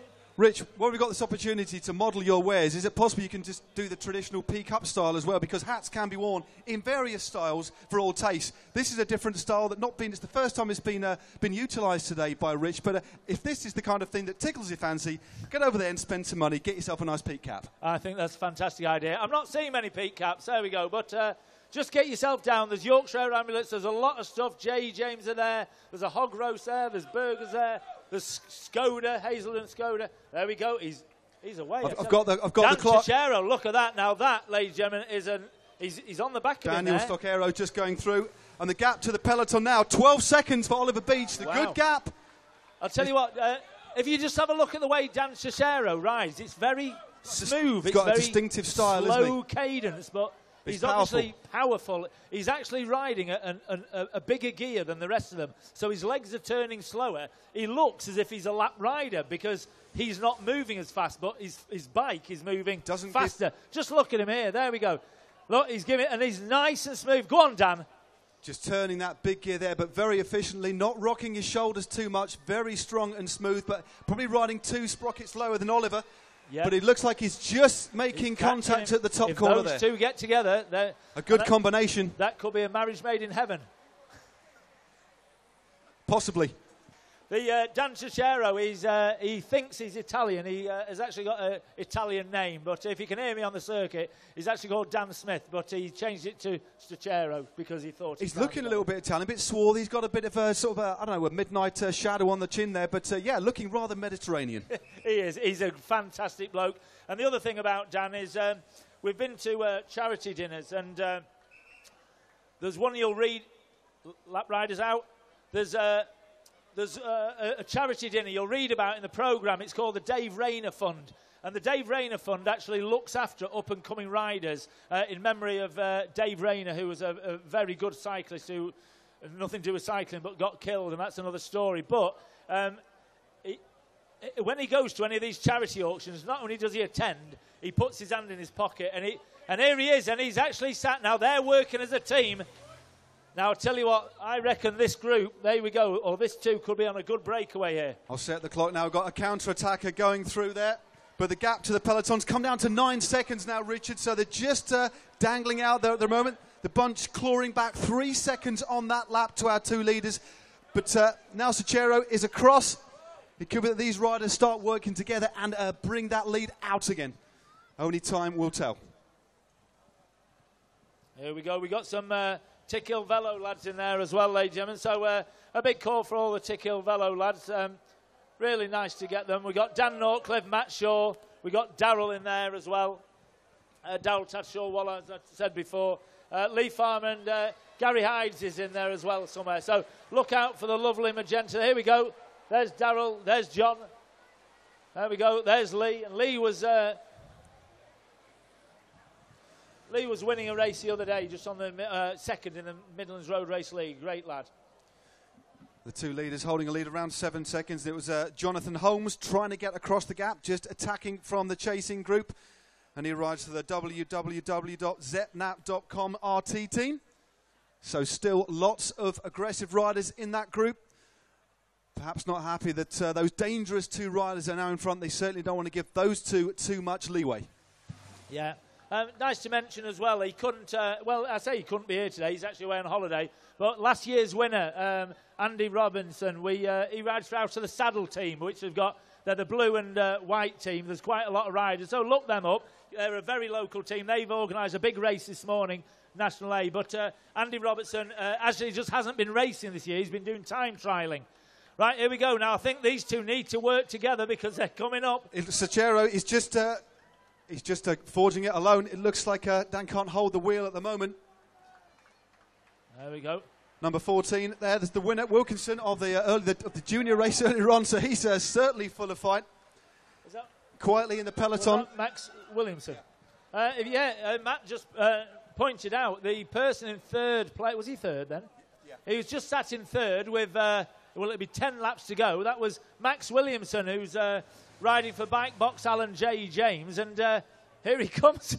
He's not only won the Youth A race, but now he's actually just tucked himself in third, and he looks like he's leading a bit of attack to kind of catch them. So Williamson there now really closing this gap down to the 2 leaguers, and in the process is putting a lot of riders in a world of pain down past our commentary box now. Riders really lined out, shuffling forward on the saddle. And that position means that riders really are riding on what we call in cycling terms on the rivet. And that's a term that harks back to the halcyon days of cycling when you had leather saddles and the leather was riveted to the frame of the saddle by rivets, basically. And that's what it's called, riding on the rivet. Sat right on it, yeah. So 11 laps to go next time through. Okay, I can see some of our elite riders just sorting themselves out here. We've got there's a gentleman here, Andy Moore Racing. You can just turn in the bright yellow. I'm going to give him a special mention. One of the reasons is he won the Doncaster Cycle Fest race outright. He's a great rider. He's on the elite race this year. But the last time I saw him, he fell on his backside and he gets back on his bike and he still manages third on another race. And I tell you what, one to watch, definitely one to watch. Here's 10 the bunch. laps to go. 10 laps to go. The bunch all together now. Our 2 skippies now back with the peloton. Yeah, they've pulled them back in. But I tell you what, they have shown they can do it. And it certainly has. And as again, the bunch spread out across the road, and that will give Rich the opportunity for some of these back markers here, perhaps to get back in contention after really struggling for a few laps. This is what happens in races. Races ebb and flow as riders think about the tactics, use the opportunities to rest up before then letting rip once more. This is just, I mean, we said it was going to string out, and I think we've had a few riders we have lost a lot of riders being lapped, but this has actually turned into it sorted itself out. Now look at that, there we go. That looked like Matt on the front, number 30, I think it is. There we go. Got 96 on the front. Oh, was it? Yeah, that was Alex Leyland on the front. Local from Rotherham, riding pretty hard, stringing out the bunch in the process. Another couple of riders fighting to get into contention, but lots of the back markers there, Rich, during that slight lull in proceedings have managed to get back on board, and we've still got a healthy-sized peloton. It is. That's this is probably the same size field as we had last year after we've had all the riders out, and I think I think some of the riders, you know, may kind of say, oh, 100's too big, but I tell you what, it's not 100. It's not too big for the ones at the front. You know, if you're going to do it, why not do it? There are opportunities, because if you, as we see, you think sometimes these riders, why do they keep trying? They're detached from the peloton, but there are opportunities when there's a bit of a break at the front or just for a bit of relaxation. That's when it pays off. When all that determination, fighting for position, you can get back on. There are definitely opportunities later in the race.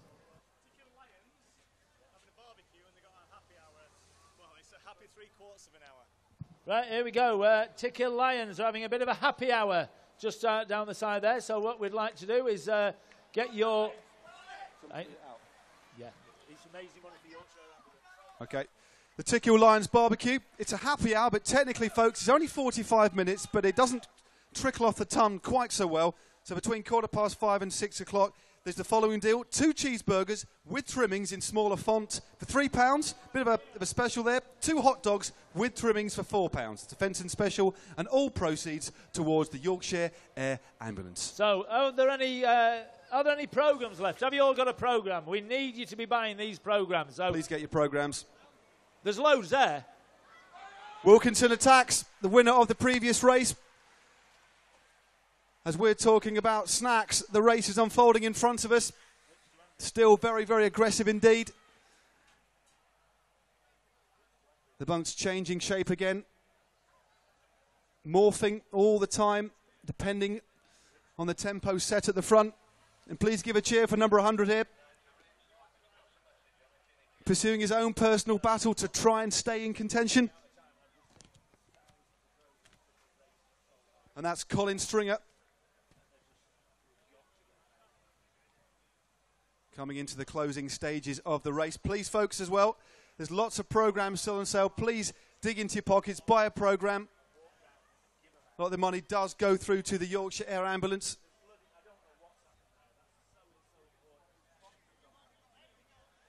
And here we go. Peloton come back into view. This time really, really strung out indeed. Riders attacking at the front. Please make sure you give these riders a round of applause as they pass through the finish. 8 laps to go. Sprint Prime, ladies and gentlemen, there we go. It was Jonathan Harvey on the front from the Dinnington. Okay, and this Sprint Prime, ladies and gentlemen, there we go. Is this the third Sprint Prime? It is. Yeah, I think it is. Okay, this is actually going for the £50 J. James Cycles. So, again, to see how much they want the £50 voucher. So, Sprint Prime winner will win a J.E. James voucher, £50.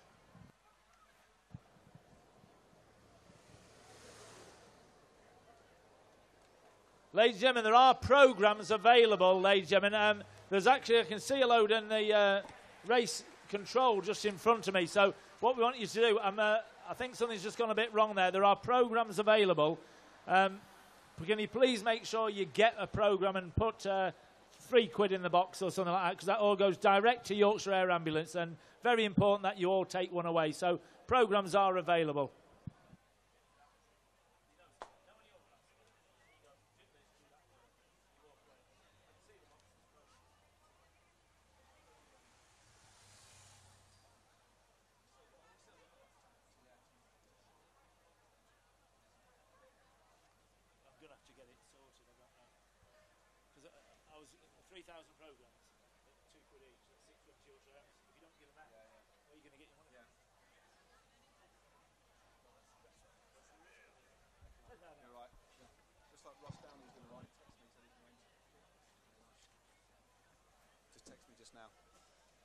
Here they come into view again. The peloton now. And as they cross the line on this occasion, it will be 7 laps to go. He's going for the £50, Dan. You've got it. You've got it. Stocchiero takes the lead, gives the Italian hand gesture. And I tell you what, £50. Are you sure he's not Italian? He gave the full-on Italian gesture as he crossed the line in delight at winning that Primo. He must have. I've learnt 2 Italian words today: Giro and Stocchiero. 2 words. Well done. Maybe you could call this next year the Giro de Tickill. What do you reckon? Okay, ladies and gentlemen, what I'm going to have to almost do, we've got a load of programmes just down here. I'd like you to come and get some. We're going to have to trust you to stick a load of money in a box. There we go, yeah. And are there lots of them there? It's Alexander Spears just going through there. This bunch thinning down all of the time. A couple of laps ago, it was Gruppo Compacto, another Italian phrase there for you, Rich. But at the moment, under the pressure being applied at the front, more riders losing contact as we come into the closing few laps of this very exciting race. And who will emerge victorious in only 6 laps' time.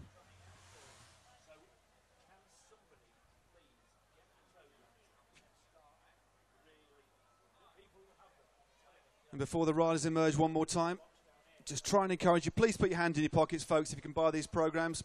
We don't really want any left at the end of the night. All the money is going to go through to Yorkshire Air Ambulance. Very worthy cause indeed.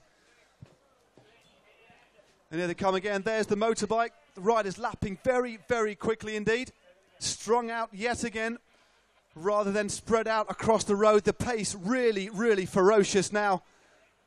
And who will the leader be on this occasion? Just look at the line. Really high speeds as we head into the closing laps now. That's your Joshua Wilkes from Lyme Road Club on the front, really forcing the pace. And as I said, just look into the faces of these riders as they contort themselves. Cycling, as a spectator, can look remarkably easy, graceful even, but believe you me, these riders are going through pain. It's all about how riders can tolerate and suffer the most, not just physical ability, but mental ability. Still all together. And a youngster on the front again, Alexander Spears from Bike Box. In the green, white and red. The riders still fighting for position to stay in contention. Go on, Dan. We've, I think another thing, Matt, is some of the people, you know, they've got a lot of cyclists here watching, but some of the costs of these bikes, you know, if we can just talk for a minute about the value. If we have 100 riders times potentially, some of these bikes are worth that much money. On average, I think you're talking £250,000 of bikes started. I think that's probably quite conservative. Some of them are 12,000 quid, some of them are 3,000. You know, some are £1,000, but we're probably talking £500,000 of bikes started this one race. So throughout the day, you know, we've probably you've actually seen, you know, probably, you know, something like £2.5 million worth of bikes, which it's pretty incredible, isn't it? It's amazing. It really is. But of course, you don't need to spend £5,000 or £6,000 on a bike. You can spend a relatively modest amount to start the sport. Laps. And number one, that's Joshua Cutler now. We saw him racing very aggressively in the early stages of this criterium. He's gone clear again. Just sneaked a couple of seconds, trying to catch the peloton off guard. But he's still very much within their sights as he head to the last few laps, but a very brave move. And as he emerges from the U-turn at the head of the circuit, let's see what type of gap he's carved out. He wants to see, he glances over his shoulder. He's going. Powering along this finishing straight. He thinks he's got enough. There's a lad here called Gary Hyde, number 75, who's just passing somewhere around there. He is. He's waving. He's in the Tickill. The lads from Castus are the ones that designed it, and they've been brilliant. And we've got a website, not only Tickhill GP, but tickhillvelo.com, and they're fantastic websites, and they really, really have helped, and they've basically sponsored us by putting that on. So thanks to Castus, and if you're having any that sort of work done, just have a word with them.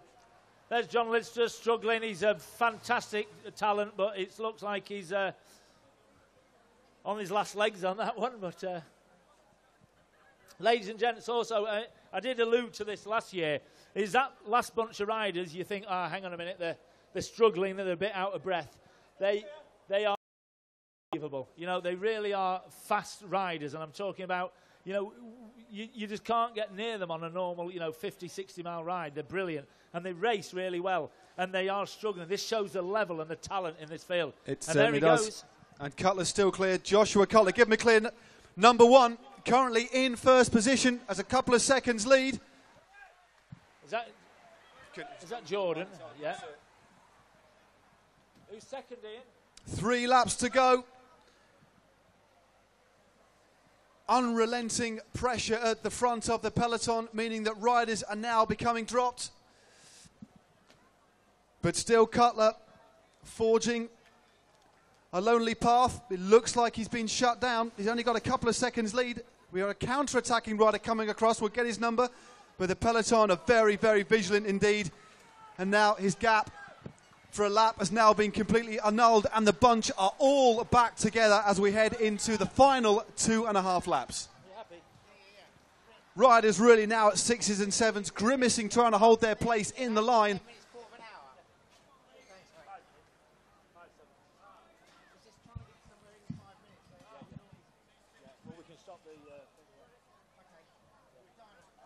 So this time through, it will be only 2 laps to go. And will we see the biggest bunch sprint of today, or will we see a solo winner, or perhaps a little breakaway going clear in the last few laps, people taking their opportunities? Interesting hand signal there from one of your friends, obviously, Rich. No, yours, I thought. There we go. Obviously an Italian. We got Jordan Hayes, it looks. We'll see what happens when he comes.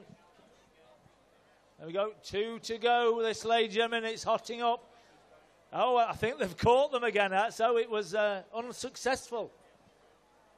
I think they're still on the front, but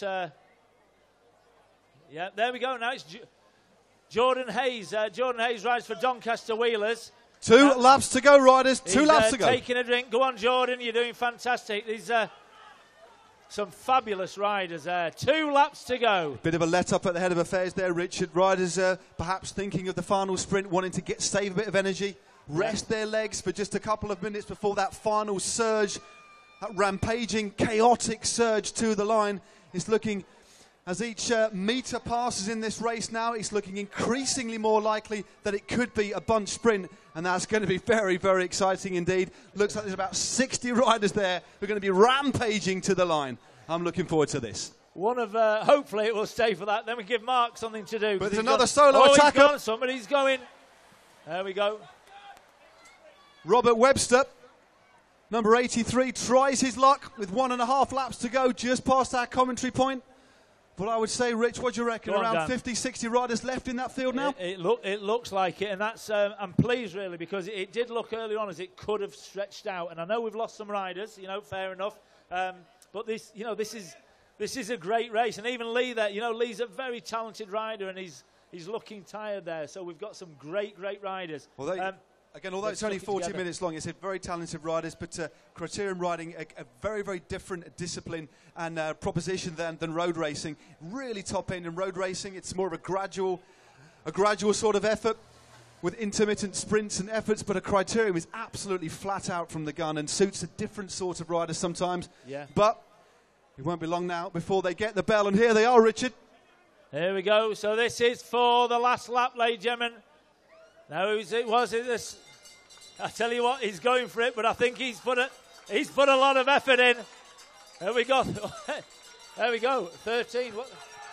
Robert Webster goes clear.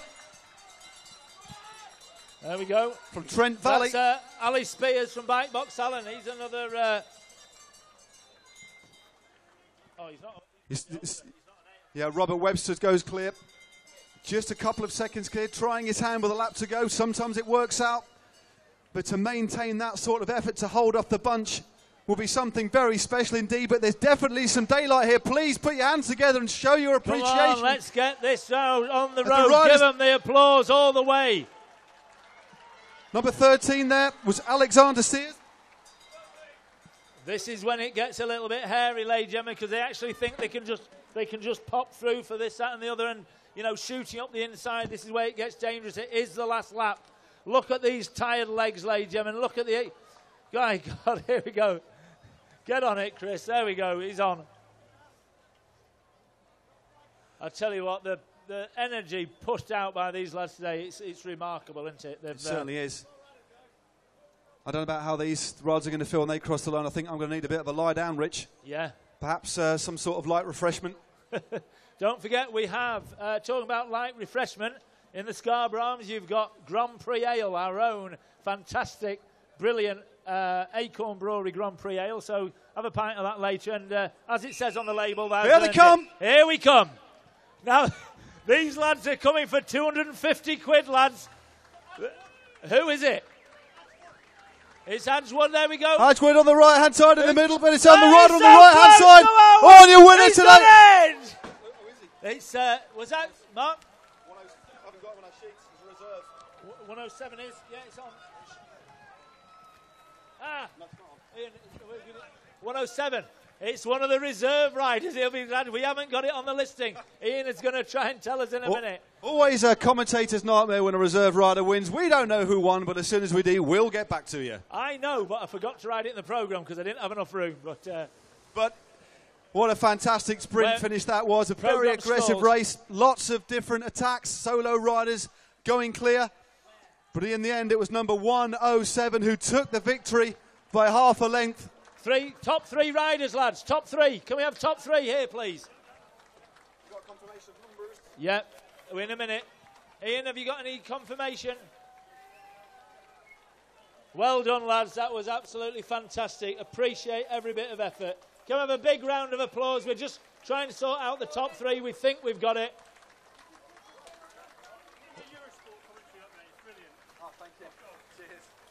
Well done, lads.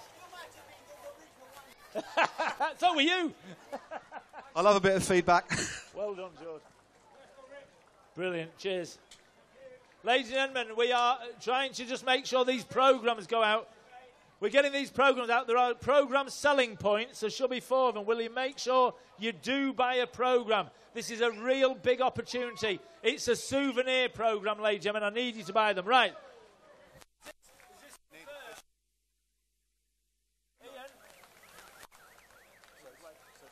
We think we've got it.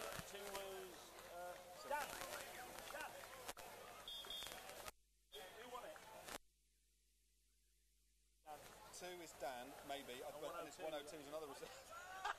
Okay, we've got 2 reserve riders who I've got you on the other list, but not on this list. So we're going to come and have a chat with you. Do we know you're definitely the top 3? You're looking very confident. Are you waiting or? A little bit of banter there from the Italian. Italian. He's not Italian. Yeah, he looks pretty Italian to me with that flag there and that goatee going on. Fake tan, isn't it, Dan? Have we got a result, Mark? Third. Okay, So third place was Daniel Stoccaro. Lads, I need you on the rostrum for a very quick interview, please. Ross Lamb.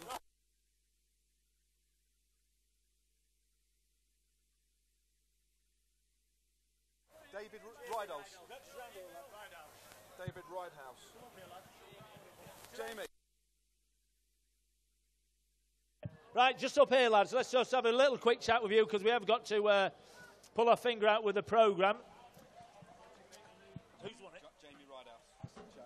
Jamie Ridehouse, you pronounce it?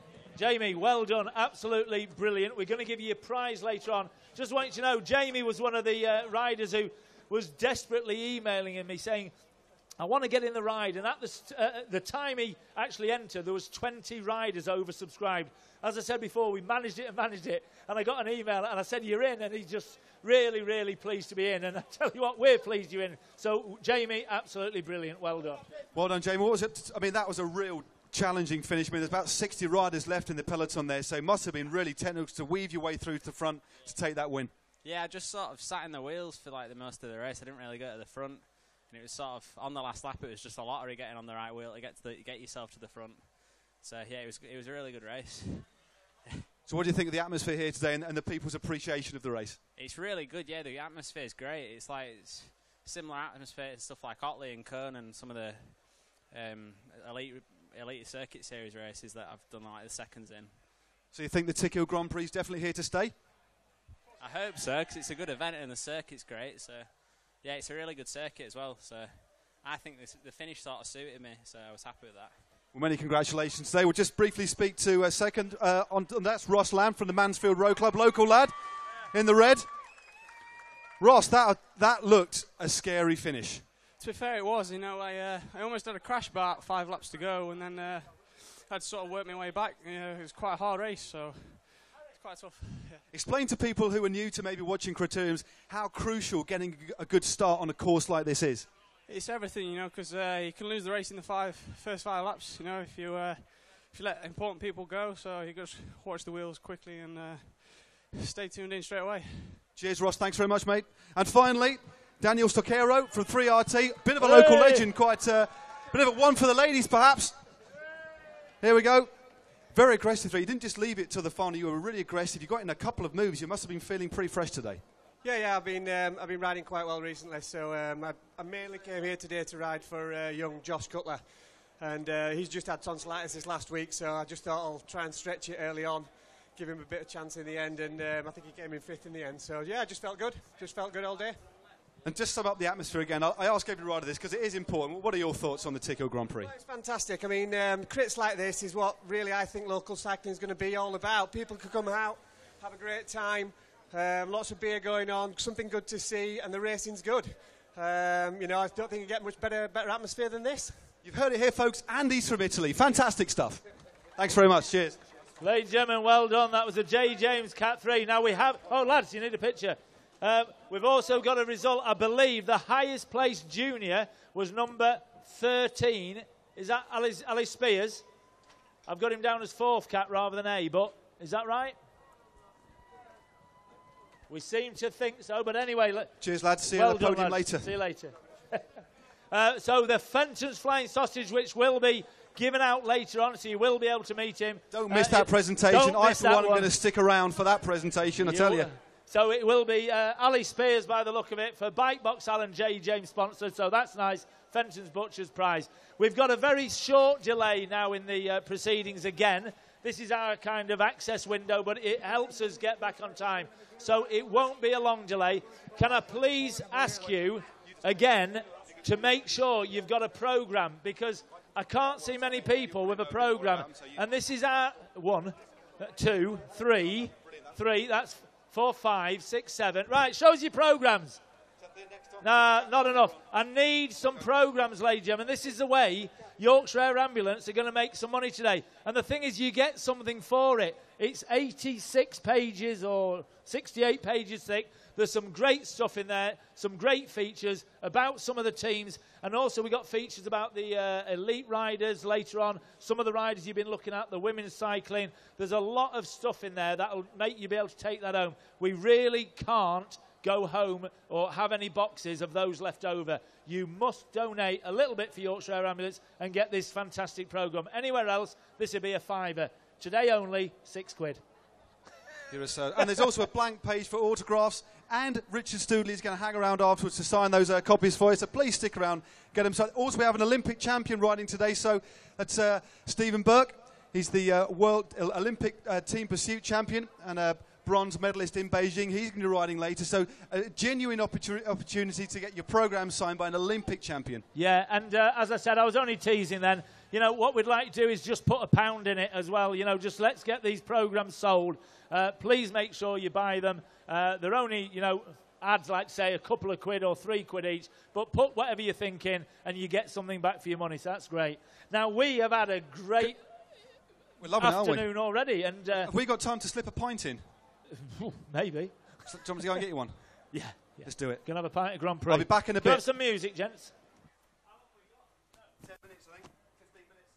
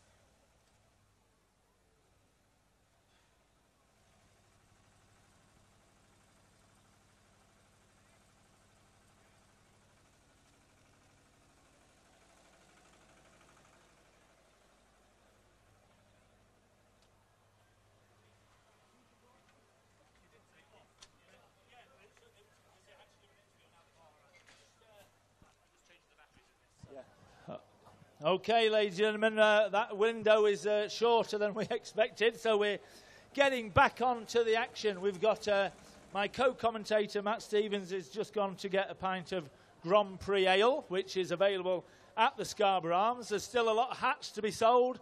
There's a lot of fantastic Tickill mugs to be sold. If you bought a programme, you can see how good they are. They're brilliant. There's Yorkshire Air Ambulance at the back. There's programmes for sale. Let's just make sure Yorkshire Air Ambulance have a brilliant day. We can't miss this opportunity. We've got the elite women riders coming through, ladies and gentlemen. So they are coming up to the line. Now, this is new for Tickhill. The programmes all right, Ian? Programmes? You know where they are yet? Right, ladies and gentlemen, this is new for Tickhill, ladies and gentlemen. We've got some fantastic talent here, ladies and gentlemen.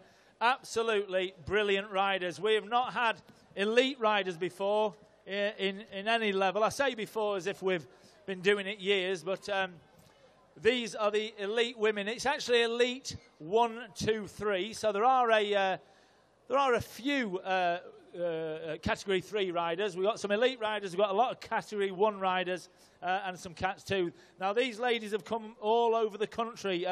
Again, we've got London, Bedford, we've got the Isle of Man, we've got Newport, we've just got everywhere. Everybody has actually made a huge effort to support what we've put on. So, first of all, a real big, hello Dean, a real big round of applause. So, right, hang on a minute, just, Commissar, can I just have a word with Jesse? You've got 3 minutes.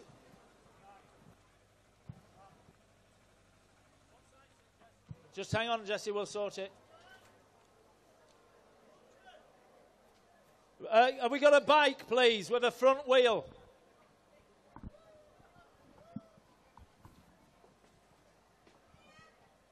Yeah, we got a bike with a front wheel. You've got 3. Will that do, Jesse?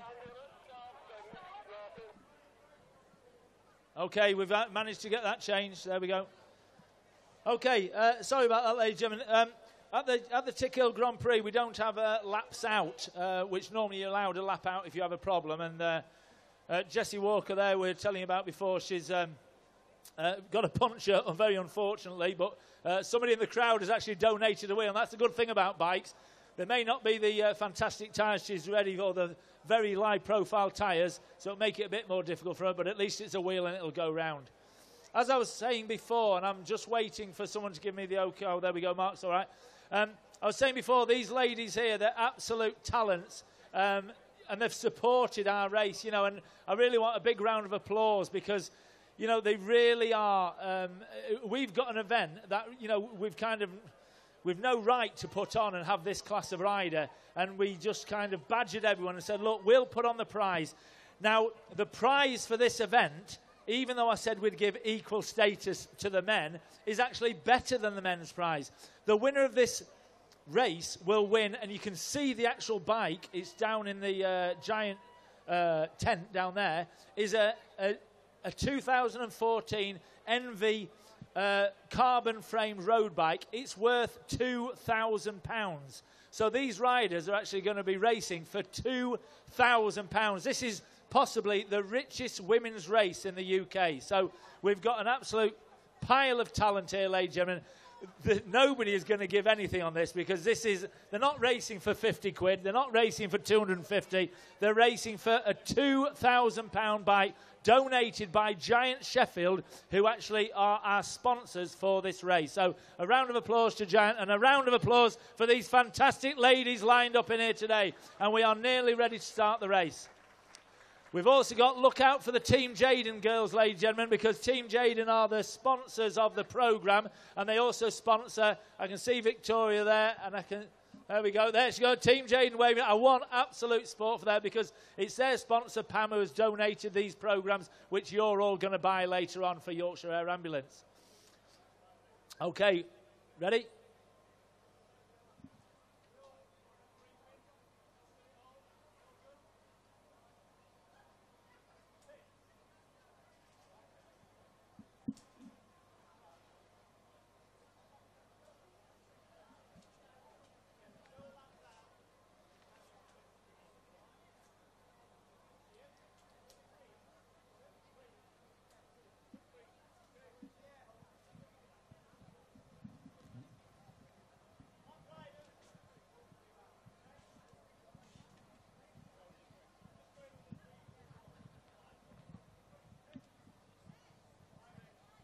Okay, ladies and gentlemen, it's the Giant Sheffield Women's Elite Race. This is ready to go. This is going to be a fantastic race.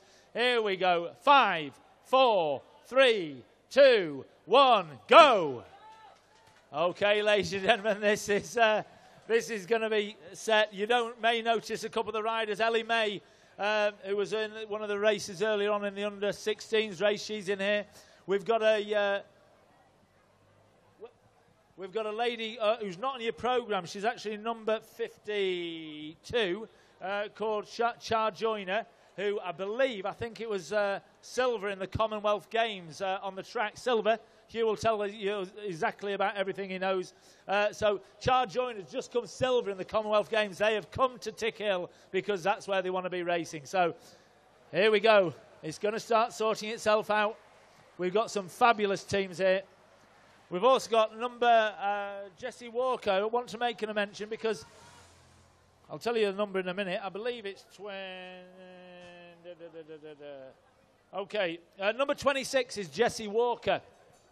Jessie, as I said earlier, is Joey Walker won the Fenton's Flying Sausage last year, and their dad is Chris Walker, who's won the milk race. And their team, Matrix Vulpine, which are featured in the programme, they've got a DS, a Director Sportif. That has been nothing but fantastic. And very early on, when we laid out our plans, they were one of the teams, along with Team Jaden, that said, no, we like what you're doing and we will support you. And to have a team such as Matrix Vulpine to come and, grace Tickill is absolutely fantastic. But they did it early, and that's the main thing. So really big thanks. So look out for the dark blue and green of the Matrix Vulpine team. There's too many favourites in here to pull them all out. But this is the Women's Elite. There we go.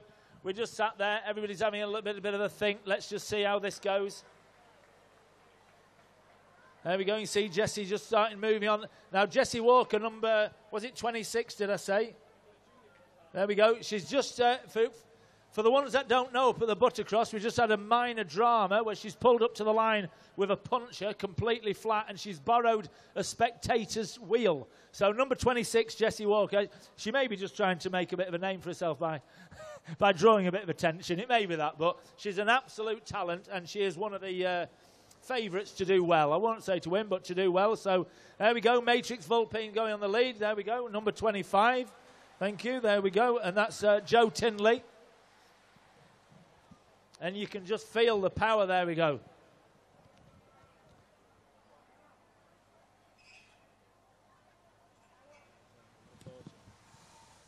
Okay, don't forget, we're going to be supporting the Team Jaden riders, and one of the reasons that is because Jaden Press are the people who support, well done, who actually produce this programme that I want you to make sure you buy in bulk.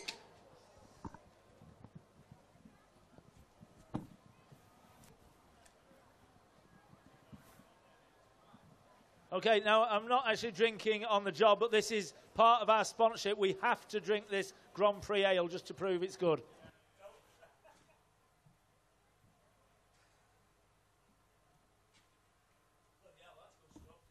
It's tasty, isn't it? It's got a lovely fruity finish to it on the back of the tongue. If you're into real ale or not, but it's a light. I can see someone drinking it there, and I can see a smile on his face. There's a lady drinking it there. There we go. Right, here we come, ladies and gentlemen. Back to the action. Now they're going to be starting putting it. There's Jessie. She's already thinking, hang on a minute, I'm going to have a go on the front. So Jessie Walker, number 26, is shot to the front there from positioning herself at the back. So Nicola Juniper up the front there as well. There we go. We've got the two Team Jaden riders there at the end. That's Victoria Hood, and I believe that's Annabelle as well. Victoria's asked me to mention, Victoria is actually a Cat 3 rider, but she managed to get a Cat 3 because she entered a race with nobody in it and got something like 20 points, and it meant she couldn't race the 3-4. So she's had to toughen up. Rule 5 applies, and well done to her. But I want a really big cheer for these Team Jaden riders because they are really fantastic and they supported us all the way through. Grace Garner there going through for RST Racing, the sister, of course, there we go. of the double junior world champion. Just look at the pace these girls are going. It's absolutely amazing the kind of pace they're setting early on in this race. Just shows the level that the women's sport has gone to over the last couple of years. Really, really finely tuned athletes. It's fabulously fast, and I think the other thing, I think they're not as noisy as the men. I think they're a bit politer than the men, so there's not as much I don't know about noise. that, you know, I tell you. I don't know about that. Hugh Williams is up here again, ladies and gentlemen. What Hugh doesn't know about women's cycling is he's going to be the person, so I'm going to let Hugh also, when we just start getting the race and it sorts out, we're just going to let Hugh say a few things because he knows these riders inside out, what the results are, where they're from. And in fact, I'll pass you over to Hugh now as long as you don't kick Matt Spear over. And there's a couple of people on the list that you're aware of. Yeah, thanks, Richard. Hi, Matt. Great job so far. Really enjoying the race. And if we look at Pack, who's coming through here at the moment, Nicola Juniper on the front is actually the winner of the Women's National Road Series. And just behind her is the Matrix hot favourite for the sprint is Joe Tindley. The Matrix fitness team are actually down on numbers. They were originally supposed to have 7 riders here, but a bout of illness has gone through the team, so they've only got 3. So Jesse is actually working for Joe is the team plan.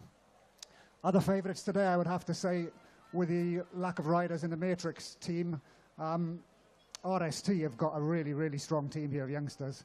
And they won't be put off by the fact that they're racing on junior gears because they've been beating the seniors all season. Particularly on this kind of coast, Grace Garner is really, really hot.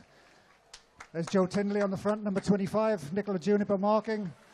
Hannah Walker up there for the only rider for Epic Scott. And we now have 2 riders from the all-conquering Pearl Izumi team this year, which was led by Sarah Story, Gabby Shaw, and a late entry in Charlene Joyner, as you say, a former medalist in the Commonwealth Games. Some real quality in this field. I saw Juniper at the front there. I mean, as well as winning the Road Series overall, she took a couple of crits as well. She also won the Smithfield Nocturne back in London, so she's a really versatile, aggressive rider, isn't she? Versatile, aggressive, and totally transformed this year. You know, she really went up a level. Originally, she was actually part of that strong Pearl Izumi team, but they had a bit of a falling out. She went her own way, but managed to maintain the lead in the series. And, yeah, absolutely cleaned up in a couple of the, what you'd call the domestic classic races now, I guess. Definitely. She took her the season opener, the Tour of the Reservoir as well, didn't she? So a big, long breakaway in that one. So really able to perform on any sort of terrain circuit, whether it be a long 50, 60-mile road race or a tight circuit like this. Yep. She went away with a rider called Alexi Shaw from Scott to the Tour of the Reservoir, but just to prove she can do it on her own, she did it at the Curlew Cup, I think it was, and literally went away on her own, so another National Series win. And there she is on the front again. Really driving hard, got the Casque Aero helmet on there. As we said, a lot of riders now you'll see sporting helmets that look like they were designed several years ago without the vents on, but they're actually far more aerodynamic and can save fractions of seconds. And especially in an event like this, it's all about speed. And Juniper there, she's one of the quickest riders in the women's peloton at the moment.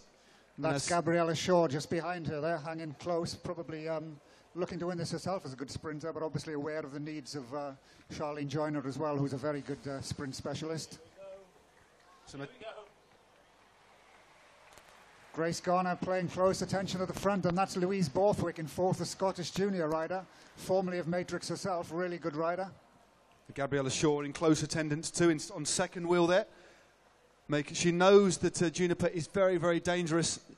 Juniper not afraid of going early in a race. She won't leave it. If she gets a bit of a gap, it's going to be very difficult to close, especially on a circuit like this. And I really don't think anybody wants to get Grace Garner close to the line in a group sprint because she can absolutely hammer. What a family. What a family. She actually raced yesterday in the women's team series and she was feeling a little bit under the weather. Wasn't really sure whether she was going to ride yesterday or today. 2 riders got away and Grace cleaned up in a bunch sprint, having chased the 2 riders once on her own for a lap and a half. So really clearly in good form. Impressive stuff. And it's great to see more of a structure in the women's game as well, isn't it now? Or the women's sport, sorry. Yep. You know, some really good teams. I know Matrix Fitness looking at moving up to UCI level next year, which is a fantastic step. Yeah, we've got Matrix Fitness moving up a level, and Epic Scott are going to be kind of a feeder team for them, which I probably shouldn't talk about yet because it's not been announced till tomorrow. But well, looks like a bit of a split in the peloton, Hugh. Juniper earlier, as she came through on her Boardman bike there, attacking past our commentary position, shelling several riders. But that just shows the power of that lady. We're already seeing 2 clear groups, maybe 3 clear groups forming there. Can we just talk about this trophy? Just watch up here. Okay, ladies and gentlemen, one thing we're just going to hold up here. Hugh's going to help me hold the other end, and our lovely cameraman is going to get this on your big screens. And what this is, ladies and gentlemen, this is the Elite Grand Prix trophy. That is the winner of the Tickhill Elite race is going to win. Now, we had this designed and donated by a local sculptor called Michael Johnson, and whoever wins this is going to get their name on it year after year. But because we gave equal status to women, this fantastic trophy, which has to be insured for £5,000, we gave equal status. So what we did is we cleverly split it in two. So honestly, just turn it round again, Hugh. There we go. So everybody gets an equal trophy. It is based around the buttercross. It's also based around a cycling wheel. It's very mechanical, and it looks like the rear cogs on the back of a bike. But I think you'll all agree that the wheels also represent the Yorkshire, South Yorkshire pit wheels, which it wasn't done coincidentally. And this trophy has been donated by Michael Johnson, and it is absolutely fantastic.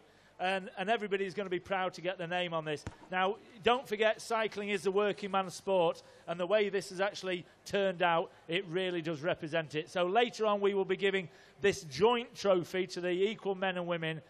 So thank you very much, and it's Michael Johnson who deserves the trophy. Thank you. Yeah, please make sure you stick around, folks. After the end of the Elite men's race, we'll be running through all of the prize giving. We'll be moving this truck just over into the village over there and taking our time with the presentation as the women speed through, and number 31 leading. Just with a small gap, the head of affairs was Grace Garner of the RST racing team. Just probably worth mentioning there, the numbers that RST have got mean they can fire riders up the road, and we've already seen Abby May Parkinson, who's another multinational champion at youth cyclocross, on the front already. So they've got so much firepower. And as you say, another national champion, Ellie Mae Dickinson, who has already won one of the races today, and she's the under-16 circuit champion. And that's Jessie Walker on the front there, the daughter of Chris Walker. Also interesting, Matt, this weekend, a lot of the riders are doubling up with Newport Nocturne next week, a very similar event. And one of the Matrix riders, Penny Rouse, the defending champ, was down to race today for Matrix Fitness, but she's succumbed to that bout of illness, which seems to have hit the team. Well, that's what happens in teams sometimes. We see it on, on the Grand Tours, especially where teams of riders, whether it's male or female, they move from place to place, travelling. And when you're in a closed environment, you're sharing hotel rooms, example, or you're even in a team car on long journeys, it's very, very easy to spread germs and illnesses. I imagine, yeah, so you don't, instead of just getting one rider go down, you can get two or three. Exactly. It won't be long before we see the bunch again, but a really hard tempo being set, and slowly but surely riders being detached because of the very high speed. But still, we've got a solid group of around, I reckon, Hugh, about 30, 35 riders, but entirely made up of very, very quality. I think so, and I think you're going to see quite soon a lot of riders will start to sort of push the pace here and try and drop people off the back. And number 49 going through there, just attached, was Isla Ross of the Windy Miller Reynolds team, about to be lapped, but she's sporting a big grace, and it's Juniper on the front, just sat there, tapping out a ferocious rhythm, unafraid. She's not breaking away. She's just happy to sit at the head of affairs, make her own tempo, choose her own lines through the corners, avoiding the stress of having to watch the line of other riders, because it is very stressful in a criterium environment when you have other riders around you. You've not only got to think about, as I mentioned earlier on, the physical effort, but also making sure you stay upright. We've seen, unfortunately, numerous crashes, but that is part of the sport. And sometimes, if you're very, very strong, the best place to be is at the front. And there's Juniper. Okay, here you go, Juniper, Abby May Parkinson, Jessie Walker. And also probably should make a mention for some of the other teams in here. The Windy Miller team have had a really, really good season because they grew out of the MG Maxfield team last year. And at one point, it looked like they weren't even going to be on the circuit. And they've ended up with quite a strong team. One of the most distinctive strips, I think, in the peloton. Bright pink, based down there just on the outskirts of London. You certainly really won't miss them. Yeah. And at the back there, Isla Rush really suffering because she had a serious crash yesterday at the end of the women's team series race. Very brave to actually get back on the bike. That's what I was just about to say before the bunch came through. It looks like she is about to be lapped, so her race is essentially over, but it just shows how brave and how tenacious these riders are. And they'll fall one day, and she wasn't even bandaged up, but covered in road rash, but really putting in a sterling effort today. And she's 15 years old. There we go. That says a lot, doesn't it? Actually, it's a good point. There's a lot of the riders in the race today are actually juniors or even youth riders. There's no junior national series race, so they've been mixing it up all season, the top girls with the seniors. And as I said, in terms of Grace Garner, for example, actually winning quite a lot of races as well. Well, it just shows, I mean, the future's bright, isn't it, in women's racing as well as in men's racing. And there's so much, talent on display. I mean, we are possibly seeing, and I would say definitely we are seeing, stars of the future here tonight, aren't we? Absolutely, yeah. The group still together as they round the corner. The lead rider in pink for Windy Miller is Rebecca Womersley, who's had a really good season so far as well.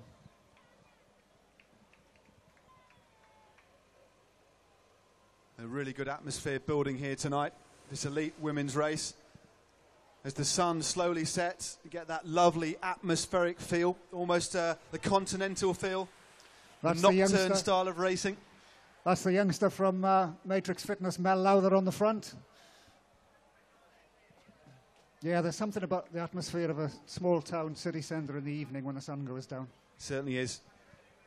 You must have done a few of those in your time, Matt. I've done a few. I did a nocturne in France. I think it was just on the outskirts of Paris. And quite bizarrely, we're riding through. It was almost pitch black. And then somebody, quite bizarrely, started to throw bags of flour into the peloton from a tower block. It was the most bizarre experience I've ever had. I mean, like I said, I've won lettuces. I've been on podiums that are essentially step ladders and flour bombed. I've had quite an interesting career. And tell us something about the technicalities of racing criterium races like this. Obviously, the fast pace out of the corners. It's the dynamic sort of cadence, getting up to speed really quickly. It's a totally different thing to riding on the road. It's a very, very different thing to riding on the road. Firstly, you need to be, although we see increasingly more riders warming up for road events because the attacks can go from the gun, in criterium racing, as we've seen in every single race, as soon as the flag has dropped, riders have accelerated away from the gun, so they need to be absolutely ready to perform at the highest level with heart rate. The muscles need to be warm. But again, you need to be very, very good technically. You need to be comfortable on your bike, and you need to be able to ride at threshold for long periods of time. You also need to have rapid acceleration. We've got 4 corners today, so if you multiply by that by the amount of laps, and so it's extrapolated, it's essentially, we're looking at kind of 60 to 70 separate sprints, as well as the sprint finish. So although they're only racing for 40 minutes, it's essentially an interval session. So very, very stressful, both physically and mentally. And the technical aspect of that is they have to be able to get up to speed in terms of the cadence really quickly. Because if you're turning a big gear and the riders in front are going away from you, there's no way you can match that pace if you're in too hard a gear. So it's important. I mean, some riders on the straights are using bigger gears, but you'll see them all change down the gears so they can accelerate quickly out of the corners. As you say, you can lose vital seconds if you've got a poor cornering technique or you accelerate out of the corner in a wrong gear. Yeah, if you're chasing down a pack of riders from that far back 60 times in a race, you're not going to last that long. As you say, as we've seen in some of the other races today, riders that get detached, there's only so many times you can make up that ground, because essentially to chase back on, you've got to be going faster than sometimes the far more stronger and experienced riders in front. And as I say, you can only sustain that for a few laps. Okay, looking good. How long have we got left?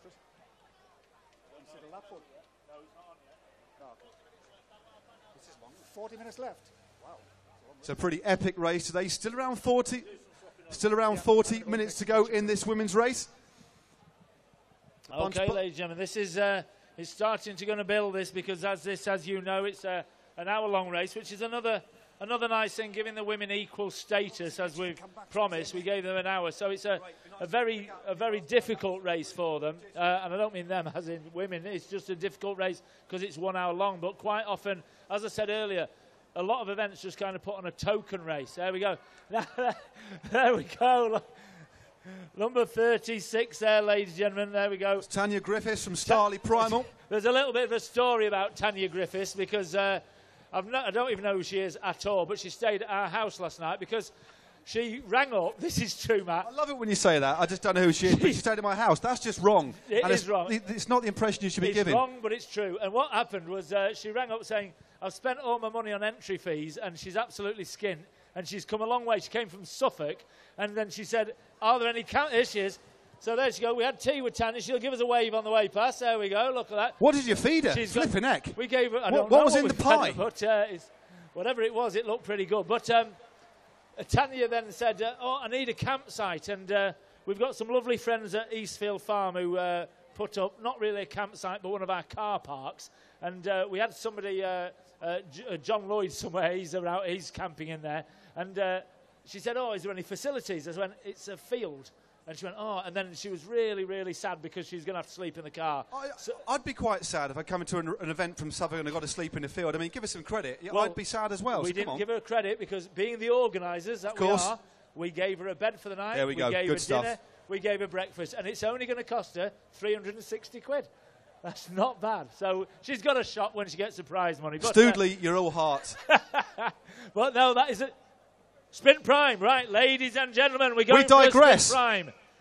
This is not the one. It'll be coming up next. So Sprint Prime, if you've only just joined us, what it is, the first one over the line on this lap will win something, and I'll tell you what it is in a minute. This will go towards her bed and breakfast because she's looking like she's going to hope it's not a sausage because that's going to be a massive disappointment. Let's hope it's cash. If it is, well, we'll see. It is for the Yes gift pack. Now, can Tanya hold out? She's taken everything else. She's had breakfast, she's had dinner, she's had a bed for that, and it looks like she may get the Sprint Prime with that lead. So this is a Sprint Prime for the fantastic Yes Electrical gift pack. She's just Prime, I was going to say, Prime. I didn't want to say, we all know that it's Prime, but Rich says Prime, but I didn't want to upset him. It's basically Prime. Go with Prime. French term. I've learned one word of French and 2 words of Italian. There we go, Tanya. Tanya, you're going to get it. Keep it going, Tanya. She even packed the bags herself. Now, I must admit, Tanya didn't sit there and do nothing. All the 4,000 safety pins we had to put together for the... This is true. I can't believe you, Rich. I really cannot. But you're mercenary. She put the safety pins together in the rider's pack. So she's got sore fingers this morning, but she's... You're cruel, aren't you? Got to earn your sleep. Can't believe it. Oh, this is a special Prix. I definitely hope this one's cash for her. But she's riding very strongly. Lovely style. Really powering it. Looks as if, Juniper looks like initially was going to bring it back, but the lead's opened out. Let's hope for her sake she's still got a bit of a gap as she comes back into view down the finishing straight to take this first Prix of the night. Riding for the Starley Primer team. They do have a men's squad as well. Riding very strongly on the British scene. So this race, ladies and gentlemen, as we said, is sponsored by Giant Sheffield. The winner of this race will not only be lifting this fantastic trophy that you'll be seeing later on up on the stage, but will also take the bike. There's Isla. There we go. She will be... Here we go, the Sprint Prime, ladies and gentlemen. We now give her a round of applause. She did the safety pins. Well done. Yes! She's won. Fantastic. She's taken the £50 at least value Sprint Prime from Yes Electrical. Are you going to take that off the B&B total? You're not kidding. You are not kidding. So she only owes £310. I'm glad you were listening. She's getting there. OK, with a £2,000 bike, if she wins it. You'll be in the black by the end of the night, hopefully. Exactly, no problem at all. But no, it was lovely to meet Tanya, and she's riding for Starley Primal. We didn't have many from Starley Primal, but I tell you what, I bet they're here next year. Definitely. What a fantastic... once I've finished commentating on this event, I'll be going back to the teams and the guys that I know to invite more and more. I think this event can only grow in stature without a shadow of a doubt. You Absolutely better do fantastic it or you're not stuff. getting paid. There we go. There's Jessie Walker in 4th place.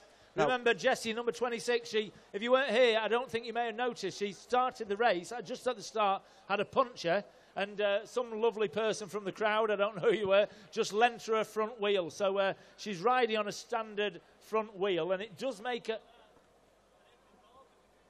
Yeah, the absolute standard front wheel. I think it's made of lead, so she's really at a disadvantage.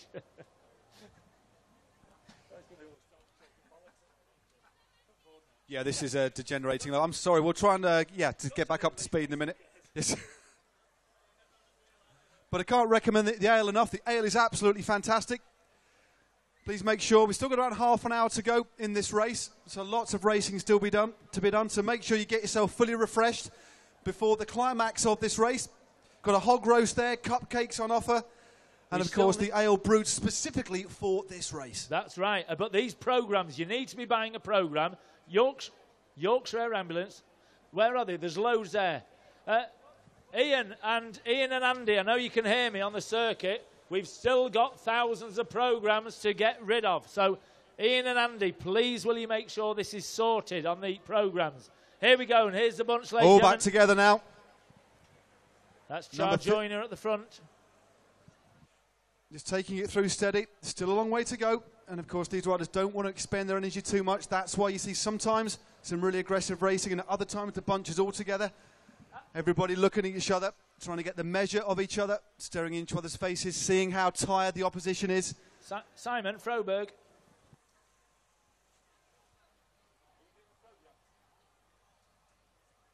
Here they come again. Looks like the bunch is strung out. From being Gruppo Compacto around the hospitality, it's really strung out now, and it's Windy Miller on the front again. Number 47. That's Mary Costello from the Windy Miller Reynolds team, really stringing them out now.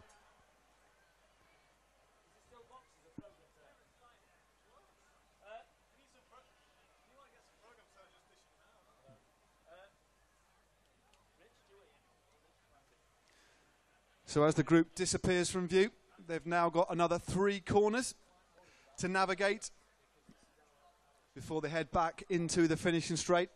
And this is the sort of circuit, although it does have, of course, technical elements. We've got the horseshoe shape just at the top end of the circuit there, but that's quite a sweeper. Just the brakes need to be slightly feathered. And then the 3 quite sharp corners at the other end of the circuit before the long straights where you can really lay down the power and open things up. It's an opportunity, of course, to attack or to move up the bunch if you wish. So this circuit certainly has a little bit of everything. Great criterium circuit. Some more attacks now coming from the head of the group as they just come into view. Please put your hands together for these women as they ride through. Still a long way to go. Matrix Fitness at the front there. And that's Joe Tindley who leads them through. So Matrix Fitness and the Windy Miller team, they're the 2 teams to look out for with strengthening numbers. The Windy Miller Reynolds team are the team in pink. And the Matrix Vulpine team, they're the team in the green and navy. And that's the team that are going to be taking a step up next year to continental level, UCI continental level, which is the highest rung of the ladder for women's teams worldwide. So a great step for that team and a great step for domestic women's cycling, of course. But again, it's all together again as they ride through. Number 12 on the front there for Epic Scott. That's Hannah Walker. Hannah Walker, very strong young rider, definitely with a bright future. Did some training rides with her earlier in the year, really, really strong. Actually made some videos that she was in, British cycling videos about Race Smart. Yeah. So if you go onto the British Cycling website, check out #RaceSmart. It's all about teaching riders about racing smarter, about racing safely, especially out on the open roads, equipping riders with the skills to race safely and effectively. And she was part of the group of professionals that we hooked up with to make these videos, which you can currently see if you hop onto the British Cycling website. As I said before, ladies and gentlemen, if you're, cycling, a lot of people just want to kind of maybe learn to get fit. They don't have to be fantastic cyclists, but you can either join a local club, you can get involved with British cycling, you can start racing. I didn't start racing or cycling until I was 51 years old, and I honestly wish I'd done it when I was 20. It's a bit addictive, hence in 2 years, all of a sudden I've never seen a bike before and we've organised this. But it is a brilliant sport, and there we go. Is that Jessie on the front? There we go. Now that's Jessie Walker, ladies and gentlemen. Her dad, as I said, Chris Walker, he's leading the RST team down at RST, isn't it? Down at the Junior Tour of Wales, and that's why their riders couldn't be there today, because that's a 3-day event, so it's a slightly different event, whereas it's a road race, and he'll be actually keeping his eye on what Jessie can do. But bearing in mind that her brother Joey came third as a junior, 16-year-old in the overall in the men's race. And they're a great team because with Matrix Vulpine and with Chris Walker, they've been really supportive. So big cheer for Jessie, ladies and gentlemen. But I tell you what, she's not going to have it her own way there, is she? There's a lot of talent just sat there behind her. She certainly isn't, but she's certainly keeping the pace high. As I just mentioned, Matrix Fitness, one of the teams with strength in numbers. So what riding on the front does, keeping the tempo high, deters attacks from behind, especially if you're looking after the interests of a sprinter in the team. If you're looking after the sprinter in the team, generally that rider won't do too much. They'll try and look after themselves, keep out of the wind, not expend too much energy of the front. But Jessie there, keeping the tempo very high. She doesn't want someone like Juniper attacking and going off the front. Yeah, I noticed as well, we've got Fiona Hunter-Johnson at the back there. I think it was number 50. She's off the programme because she entered late. She won the race earlier on, and the Women's Cat 3-4. She's one of our sponsors' daughters. There we go.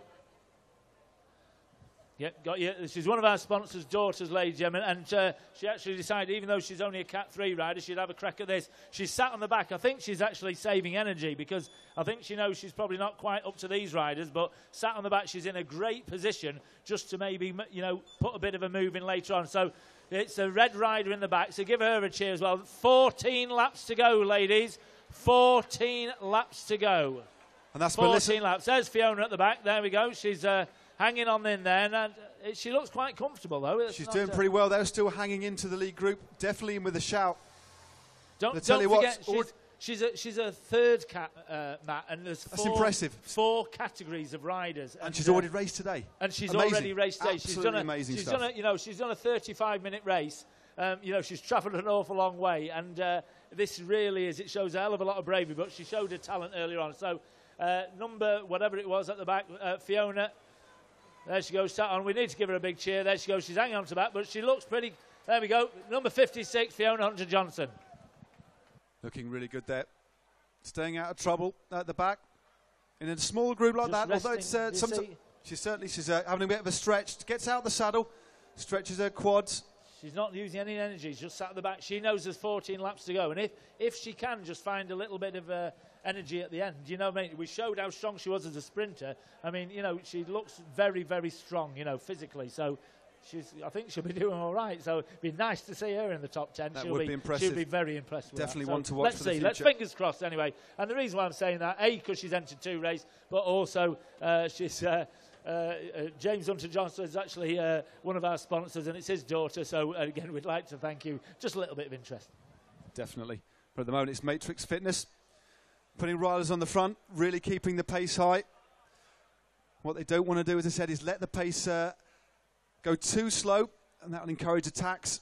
And if they miss the attacks, that means they have to work on the front. So I think the tactic at the moment from Matrix, being the strongest team in depth, arguably, is to keep the pace high. It looks like, again, so the Walker on the front, as Juniper takes over at the front now.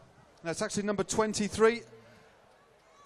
Number 22, sorry, that's Melissa Lowther, and second wheel in the navy blue and green for Matrix, but still all together. We've also got 2 members of the name is the Pearl Izumi team, but they're actually not sponsored. They raise money for Boot Out Breast Cancer as well, don't they? And they are a top women's team, and we've got a couple of riders from there. And as I said, Char Joyner she came second in the Commonwealth Games not 3 weeks ago, you know, on the track. And, you know, we've got a silver medalist here. And I think that just shows, you know, what the work from the lads who have organised Tickhill Grand Prix have done, trying to put it on together. They've kind of trusted us, as I've said before, and especially with the prizes again. And thanks to Giant Sheffield for putting up this £2,000 bike as a prize, because that really is a fantastic thing. And on top of that, they're going to lift the fantastic Michael Johnson Design Trophy. It's impressive to see such commitment by sponsors to an event like this. Really shows where the sport is today. I mean, that really is an impressive prize. Again, it was your lodger that was on the front again. Tanya Griffiths driving the tempo of the peloton. Not just satisfied with winning 50 quid to take it off the amount she owes you. She's looking to try to win the race. Is she coming back? Is she on the front again? Well, I tell you what, she owes me more. It was 380 quid, actually, because don't forget, it was bed, breakfast, evening meal, and, well, just, she didn't have to camp, so... Fair enough, mate. You're all heart. Here they come again. I'll stick the clock on in a moment to see what time the girls are lapping in tonight. I'll tell you what, I think it looks like these girls are enjoying this race because it's keeping together. It's just slightly strung out there, but this isn't easy for them. And there we go. Yeah, Char Joyner just moves over to the front there. And don't forget, you know, that is a silver medalist in the last Commonwealth Games, just, you know, coming to Tickhill. That is, as far as I'm concerned, you know, we appreciate it. We still charge her the same money. You don't get any of that rubbish here. But, you know, you pay, don't you, Matt? You know, that's... You certainly do. Yeah, we know what you pay. You pay for everything here. But talking about paying for everything, we've got some brilliant... Look, turn to page, and I'll tell you, turn to page 63 in your programme. So if you turn to page 63 in your programme, you've got a range of fantastic mugs. They're absolutely brilliant. There's some that say Tickhill Grand Prix. There's some that just have got a bike on. Some that have the Grand Prix ale. Some that are Tickhill and some Tickhill Velo Club. There we go. We've over-ordered. There we go. So we need to shift them quick. This time next year, we'll be millionaires. Certainly will. I've seen the mugs. They are quite pleasant. Yeah. They're great mugs, ladies and gents. Great mugs. We've also got some great wristbands. I can see none of you wearing them. So obviously they're selling well. There we go. Yeah, but I've got a nice shirt out of it. It's a lovely little number, isn't it? Yeah, that can actually be taken off the embroidery. Can it? Can it be picked off? That's all right. I thought I was just joining a darts team when I first put this on. I thought this is all right. we actually booked Jockey Wilson. Did you? Okay.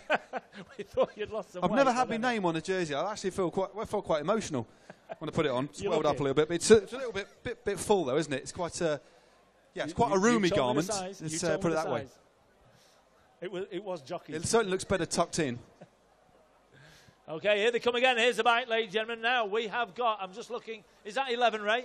Right, here we go. We've got 11 laps to go, ladies and gentlemen. So now look, they've just tucked off the pace a little bit here. Really tactical. Yeah, very everybody's tactical. thinking about it. Juniper sets the tempo through. National Series champion. We've got, there's absolute just talent there. We've got Fiona sat on the back, Fiona Hunton-Johnson. She's quite happy just to sit there. And there's nothing wrong with that. It's not just about brawn in races like this. It's about intellect. It's about making sure you get your strategy right. You can be the strongest rider in a race, but if you expend your energy in the wrong places, it's absolutely worthless. It's about combining racecraft and your ability. That's what it's all about. Yeah. I think she's whatever happens, she's proving herself to be a good racer anyway, because that is she's really showing something there, and that's absolutely fantastic. There we go. There's a lot of looks behind there. Look now, that's really backed off, hasn't it, Matt? It certainly has. It's becoming. Why is it backed off so much? Is it just an energy thing? Are they just trying to? I think it's tactical. The thing is, there's a lot at stake tonight, and people don't want to make a mistake. As you said, there's this wonderful trophy. There's a prestige of lifting the trophy at this great event, and there's a £2,000 bike. That's true, yeah. I suppose in some ways it's like the money has made it so important to win. So rather than just go hell for leather, get yourself completely trashed and you have to pull out, they're thinking, hang on, I want to... And don't forget, ladies and gentlemen, we match the men's elite. The second prize for these ladies is still £500. Now, that is an insane amount of money, where if you win a Tour Series round, which is organised by British Cycling, so an Elite Series round, the first prize is £400. So for Tickill to put on a £500 second prize is fantastic. Now, the next lap we're going to have a Sprint Prime, ladies and gentlemen. And this one is the second one, is it, Harris? There we go. So we got a second, and this is the actual last one. This is for the Continental tyres. And even though these are elite riders, some of them still need these tyres because they're a bit skint. Sprint Prime, ladies and gentlemen. Now this is for £60 worth of Continental tyres, and that's a discounted price. But some of these women will still want to win this because, like I say, on some events they wouldn't even win £60 just on winning the whole race. So it's a great Sprint Prime, 2 Continental tyres. Okay, I can see some ladies with Yorkshire Air Ambulance.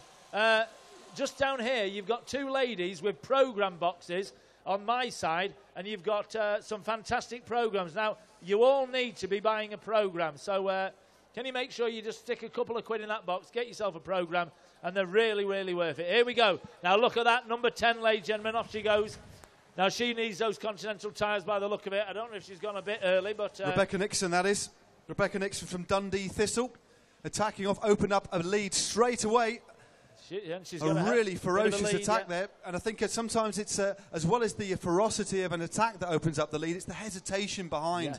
And sometimes that's what you need. You need riders to look at each other to decide who's going to chase that down. And in those few moments, that's when you open that initial gap up.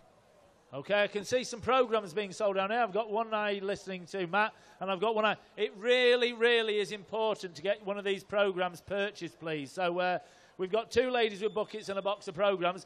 Maybe somebody wants to kind of help carry some programmes around because this is so important. So have a look at these ladies down here and follow them around and let's get some purchased. So, okay, this is for the Sprint Prime, ladies and gentlemen.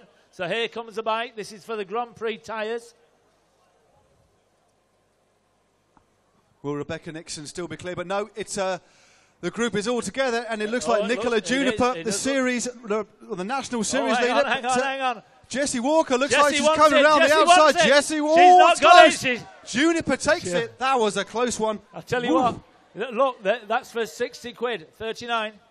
There we go. Is that Nicola? Yep. Does Nicola Juniper owe you some money as well? She must do, yeah. She must, yeah, I don't think yeah. she stayed last night. But no, okay. Well, you never know.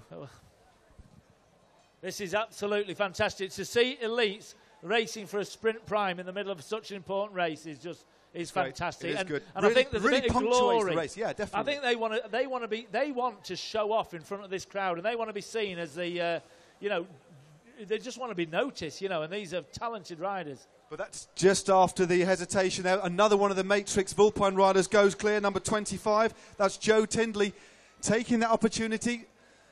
Nicola Juniper made the effort, obviously spent by the effort. And once she relaxed after making that sprint, Tindley went over the top and has opened up a little bit of a lead, but she's only got a lead of a couple of metres. Looks like she may be brought back around the back end of the circuit. Of course, the technical part of the circuit, 3 corners to negotiate before they come back onto the finishing straight. I think I've just noticed, I think that Sprint Prime just gave that little extra sprint, and I think that means Fiona Hunter-Johnson has maybe just lost out a little bit because of that. Maybe she was hanging on, but, she's been a great rider today to do 2 She's races. raced already. I mean, it's just to stay in such a prestigious company for so long so far, his hat's off to her. Yeah, fantastic. Yeah, please, ladies and gentlemen, if you do see these young girls coming round with the programmes, please buy them. Once you've read them, of course, you can add glue and mulch them down into paper mache, and if you wish, do an effigy of Richard Stoodley. It's up to you. Multi-use. It's going to be 8 laps left, ladies and gentlemen, this lap, so 8 laps. Also, after, we will kind of sort these programmes, and what I'd like you to do is when we come to the prize presentation, there will be a lot more available, and please take some away. Here we go, 8 laps to go, ladies, 8 laps to go. We can see a Team Jaden rider in there, number 42. There we go. That is Sam Thoy, ladies and gentlemen. And in the, if you read the programme which you're about to purchase, you'll notice that they did actually say Sam had the best chance of the Team Jaden riders, and she's obviously proving it, and she's up there. So Team Jaden, they printed the programme as well. So, and and I know Pam is here today somewhere from Jaden Press, and we would like to thank you because that's an absolute fantastic thing you've done, donating these programmes, and Yorkshire Ambulance can do nothing but benefit. And there she goes. Looks like she's sat there in about 4th place. There we go.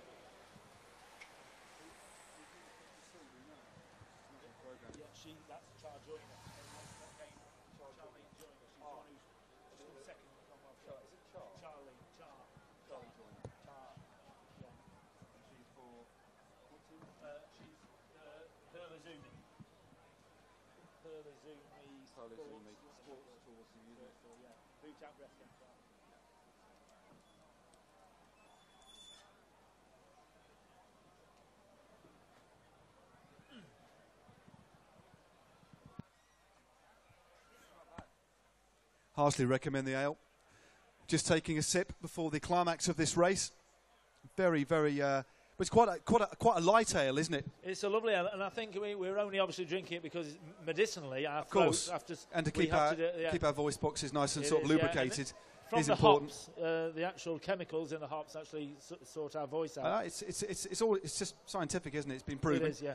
We know that. Yeah. Later on, we won't be able to speak. Here they come again. Relentlessly, the laps tick by. This is 7 laps to go, ladies and gentlemen.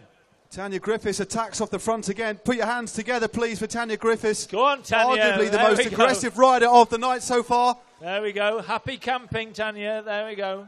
Goes through with 7 laps to go.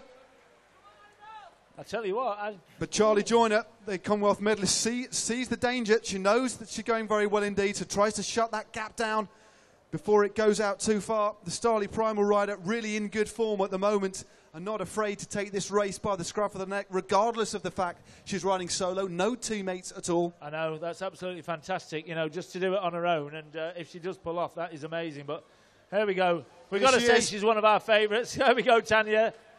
She's not smiling, she's not interested, she's not listening, she's just absolute determination. But this pack, there we go, that's an energy-saving pack. They've just got the eye on her, aren't they?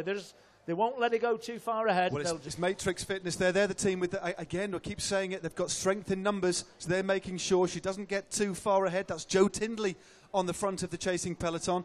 And it looks like she's opened up a lead of around 6 or 7 seconds at the moment. But riding very strongly, a lovely smooth style, rolls the gear, doesn't twiddle. She turns quite a big gear, but very, very effective indeed on these long open straights where your rider can really get the power down. I'll just hand you over to Hugh Williams as well, so we'll have a little bit of a word for a couple of laps and then... Yeah, very interesting down at the pits area at the end of the straight here. Probably noticeable by their absence so far, Matt, have been RST, because they've got the biggest numbers in here. They've got some of the best favourites in here, and they've very rarely been on the front all race. I really like what they're doing. It might be that they're going to take it up with a few laps to go, get a lead-out train going. You just don't know what the plan is. But as you say, they are one of the biggest teams here, and they've just been riding rather cautiously. But there's a lot at stake today. They clearly want the win, but it may be keeping their powder dry, as the cliche goes, for the final laps. Yep, here they come again. Tanya still on the front. She does this a lot on flat races. She's capable. They'll have to mark her. She's gradually opening up a lead, but Matrix Vulpine there, still setting that tempo. She's holding a lead of around 4 or 5 seconds as she rounds that long sweeping corner just round the hospitality. And soon she'll be back in to the back straight here. I think it's quite noticeable how the pace has gone down slightly after the frantic first half. They're just keeping her in sight, but they don't look to be working too hard to do that. Well, this is a good position. Sometimes we see this in professional racing when a breakaway of 1 or 2 riders goes clear and then the bunch is controlled by one team. It keeps the status quo because, of course, if the bunch is all together... Having said that... but here we go. Still, number 25. Yep, Tindley's still in the front. She's been on the front for about a lap now. Really impressive to see number 1, the rider at the back there in yellow. That's Henrietta Colborne. She's a youth series rider and she's right in there. Yeah, lots of good young riders in here. And as you say, some junior riders in the field, mixing it with the seniors. It just shows that the women's sport is in a great place. Not only fantastic riders today. The other notable youth rider in there, even younger than juniors, this is under 16 we're talking about, is Charlotte Broughton. She's a multidisciplinarian, track record holder. She races cross. She's got about 10, I think, at last count national jerseys. That's the one thing 15 years old. That's the one thing we see in women's sport. And Marianne Vos is obviously the pinnacle of the sport, but she can do it all, can't she? She can time trial well. She can ride the road. She can win circuit races. She can mountain bike, and she's a world cyclocross champion. I think when they're youth riders up to the age of sort of 16, 17, 18, it's really important to keep youth riders diversifying so they don't specialise too early because it keeps their interest up. And the fact is they don't mature till they're about 18, so you don't want to force them into an area where they're not used to riding. Thanks for that, Hugh. I'm just going to put the clock on Tanya Griffiths now as we cross the line. The clock is on and she's open. Nicola Juniper has certainly sensed the danger because she's going clear. The tempo is being set by Matrix Vulpine, but she's opened up the lead. Juniper knows with 5 laps to go they cannot afford to let her get too much of a lead. Yeah, they know what Tanya can do on a flat circuit and they know she can finish, so they're very mindful of the fact that she shouldn't get too much of a gap. But of course, what Juniper doesn't want to do is tow the rest of the peloton up. She'd rather jump clear herself or go with a splinter group. And here she comes again. Please put your hands together. This is arguably the most aggressive rider of the night. In front of you now, in the black and red of Starley Primal. That's number 36, Tanya Griffiths. keep setting the clock but not getting the times. I've got the clock set now. And here comes the group, very active. That's Louise Borthwick on the front, driving Hannah Walker in third wheel. Gracie Garner up near the front, all positioning themselves for these last laps. 12 seconds, Hugh, is the gap. 12 seconds, so she's gradually increasing that lead lap by lap, nice and steady, and she does look very comfortable at the moment. She does, but with 5 laps to go, I'm worrying if it's a little bit too far, possibly. Possibly, as we said, the RST team have been notable by their absence, perhaps just resting until the final few laps, maybe looking at teeing up young Garner. Yeah, they've got the firepower to bring them back for a sprint finish, and they've got more than one rider in there, actually, because Ellie Mae Dickinson's a really good sprinter as well. So we shall soon see. Very intense team briefing for RST I saw in the car park before the race, actually, delivered by some of the NFTO men's team officials. And interesting it was stuff. Really impressive. They were having a good old talking to there. I won't reveal what they said. Well, here she comes, coming into view again from Starley Primal. Please put your hands together. Tanya Griffiths. She's already won a Prix, and she's taken this race by the scruff of it. Come on, God, really put your hands together. Come on, Tanya. Give her a shout. This is bravery. This is how to race. Really opened up a lead here. No coordination really in the chasing peloton, but behind. She couldn't get over to my place because she lives in Ipswich, so she had to hire a car which took all her money. She said, I'll sleep in the car. I've just set the clock. Incredible, isn't it? The lead still hovering at around just on 11 seconds now. So 11 seconds for Tanya Griffiths. This is agonisingly close. 11 seconds, Tanya. Still pushing that gear around very, very effectively indeed. I've just seen her shoulders starting to rock.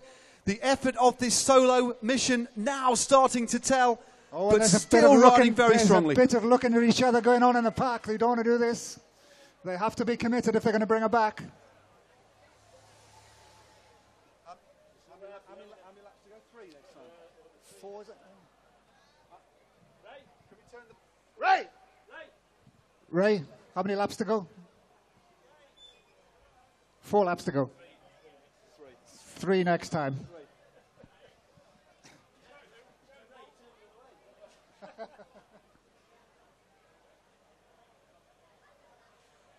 I can see some of the RST support staff with nervous faces down near the podium. There will be some biting of nails, I tell you this. Certainly will. And there's the motorbike signalling that our solo leader still clear.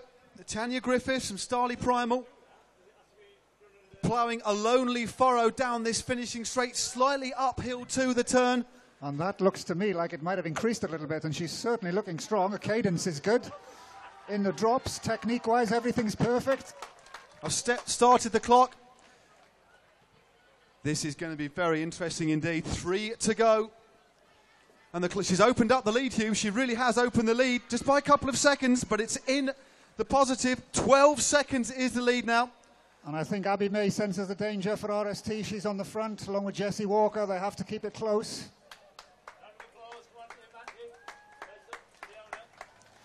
Excellent ride, Fiona. Well done. And here she comes again past our commentary point. Here comes our leader, Tanya Griffiths, Starley Primal, about 12 seconds up, we think. Will the bunch close this down in the last 2.5 laps? They're going to have to do something now. I've got the clock set. Looks like it's holding steady. 12 seconds is the lead.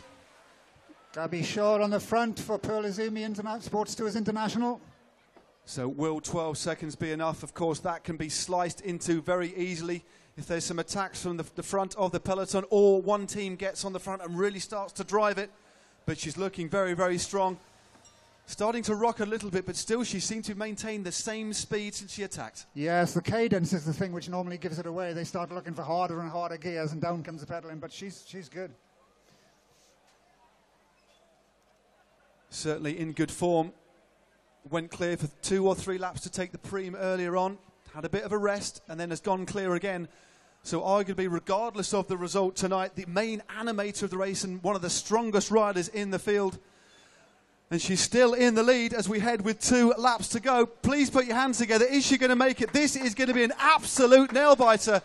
Put your hands together, please, for the Starley Prime rider, Tanya Griffiths. It's maintaining. That gap is This still is there. tremendous stuff. Tanya Griffiths. Come on, bang the boards, people. She's trying The everything clock's she on. knows here. I've put the clock on again, Hugh. Sorry to cut across you, mate. It's all about the gap. 7 seconds so far. It's opened up again with 2 laps to go. The gap now is 15 seconds. That's 3 seconds in 1 lap. She's going away. Give it all your support around the course, people. This is a really brave effort. Look at the shape of the peloton there, all the way in. The peloton all across the road, denoting that the speed has slowed somewhat. No arrowhead that we normally see, no line to show that the peloton is at full throttle. And here she comes again, past our point. The commentator rolling that big gear round remarkably effectively, and the aerodynamic tuck on the drops. Classic racing style there from the Starley Primal rider, the only rider in that team. And here come the peloton. It looks like they may have left it too late. National champion, National Series champion, Nicola Juniper goes to the front in a last gasp effort to try and shut that gap down. I'll tell you what, this Matthew is looking pretty close, because they look like they're going to be speeding up now, and you can physically see it. So I don't know, I fear a little bit for her, but our happy camper, let's just really, it's a bit of a nice story that she couldn't afford to stay anywhere. She was going to camp in a field, and if she wins this £2,000 bike, this will be justice done as far as I'm concerned. It certainly will. And I'll get a little bit for rent. There we go. Okay, this is looking really good. I also noticed, ladies and gentlemen, there are some programme sellers just there. 2 lovely ladies there. Please, please, please buy some of these programmes. We need it for that. Really important. They will be available. We've got another race. Rich, here she comes, mate. Here she comes. Tanya Griffiths. This is the last lap, ladies and gentlemen, of the Women's Elite, sponsored by Giant Sheffield. There's Tanya, a rider. I can see a rider coming across the gap. Tanya Griffiths. The way. Let the Start whole the clock. circuit. Get on her, all the way. Nicola Juniper has left the peloton and is trying to shut that gap down, rolling her shoulders in effort. Comes across the finish line. The gap now, 11 seconds. 11 seconds the lead. I'll tell you what, is it closing? 11 seconds, closed by 2 seconds on that lap. 2 seconds. Well, if Has it's she only, got enough in the tank? I'll tell you what, I think we need the crowd, ladies and gentlemen. Let's give her a cheer all the way round Please make on this sure you last do. lap. This Let's is go, an cheer all the way. What Come an on, amazing all the effort way. by Tanya Griffiths. Go on, Get her, Tanya. all the way. You can do it, This- Tanya, all the way. Come on. This really is bike racing at its best. This is fantastic. All the way down there, carried on. It should be like a big Mexican wave. But Matrix Down. full point There go we to the front. Jessie's gone. She thinks she can get her, and I tell you what, they're looking fast. This is going to be close. I've just started the clock there, Rich. This is going to be close. Matrix Bullpine on the front, putting all their numbers into the effort to try and eat into the lead of our solo leader. Remember, she's on her own, no teammates at all. This is, we don't mind who wins, obviously. We're impartial, but I tell you what, whatever happens, these ladies have put on an absolute brilliant race, and they've been very brave, and to go ahead off like that is phenomenal. And as you say, with no teammates to help you out. It's a couple of moments' time, folks. You should see the headlights of the motorbike, and here it is. There The she next is. should be the red and white jersey of the Starley Prime It on is, her we can own. see her. She nearly slept in the field tonight, please, last night. But it looks like she's going to get her just. She looks behind. The gap is there. Keep on going. Them. Come on, Tanya. You've smashed Tanya them. Griffiths. They're coming, Tanya. The 2 Get arms on it. are all we now want to see. She punches the air with delight. What a win by Tanya Fantastic. Griffiths. 1, Second 2, place 3. goes to number 31. Grace Garner from RST Racing Team takes the gallop from the chasing group, but it wasn't enough. What an absolutely virtuoso performance of Criterium Racing. Solo mission extraordinaire. Wonderful stuff. I'm going to go and sit down. That is unbelievable. Hannah Walker was third. Hannah Walker third. Who was second? Make sure you show your appreciation as all of these ladies come back through to the finishing area. What a race. Ladies and gentlemen, you just can't write this script. We've got the weather, we've got the crowds, we've got the top racers. We've still more to come. We've got the men's elite racers. But I tell you what, that show there, and oh God, that's just great. And that story is, I swear to God, is absolutely true. I didn't even know her till she rang yesterday saying she was skinned. And is there a campsite? Well done, girls. I need the top 3. Top three. I need the top three.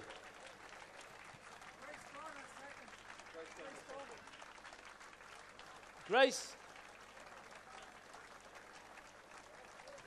There we go. Is it Grace?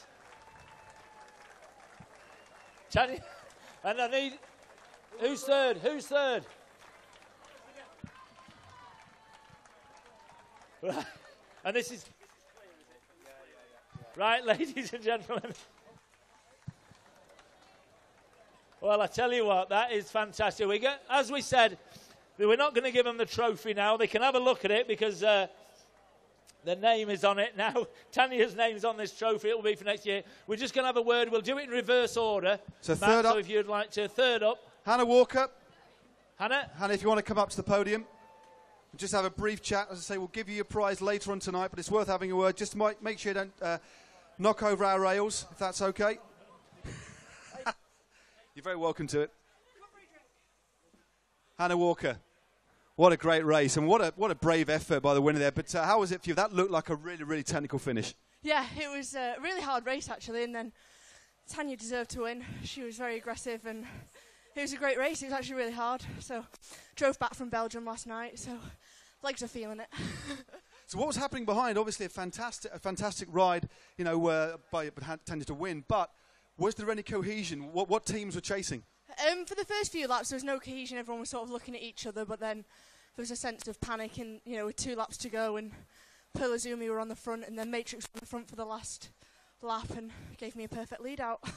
So what do you think? I mean, again, I've asked every rider who's come onto the podium, what do you think of this race? I mean, what a fantastic atmosphere, and what a fantastically organised race. Yeah, it's absolutely fantastic. It's, everyone's come out to watch, and it's a great family day, and yeah, it's brilliant. There's so much organisation gone into this event. I went to the launch back in last year, and it was such a fantastic event, and that big well done to Richard and all of his team. It's great. And Manan is over there.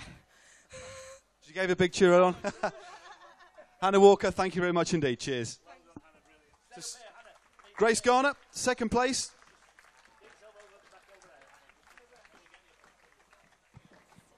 Well done, Grace. That was very well taken there, that bunch finish there. How did that feel for you?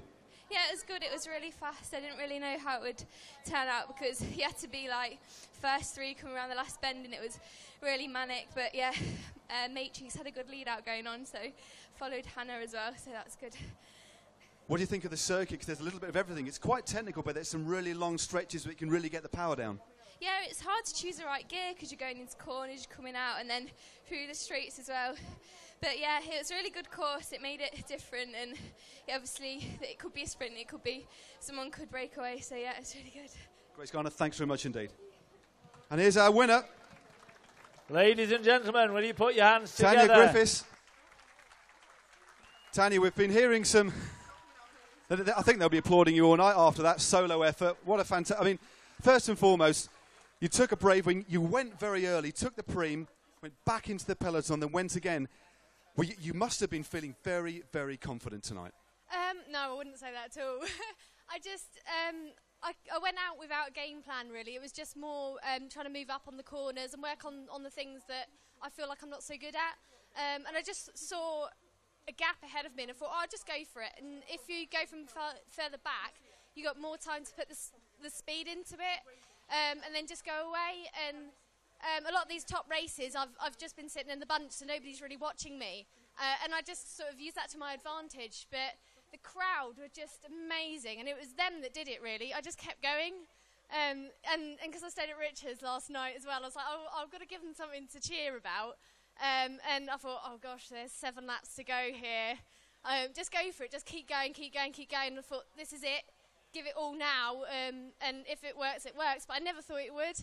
And then it came to 3 laps to go, and I thought, oh, I might win this. And that's the only time I thought it might work. And I just kept going and going, and it did work. And hearing the time gaps as well, that really helped, because I could then think, oh, they're not catching me at the moment. So just keep it up, keep the tempo going, just keep it steady. And yeah, it just happened.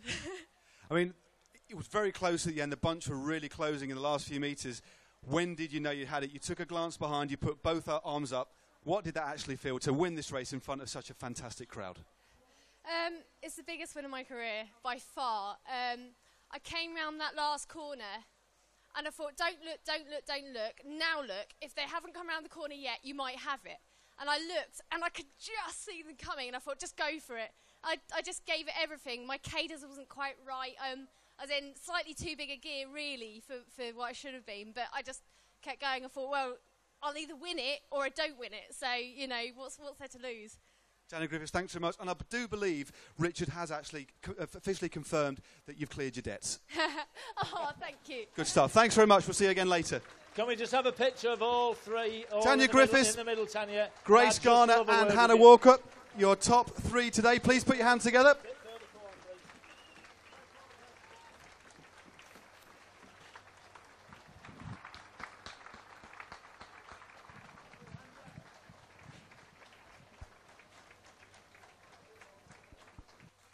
There we go. Can I just have one picture with Tanya, please? Because I know this is sorry, but have a picture because this was really, really good. Well done, Tanya. Exactly, yeah. And don't forget, if you want to stay at our house, you need to win the race, okay? We don't have any, like, thirds or seconds. We only have winners. So free bed and breakfast if you're a winner. We'll do that as a prize. Thank you very much indeed. Well done. Okay, ladies and gentlemen, Tanya's name will be on the Tickhill Grand Prix trophy. We'll talk about that later. You've all seen it. Funny story, last night we were talking about giving the trophy away, as in lending it to the winner. And the sculptor, who has had to lend it to us because of its value, he said, well, what we need to do is we need to make sure it's insured for £5,000. And this is the beautiful trophy that Michael Johnson made for us. So last night, Tanya said, oh, I wouldn't give it to them. No, they don't want that. And now I think she'll be probably changing her mind and want to be taking it home. But her name will be on it. She is the first winner that's going to get a name on the Tickhill Grand Prix trophy. And I think you all as a crowd are really pleased that Tanya has got her name on it. So another huge round of applause for Tanya Griffiths and Starley Primal. Thank you.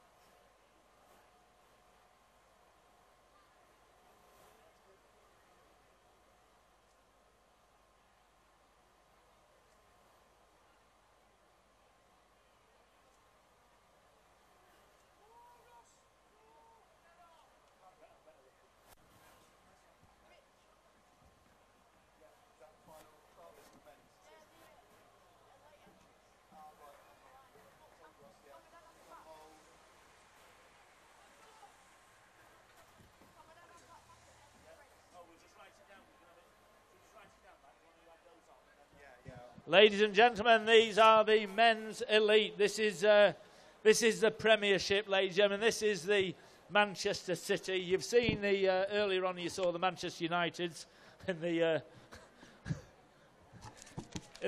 youth rides. This is the Manchester Cities. But anyway, I digress. This is the Premiership, ladies and gentlemen. This is absolute quality. It looks like we've got approximately. I don't know who's dropped out. There's a handful not turned up. Not many. 1,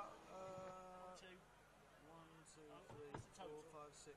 Doesn't say. 1, 2, 3, 4, 5, 6. No, 1, 2, 3, 4, 5, 6, 7, 8, 9, 10, 11, 12, 13, 14. I know, because that's 31 there. Oh, we've got more sheets. It looks like we've got a field of over 50 riders anyway. There we go. We've got a good field, ladies and gentlemen. One of the mentions today, we've got some absolutely fantastic riders. We've got a late entry from a local lad called Russ Downing, who has he's been holding his bike race this morning, and he's decided. Was that you waving there, Russ? There we go. He's decided the money for this is £1,000, ladies and gentlemen. We've got a great teams, ladies. Look at that orange. We've got Velashaw Giordano. We've got Haribo Beacon. We've got NFTO. Look out for these Dinter lads. Look out for the yellow, ladies and gentlemen, for the Andy Moore Centre. This is a quality field. I just need to let you know, Russ, recently, if you saw him on the telly, if you watched the Commonwealth Games, he came fourth in the Commonwealth Games. So what was it, Russ, on the Tour of London? Was it 10th, wherever you are? Oh, I love a bit of Stoodley. 10th, Tour of there we London. go. Tour of London. Tour of London. What did I call it? The Gyro of London. The Gyro of London. Who cares if? Ride who London. cares about detail? Ride London. Ride London. Who cares about getting it factually right? Anyway, we've got some favourites here. You've seen the adverts in the programme. Look out for these orange lads. There's some absolutely top lads in here. There we go. Marcin Biloblowski's in there. Polish rider for Veloshore Giordano, former winner of the RAS in Ireland. Great criterium rider too. Richard Hepworth in there. Really coming to form this year. I've got a story about Richard Hepworth later Have as you? well, which is very interesting. He didn't stay at my house, but... Another late entry, John Mould as well from the NFTO squad. Fresh off the win in Leicester the other week. The Leicester Kermesse, part of the National Road Series, the British Cycling National Road Series. And there's Russ giving us a wave there on the front. Russ has already been out. He's already raced today, has Russ. Got 5 hours in. But Yeah. Committed to the cause. If you... Oh, sorry, I've been just told... Matt Cronshaw's just told me to shut up, so I'll just be quiet.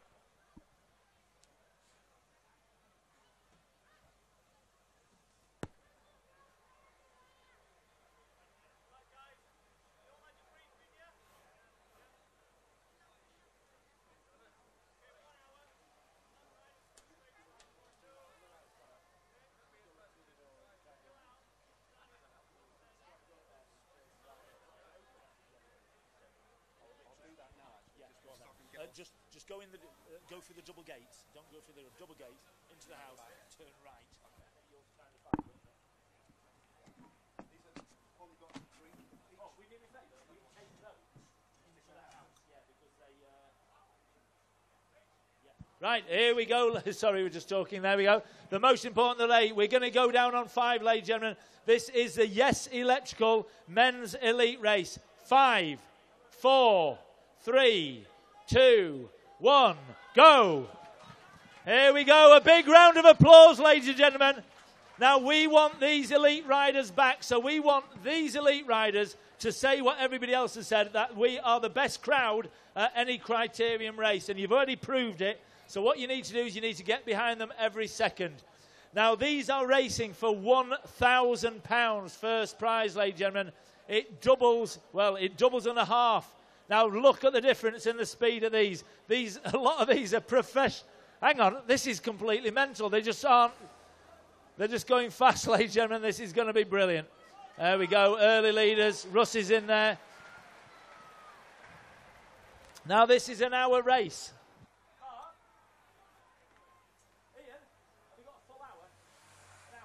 Ladies and gentlemen, we've managed to get the programme back on track, and we have a full hour. And obviously, these lads deserve it, same as the women. So we're going to have a long time, but I'll tell you what, on this, it's going to be very tactical. What they're going to be doing, they're going to be working as teams. You notice all the Veloshore Giordano in orange. They've got the strongest team, as in numbers. But they've also got some absolutely fantastic riders. And obviously, Matt will tell you who they are, because I haven't got a clue. But we don't need to worry about that later. But we've also got, we've got the lads from Haribo Beacon. And a nice thing, if you've got a programme, Haribo Beacon are what's the word? They're a development squad, and when their riders actually, get good, they go up to the international team, so they make riders. Now look at this already. There we go. Who's that there? There we go. That's Russ. Now there we go. Right, Russ has already shown his cards. He's saying, hang on a minute, this is my village, this is my race, I'm going to win this. Now, we got £1,000 on it. I don't think he's going to take anything lightly, and he wants to put his name on this trophy. So we're going to be cheering Russ down, ladies and gentlemen, but equally, we've got some fantastic riders. You've all got your favourites. I tell you what I do like, we all love Haribo, so I want a big cheer for the Haribo Beacon lads. He's on it straight away. There we go. The Haribos are going. We've got some Olympic riders in here. There we go. Look at the Andy Moore riders go. They're really fantastic riders. And look at that. I'll tell you what.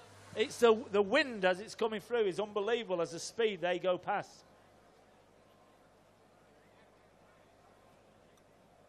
Don't forget, these are also racing not only for the £1,000, but they will also be the, they'll be the second winner, obviously, because Tanya got her name on the first trophy, but they are the first winner of the men's elite with the trophy by Michael Johnson. I think Michael's here today, and it would be lovely if he could actually just come up and maybe say hello at some time during this race, because he made it absolutely with love. And if you get a chance to get near this later on, please, please, please come and have a look at it, because it is absolutely beautiful. So, right, here we go. Now, the pace of this is just tremendous. There we go. It's already starting to string around a bit. These lads on the front now, the oranges are starting to get in. Now, look at, there we go, ladies and gents, here we go, off 55.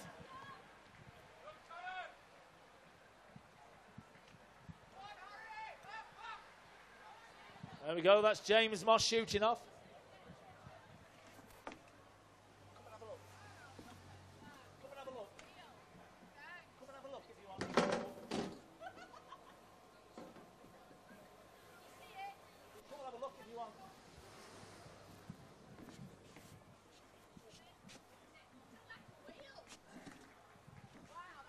There we go.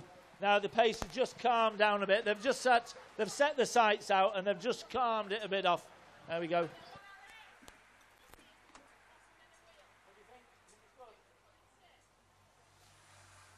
Okay, I've got a guest on stage coming up, ladies and gentlemen. We've got Sean Myers from Yes Electro, who's just in the early stage of this race. I'd just like to have a quick word with Sean and just a bit of a word from our sponsors, please. And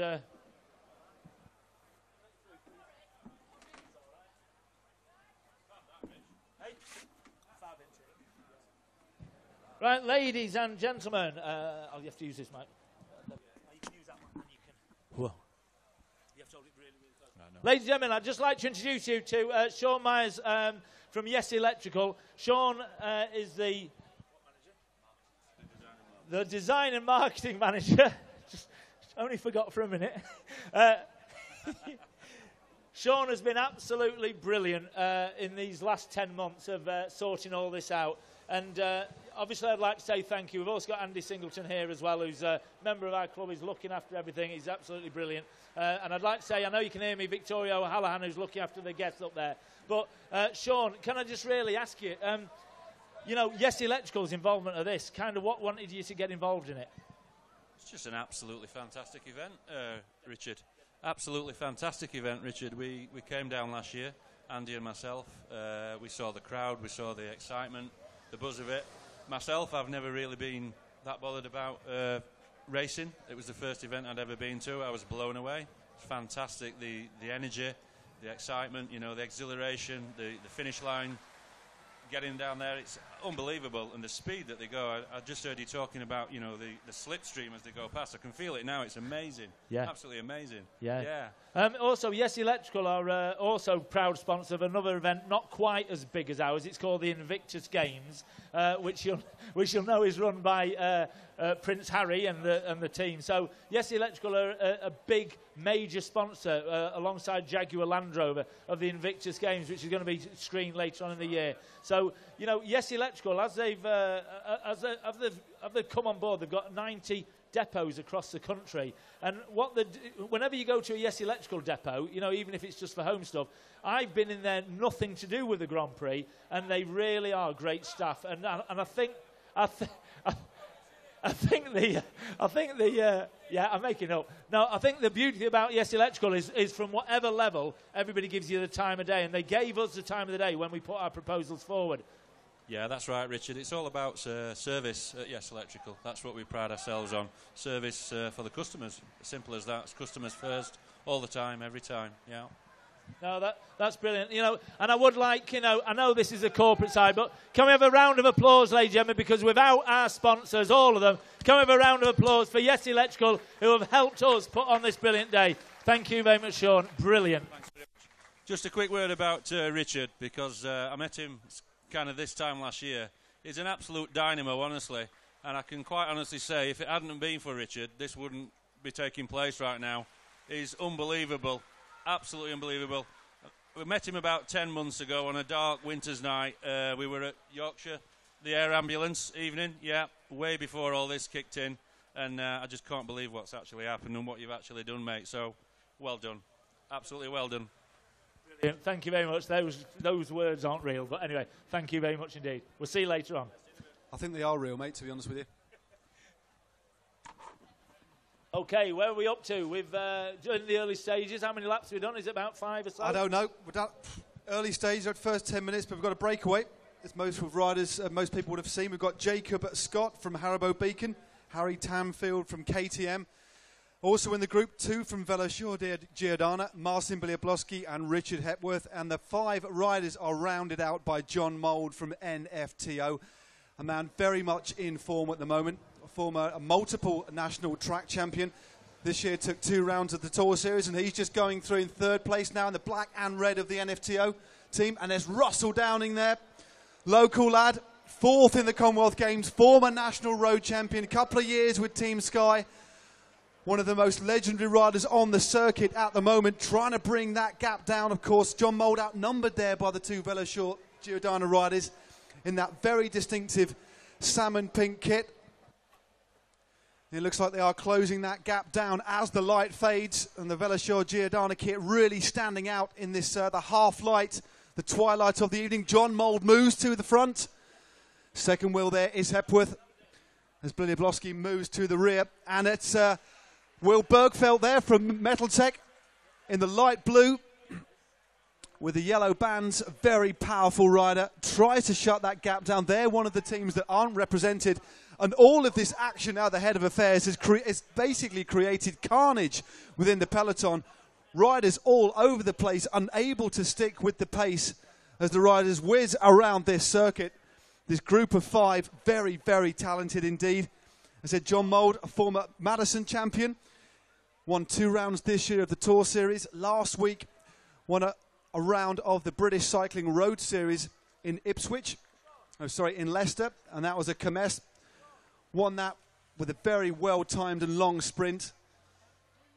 Then you have Marcin Biliablowski himself, a winner this year. He won the Wiltshire Grand Prix earlier in the year, a big bunch sprint, and of course won the Tour of Ireland, otherwise known as the RAS. And here he is at the moment, flicks his elbow for John Mould to go through. But interesting to see the other 2 riders there infiltrating that breakaway. From KTM, Harry Tanfield, and then Jacob Scott from Haribo Beacon. Russell Downing on the front, really trying to shut that one down. The local lad. And it's worth mentioning, you might not have heard me as I was interrupted at the start of the race, that Russ Downing already raced today in the Out of the Saddle road race. 5 hours in the bag for him. But this breakaway really working smoothly together. Veloshore Giordano definitely with the upper hand there. And opening up a lead, blocking now on the front. We have another attack there from Haribo Beacon. They're already represented in the breakaway. That's number 23, Jake Wormersley. Jake Wormersley himself riding very strongly off the back of a good week last week. In the race that John Mould won, he was 5th. Broke away from the bunch in the closing stages. Nearly caught the breakaway with around 400 or 500 metres to go. But a breakthrough ride, arguably, for that young rider. We're going to see a lot of him in the years to come, that's for sure. But a really fast pace being set here, Rich. Really, really high tempo. Yeah, sorry about that. I was just doing something, but I'm just going to pick it up, and obviously, I'll be on the ball in seconds. Okay, we've got some local talent as well, some young riders in there that have also raced earlier on in the day. I don't know if you mentioned that, I wasn't listening, but... I love your honesty, Rich. It's okay.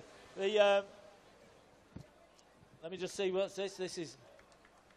Well, I'll tell you what, that breakaway is looking... what are we in? 10 minutes in. That's looking fairly healthy, though, isn't it? It is looking good. A few of the strong teams there. We've got NFTO in that group with 1 rider in the shape of John Mould. There's Russell Downing, the local hero, goes to the front, takes a glance over his shoulder. An unforgettable ride this year in the Commonwealth Games, just shy of a medal in 4th place. Yeah. Very, very, very good ride indeed from the former national road champion, former national criterion champion.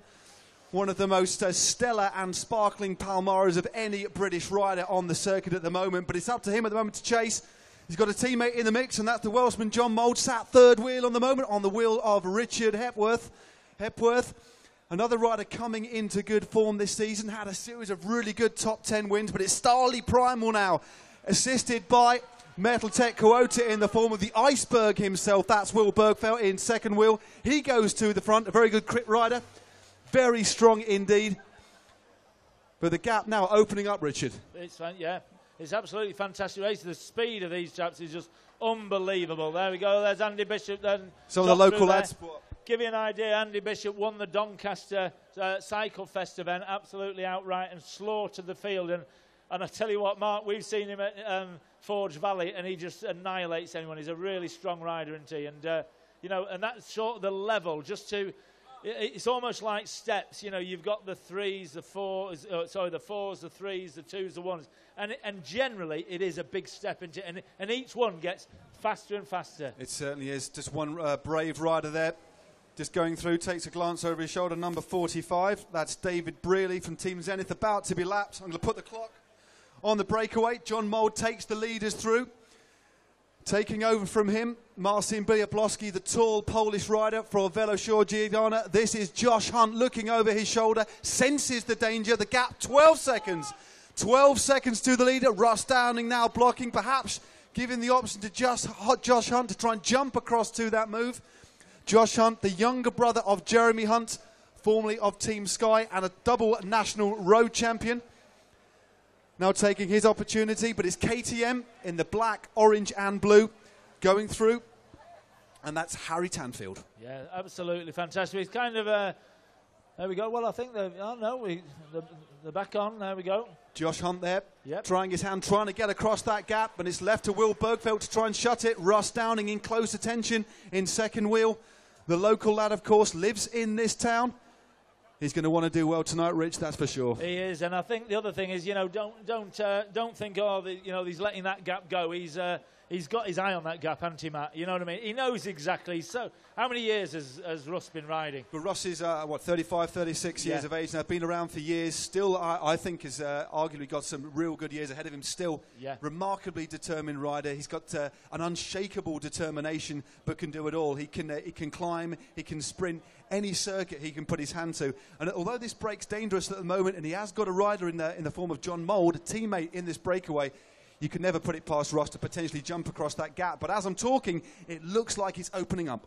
There we go. But John Mould is, I mean, he's absolutely fantastic. You know, and he'll be hungry for this win. I mean, there won't be, this is not a championship race. There's no team orders. It's dog eat dog, isn't it?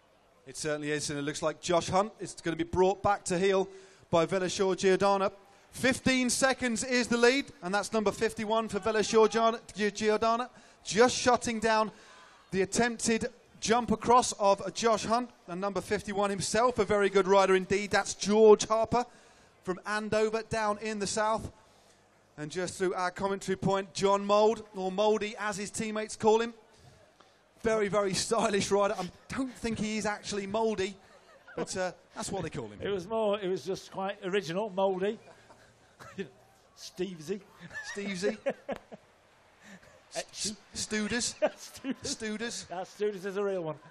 No, this is absolutely fantastic. One thing I'm noticing as well, it's getting slightly dark. We've been blessed with the weather, but thinking about it, there's a lot of these races that are called nocturnes, and obviously with the new word nocturne, they do them at night, and I'm just thinking, maybe, because it's nice at night, and with a few quid from Yes Electrical, with all their power, we could have this Tickill nocturne, because also we won't be as bad on the road closures, so we could be racing all through the night. You're basically planning next year on the hoof, aren't you? I mean, your talents are boundless. No, me and Mark are already doing the Monaco Grand Prix, aren't we, Mark? But he's shaking his head, he knows he's in. The future is happening right in front of your very eyes right now.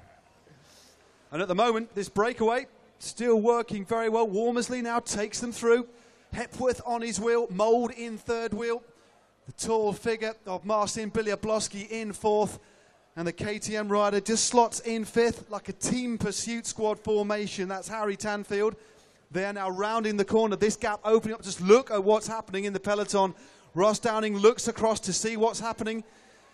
I don't know if he's overly happy that John Mould's on his own against the two Veloshore Giordana riders, but if there is a rider on form at the moment, Rich, it's John Mould. Yeah, John actually came to our presentation early in December last year You know, this is giving an idea of how we try and plan this event. We had a presentation at the fantastic Hellaby Hall Hotel, who looked after us very well. They gave us a free room. They looked after us. They were absolutely brilliant. And what we did is we did a presentation to sponsors, officials, media, teams, and we kind of said, look, this is an event we're putting on. And I think we had a fantastic attendance, but I think at the time, a few people thought, hang on a minute, you know, you're talking rubbish, you're not going to pull this off. And the only thing we've, well, there's two things we haven't achieved. One was the penny farthing race, which was actually, we've replaced it with a women's 3-4, which is a good move because they weren't committed. And the other thing I promised everybody, I said we'd have a big clock hanging from the gantry, and we forgot. so we've achieved everything. But, you know, really, you know, we tried to commit from the word go and say, look, this is what we're going to put on. Please trust us. Please believe us. And, you know, with 70 sponsors and, you know, everybody has been absolutely fantastic. And the other thing is having these teams here, you know, it showed its worth. It is a great, great field as Marcin Biliablowski leads the 5-man breakaway group through the finish line. Just going to set the clock going there. Again, Rich, it looks like it really has opened up. But as you say, I mean, even without everything, what you have got, it's obviously the sausage award as well. I mean, that's something that, you know, the flying sausage. The Fenton's flying sausage. You'll meet Carl later on because Carl the Butcher, as he's affectionately known, because obviously he's a butcher and his name's Carl. But 21 seconds. 21 seconds. Sorry, Rich has given the riders the gap there. Going out all the time. 21 seconds. Harry Tanfield there, doing his stint on the front. Jacob Scott then going through in second wheel.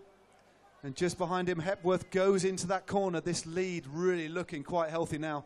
But still a lot of racing to be done. There is a lot of time to go. But and also don't forget, but it's a big group. You know, 5 is you know, you can really save energy with a group 5. There's Russ going, and have you seen Russ's style? I mean, Russ isn't the tallest bloke in the world, but he looks aggressive when he's going gently. You know what I mean? He just attacks it, doesn't he? I mean, he's absolutely fearless, Russ. He's never gives up. It's a never say die attitude to racing. A good tactician too, but certainly determined to try and win today. And I don't think just by looking at the way he's riding at the moment, he doesn't like that breakaway. I mean, it's great that John Mould's up there, but ideally NFTO need 2 because you've got 2 very strong and capable Veloshar Giordano riders in the mix there. And here they come. Looks like their lead has extended yet again. It's Richard Hepworth who flicks his elbow, moves over, looks across at the figure of John Mould in the red and the black, who takes this 5-man leading group through the finish line once more. Yeah, just Matt, you know, you just said he flicked his elbow. Can you tell the crowd what that means? You know, it's a little signal, isn't it?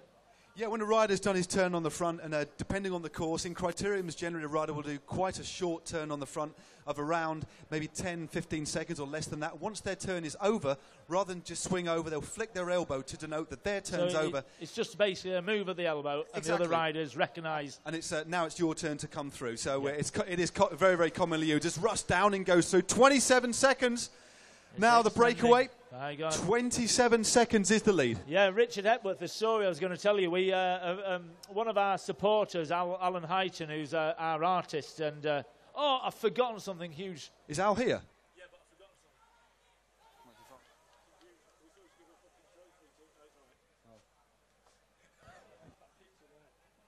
something. We can do it on the presentation. Okay, me and Al were kind of touting for riders, and we went into a shop in Manchester which actually runs the Veloshar Giordano team. We didn't even know, and one of the lads working the shop was Richard Hepworth, and he thought there were these 2 lads coming in saying, oh, we're going to do this, we're going to do that, and he kind of was really ignoring us, and then he heard the mention of £1,000, and then he suddenly became quite attentive. His ears pricked up, yeah. They did, and all of a sudden we were all suddenly big friends, and it's great that he's turned up here today, and it's great he's doing well. If Alan Heighton's here, he's probably going to really be cursing me. Also, the winner of the Cat 3-4 women's race, I'll just let Matt tell you. So Richard Hepworth just leads through there. John Mould takes over at the front, closely followed by Marcin Biliablowski. And then the KTM and Haribo riders respectively taking their turns. It looks, Rich, that every rider is working very, very well. And it's Russ Downing now trying to shut this gap down. He knows it's very dangerous. He's got a little bit of daylight, but Velasquez Giordano in the form of Matt Cronshaw trying to bring him back. But look at the face of Downing as he goes through the finish, determined to try and shut that gap. 31 seconds is the lead. And on the other side of the circuit, Marcin Biliablowski, head down, remarkably aerodynamic for such a tall rider, but how powerful is he? And the time gap tells it. The gap still opening over half a minute now. They've got the entire finish straight in hand. And Downing now brought to heel by the figure of Matt Cronshaw. Matt Cronshaw has had a stellar season this year. A hatful of top 5 performances. He goes to the front, slows it down. He knows he's got the upper hand at the moment with 2 riders. And Downing goes again, closely followed by Bergfeld. Yeah, just while we wait for the riders to go, yeah. Matt forgot to mention this, didn't you, Matt? That was your job. I didn't get the memo. This fantastic prize is also, in addition to the £250, that the women riders. Can we have this on the big screen when you're free? I'll wait till you've done the riders.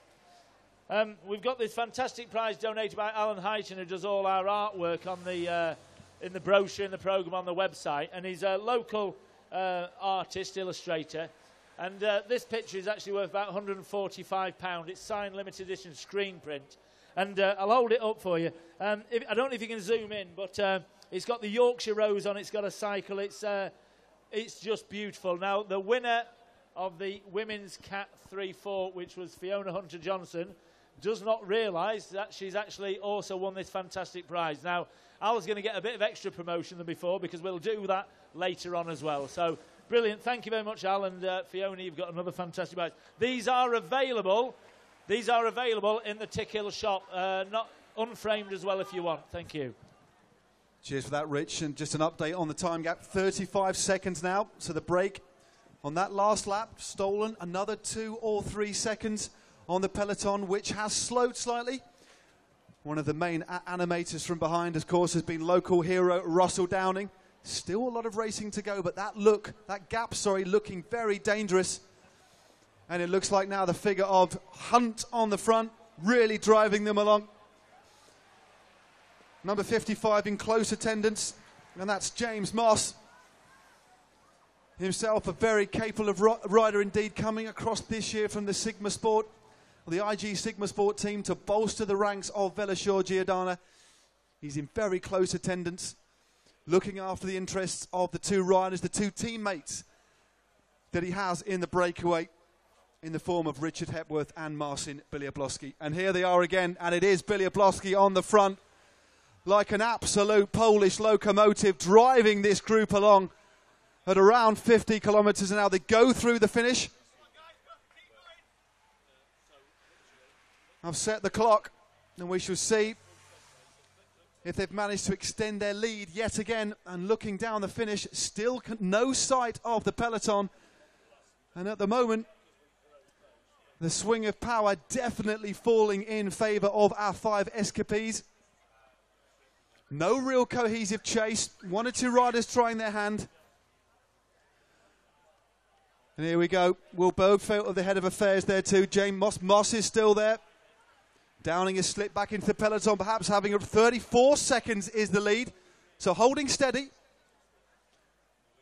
The lead is now well past our commentary point. And as they round the right-hander, they then have 2 further corners before coming back into the straight. Now this is looking like a very healthy lead indeed. The light now fading, and with it are the hopes fading of the peloton in relation to closing this gap down. But Moss on the front sets the tempo, trying to deter any counter-attacks. Bergfeld in close attendance there. Been riding strongly this year. Always at the front of the peloton, keeping out of trouble. That's the place to be in criteriums. As I said before in the previous race, it's the place where you can see your lines. You can take the corners far easier. You certainly don't want riders to your left and your right as you take any of these corners. And here they are again. And this time it's John Mould, the Welshman, riding on the NFTO team, who takes them through. Closely followed by Harry Tanfield. And we'll see what the gap is now. And although James Moss from Veloshore Giordano was on the front of the peloton, he certainly wasn't chasing. Although he had a grimace, it's just about keeping the tempo high, but ever so slightly slower than the leaders. He'll be happy with the situation up front. Definitely got the ace in the pack at the moment. And here's Tanfield now on the tops. Very smooth. Great to see some other young riders now coming to the fore on the British scene. And another attack now. And that's George Harper, tries to go clear, immediately shut down by Russell Downing.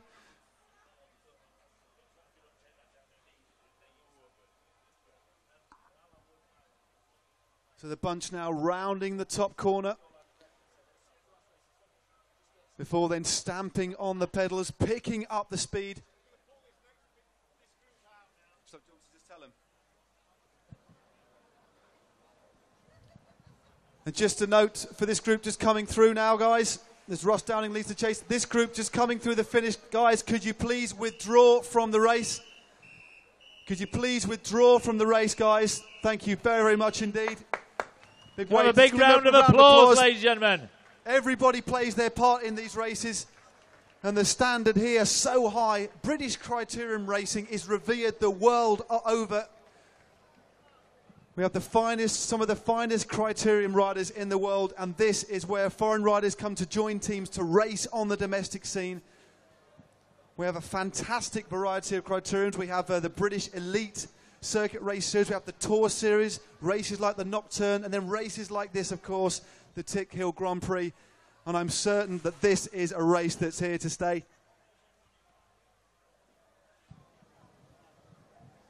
I'll tell you what, ladies and gentlemen, this fantastic crowd today just has not faltered. It's been brilliant, you know, and you know, I know you've almost come for the elite races as well, but really I'd like to thank you for supporting the early races. That's really important, as a lot of those young riders said, and the women said. It's really, really important to put a show on.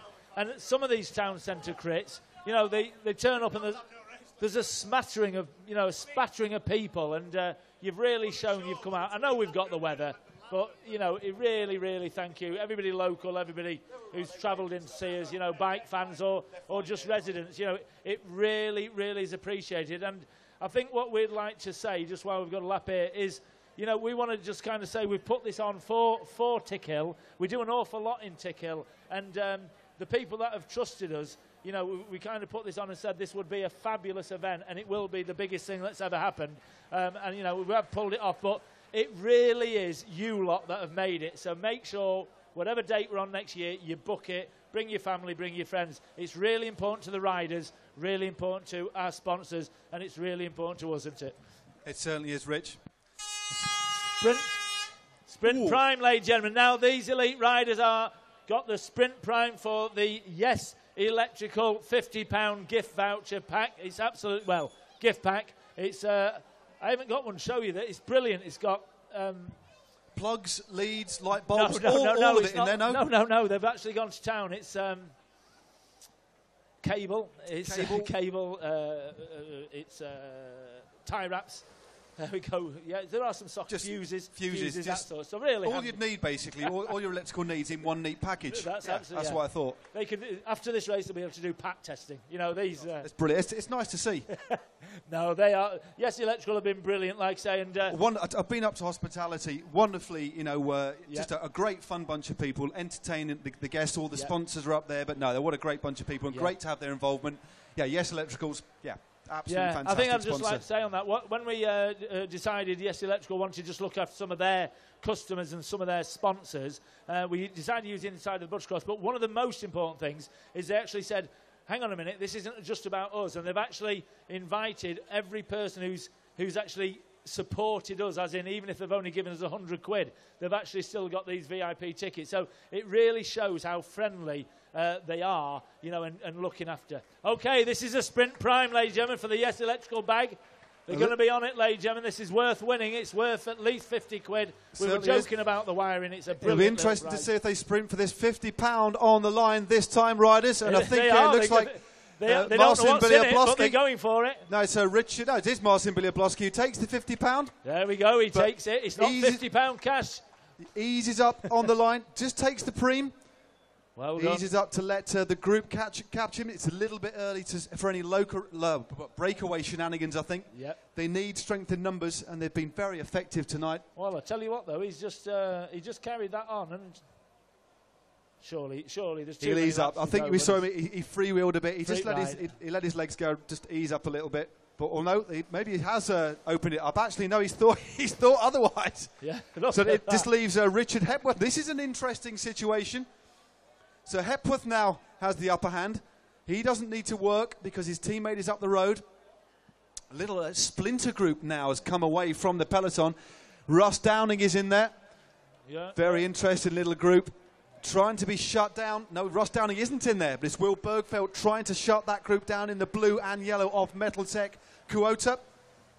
You don't need to underestimate Russ, though, and he knows his position still. He knows exactly what where he's got his eye on that board. You know, we got 15 laps to know, and he knows these streets, albeit normally he's riding on the right side of the road, obviously. But he knows everything. He knows the other riders as well, doesn't he? He knows what they're capable of. So he'll have his eye on them, won't he? He certainly will. He'll know what's needed. But I think as each lap ticks down now, it's going to become increasingly difficult to shut that gap. As you can see, the pace easing again. Lots of riders trying their hand. There's no real chase. Again, look. But Russ is still there. And it looks like this leading quintet of riders is a possibility, Rich. It does happen from time to time in criteriums. They may lap them. So we should see they're now just going around the finish straight. I think they won't be lapping them for several laps still to come. They're just rounding the top, but they're well over half a lap in front at the moment. Yeah, well, I'll tell you what, 15 laps go, that shows the speed they're going. But what we'd have in that situation, I believe, is we wouldn't pull the other riders, do we, Mark? What actually happens is they actually sprint for their own finish just before the people who have lapped them. So what happens is, yeah, we don't know what's going to happen, but I'm just saying if that happens, and then what happens, they basically finish just a tad early, so that the top riders who actually got that position have a clear sprint, so nothing's in the way at all, and that's the way it just actually works. Exactly. And there's still a lot of action at the head of affairs. James Moss for Veloshore Giordano, closely pursued by Ashley Marshall from Achieved Skinnerdale Racing. Good to see one of the lesser-known riders up in the mix, holding their own well against more established stars. And the bunch round the corner as the light gently fades. Some looming clouds. We've got a place in our heart for Veloshore Giordano because they are, they're one of the UCI teams, aren't they? And they came on really early, and Malcolm Elliott, we spoke to him on the telephone. He said, "Yeah, I think you're doing a great job," and he whacked in a massive entry, and it was a real fillip to the event very early on. So I don't actually know, because I've been up here. I don't know if Malcolm's here today, but if you are, Malcolm, thank you very much, because showing a bit of faith in us, and I hope we've repaid that. And maybe one of your lads is looking good. They are looking good at the moment. Richard Hepworth took the group through there. And as I've mentioned on numerous occasions now, he's accompanied by Marcin Biliablowski, Polish rider, been living in the UK for a number of years now, one of the most strongest riders on the domestic scene, equally at home in criteriums as he is in stage races and long road races. And you have to be, if you're going to be on a British team racing domestically, you have to be able to turn your hand to criterium racing, just like this, as well as racing on the open roads. You have to be a complete all-rounder. Yeah, the Veloshore Giordano team, if you look in your programme, we've just done a little feature on them, but they actually contested I think it was an 84-mile road race this morning. So, they've come to race for an hour as fast as they can. And while you lot have all been eating your pork sandwiches, pork baps, yep. Pork baps, you're having your cappuccinos. What you've found is these lads have actually raced. They haven't ridden, call it 90 miles. They've actually raced for 90 miles this morning.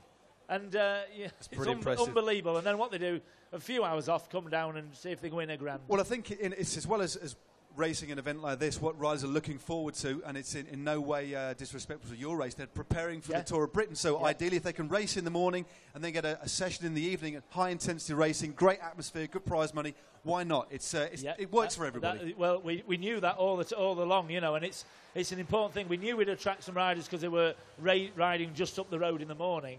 But, you know, we did attract them kind of with something. And obviously, the training for the Tour of Britain is a completely different thing than doing a crit. And in a way, it's not what they want, but at least the team managers know that they're saying, well, hang on a minute, lads, do 90 miles, and if you're up to it, bang in a crit. And if you can do that, you really... It's actually helping their training while they're winning a grand. We've always said racing is better than training. That gives you can then taper off, have a bit of it. This is going to be a really valuable stepping stone towards the Tour of Britain, which of course NFTO are riding. Yes. John Mould is in that team. Veloshore Giordano are also riding too. Not too sure of the makeup of their squad yet, but I've no doubt that Marcin Biliablowski, fifth rider at the moment on the wheel of John Mould, still working very well. They know they've got a very, very good gap. So in the next few laps, with 12 to go, I'd imagine they're going to keep on working as a unit for probably another 4 or 5 laps, and then we might see a little bit of attacking. Yeah, I think so. Matt, just, you know, you've done all this stuff in the past. You know, you've been an Olympian. You've won the National Road Race Series. You know, that's that sort of racing we were talking about with the big, long races. Do you ride at all? You know, still, do you ride or do you? I do ride a bit. I don't ride as much as I'd like to, but because I'm really busy. But I do love riding my bike. I mean, I was out. A few of you might have seen the video. I was riding with Alberto Constor at the Vuelta a couple of days ago on a training ride with them. No, I haven't seen it. It's great, but I get out when I can. But a lot of it is just training videos and stuff like that. So and when I do get the chance to go out, I just like to go on a gentle cafe ride. I just like the opportunity to appreciate riding my bike and not necessarily having to hurt myself like I used to. So I'd like to do more. But I do still ride my bike a bit. There's still a bit of talent there. Obviously, it never goes, does it? I'd certainly be hard pushed to stay with these lads tonight. There's no way I'd be able to keep up with this relentless speed. I mean, the thing is, these riders, they're so honed, they're so skilled, they're so used to riding like this that aside from the grimace and their facial expressions, they make the cycling look so graceful and so easy. But I can assure you it isn't. These are some of the finest athletes in the world that we're seeing here tonight at this particular discipline. Yeah, this is absolutely fantastic. Again, you know, I can't keep saying enough, you know, for them to, you know, and I think, you know, they are gracing, you know, Tickhill by coming along. You know, and these aren't just lads, you know, they're not just riding the bike, are they? I mean, how many hours of training would these typically do a week? You know, I don't know if would you use hours or miles? It's generally, I mean, it's some riders would use miles. I mean, a lot of these riders will be doing sort of 350 miles a week, some slightly less. But they'll be doing 20, 25 hours a week, sometimes a bit more on the approach to a Grand Tour. Sorry, not to a Grand Tour, to something like the Tour of Britain. So, but at the moment, the season, the British season, lots and lots of racing. Numerous, I think they've had about 25 criteriums already this year, as well as lots and lots of long road races. So the domestic season is in really, really good health. But events like yours, the Tickhill Grand Prix, perfectly complements the calendar that is already in existence. Yeah. So I think what Matt just said there, you know, some of these lads are riding 350 miles a week. Sometimes more, yeah. Sometimes more, and sometimes they ride quite slowly because they get the core fitness up. You know, they're not always at racing speed, but you've got to keep it up. But they must keep out on the bike, you know. And we're going to be coming up to the 11 laps to go.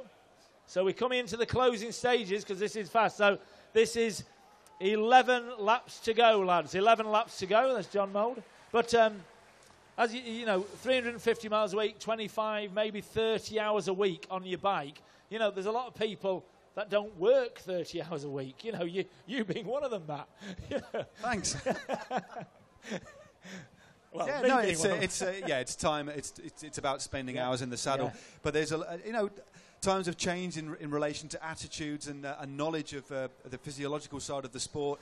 And a lot of riders might train slightly less than they used to. It's not just about volume; it's about quality of miles.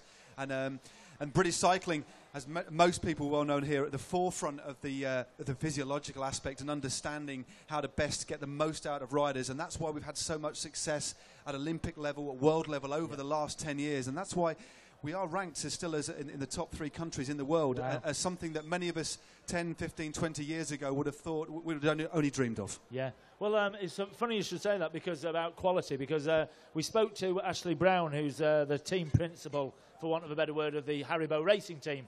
And when we spoke to him, and again, there is a little bit about this in your programme, but they, as I said before, they're almost a development team. And the Haribo racing lads, what they do is they build them up, the young lads, and eventually they're released into the bigger team. So their success is if they lose a rider, you know, and that's really, really important to them, is actually losing the riders in their team. And the nice thing about Haribo Beacon is they have, you know, they have the 3 Ps. One of them is performance. One of them is, remember, the third one, performance, and what's that other P? Read the programme. I'll have a look at the programme. I'm so sorry. Performance, and the other one of them is personality. It's in your programme, guys. Please read it. There's still quite a few available out there. But anyway, they judge the riders not just on performance, and it's the other elements, and they're trying to build them up as a person, and because they're young riders, and they want them to be personality. Yeah, we've got personality. Well, it's probably performance. Anybody got a P? Something? Give us a P. Pizza. Pizza. Performance, personality, and P. I'll find it in a minute. Anyway, 9 laps to go. The leaders just gone past our commentary point again. A few lapped riders now. Yeah.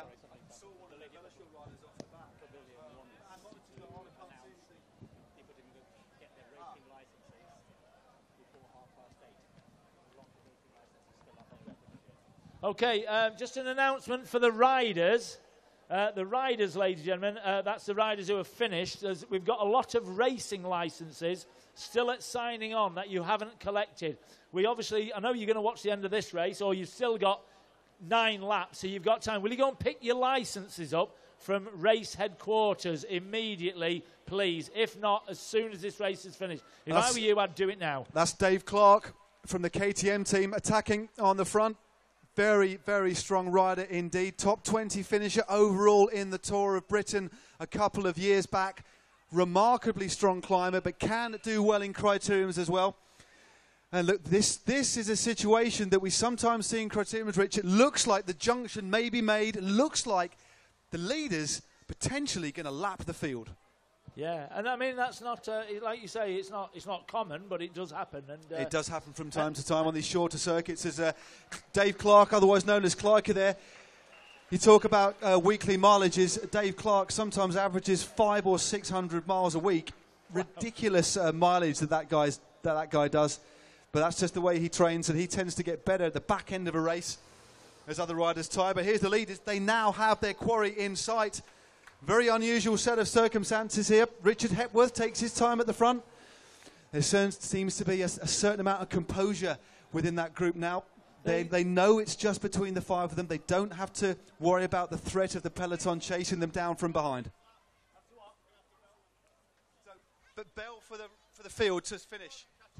Okay, what's going to happen next, ladies and gentlemen, is we're actually going to give the bell for, it's going to be the last lap for the bunch, and the reason for this is they're going to catch them, so we're going to give the bunch the bell for the last lap. So what they will do is one more lap, and they will sprint for the finish.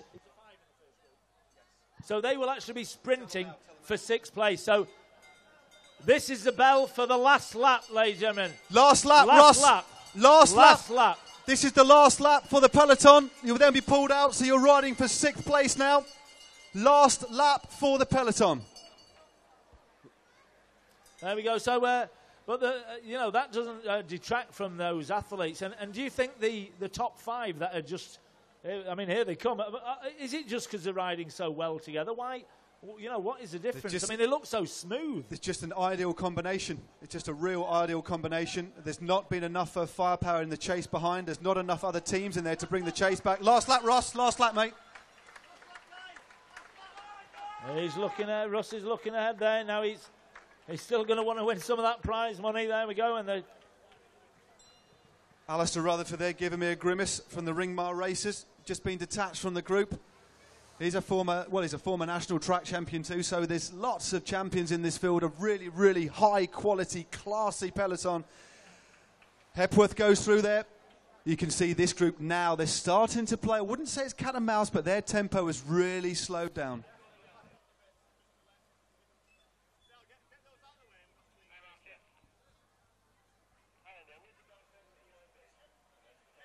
So this, as the peloton come through now, the race will be finished.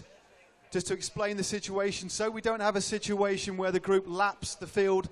Can become a little bit messy for the judges. This is the sprint finish now for the peloton. So this is a sprint finish. It's a race for 6th place. It looks like local hero Russell Downing with that traditional explosive finish that he has. 6th place goes to Russell Downing. And 7th place was Jacob Tipper from KTM. So Russ Downing takes 6th place by several lengths, I may add. Tipper from KTM in 7th, so good ride by them. It looks like they're going to have 2 riders in the top 10 today, and here they come. This is the leaders. Alistair Rutherford just rolls through the finish there. That's race over. Alistair, well done, bud. But now it's just between these 5 riders. Well, you could call them raiders, because that's exactly what they've done. Yeah, unbelievable. I mean, the amazing thing is they are just riding so smoothly, and it's working as that, you know, as I said before, that little team working together.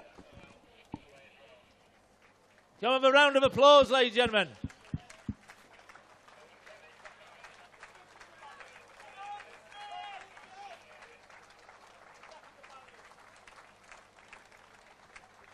There we go. Here come the leaders. Harry Tanfield leads John Mould. Hepworth on his wheel. Billy Oblowski just moves into 4th wheel, and rounding out the group for Haribo Beacon Cycling Team, that's young Jacob Scott from Holmfirth. Absolutely fantastic. There we go. So we're going to be having 5 laps to go as it comes round, ladies and gentlemen. It's come down to 5 riders, and who is it is going to take the Tickhill Grand Prix trophy? It's a Yes Tickhill men's elite race, sponsored by Yes Electrical, and I tell you what, somebody's going to be proud to get the name on that, and the other important thing is get that £1,000 in the bank as well. They certainly are. It's going to be a very interesting battle as we head into the final 5 laps. How will it play out? Will the riders stay together? Of course, the team with the upper hand, the trump card, as it were, Velocio Giordano, in that distinctive salmon pink kit. I think I keep changing the colour of that kit. Is it pink? Is it salmon? Is it orange? I don't know, but it stands out in the evening, Rich. It does. I think it's more of a cerise in my eyes. More of a cerise. I don't know. I'd maybe counter that. I think it's more salmony. We get some lights on the podium now. Richard Hepworth there. He's the slightly smaller of the 2 Velocio Giordano riders. Number 48 is Marcin Billy Oblowski. I tell you what, that's really, you know, us as organisers, I'm really pleased because there's a couple of things there. We've got a Haribo Beacon rider, they were very early to enter, and we've got some Velocio Giordano, which, as I said before, they've done it. So it's like everything else. We've had some stories there, and everybody who's supported us has happened to do well, and it's just absolutely fantastic, really. But so it's just worth taking. Fixed it. No, I mean, just look at the finish straight. There's not a gap on the barriers for 350 metres. It extends past the finish right the way through to the other end of the circuit. You've got to be so pleased with the amount of people who've turned out tonight to celebrate this race. It is. It's absolutely fantastic. And even the other rider, the NFTO rider, he actually, as I said before, John Mould came to our presentation. You know, and it was great that he just come along and kind of supported us and listened and heard. And obviously he's been telling people, you know, what's been happening. Although, you know, nobody knew what we were going to put on. We just had to kind of give them these promises. And at least next year, we're hoping that all these riders today will be going back and saying, yeah, the Tickhill Grand Prix, you've got to do it, put it on the calendar. You know, and we have dreams at Tickhill Grand Prix, you know, and we want to put a lot of big stuff on, you know, and we are expecting even bigger things. And when I say even bigger, it may not be, it probably won't be longer, it won't be any different, just the format of it. But we want to make sure that, you know, we have got, not that these aren't, but absolutely everybody is queuing up to get the name on that, but also to experience this crowd as well. Here they come again, Matt. Yeah, here they're coming through. And it'll be 4 laps to go at this time for the riders. So the real closing stages now. The headlights on the lead motorbike shining bright as the light fades, and now it's when the riders start to attack, and the first rider to launch himself clear is Richard Hepworth of Velasure Giordano. So it's left up to John Mould, the Welsh fast man, the national track champion, multiple occasions, shuts the gap, closely followed by Marcin Biliablowski. John Mould's going to have to... It's going to be tight. It is. And of course, you've also got Jacob Scott in the mix, Harry Tanfield there. So two younger riders, unknown quantities. Will they surprise the more experienced riders here? And they've almost they've slowed down. Off. There we go. Yeah, he's just shown his mettle there. There we go. They all know what they've got to do now, don't they? They know exactly. They know exactly how many laps they've got to go. They know exactly how to play each other. And it looks to me as if they're going to stick together, and this will be a 5-rider sprint finish. That's how it looks. It certainly does. It's going to be very, very interesting. I doubt whether we'll see the KTM or the Haribo riders attack. I think what we'll see maybe for the next couple of laps is Velasure Giordano try and shake off John Mould. He's arguably the quickest in that group, right? But we shall certainly see. But you could see John Mould shaking his head, but Marcin Biliablowski. Yeah, the other nice thing is John Mould's team, NFTO, they actually they didn't want anything for it. They just actually gave us some money. And it was fabulous. Their team boss, a fellow called John Wood, and we spoke to him. And he said, "Look, we don't want anything for it," and they just actually put a load of money into the pot, so to speak, which pays for everything. And that, we've kind of got a lot of little stories today, and it's been a bit of a fairy tale. But so again, he's another one. They're all part of the picture, aren't they? Whoever wins in this race, is it's fantastic. As far as we're concerned, we don't care, but they obviously care. There's £1,000 riding on this, and they're all of them are looking fit and good. You see that there? You just might have noticed a few of you, especially over the barriers just near the finish there. Marcin Biliablowski squirting his bottle, not directly at the spectators. I think he's quite appreciative of the crowd, but he was lightening the load, making his bike that little bit lighter. It does have a minuscule effect on acceleration from a slow start, trying to make his bike lighter. It's a psychological benefit too. But sometimes the rider's disposing of the bottle in their entirety, and Biliablowski's gone in that familiar style of his. Flat out on the drops, tucking as low as he can. Well, maybe not, as we said. It's we'll just have to see. But I tell you what, now they're within touching distance of the trophy of £1,000. After all that, after this, what are we up to? 55 minutes odd. They don't want to be kind of giving that up. They're so close to the money, they're so close to the trophy, and they're so close to the, the cheer of the crowd. I don't think they want to be. They're not going to be wanting to lose that after all this effort. Be interesting to look through the prize list of all the races this year, Rich, because I think this could be the biggest prize list of any of their criteriums. I have to get that confirmed, but it's certainly on the podium, as it were, in terms of prize money. So, again, although we dwell on the prize money, that's great, but I think it's just the fact you've created a festival of cycling. Every single person who is here for one reason, is to just have fun. There's people of all ages here. There's people here who clearly don't ride bikes too. It's it's a celebration of just coming together of people in Tickill. It's absolutely fantastic, and I, for one, will definitely be back if you'll have me. Okay, we're on 2 laps to go, ladies and gentlemen. We'll definitely have you back, Matt Stevens. Can we have a round of applause, ladies and gentlemen, for... not for them. Hang on a minute. I haven't finished yet. No, can we have a round of applause for our commentator, Matt Stevens? Because I tell you what, he has been just a fountain of knowledge, and he's keeping entertaining. So, round of applause, Matt Stevens. Thank you. No. Thank you very much. You need to be applauding yourselves, because without you guys, we'd have nothing here at all. I think what I've noticed as well is nobody's moved. I mean, everybody's been riveted to watching it. They've got the spots. Hands up who didn't like cycle racing before this. There we go.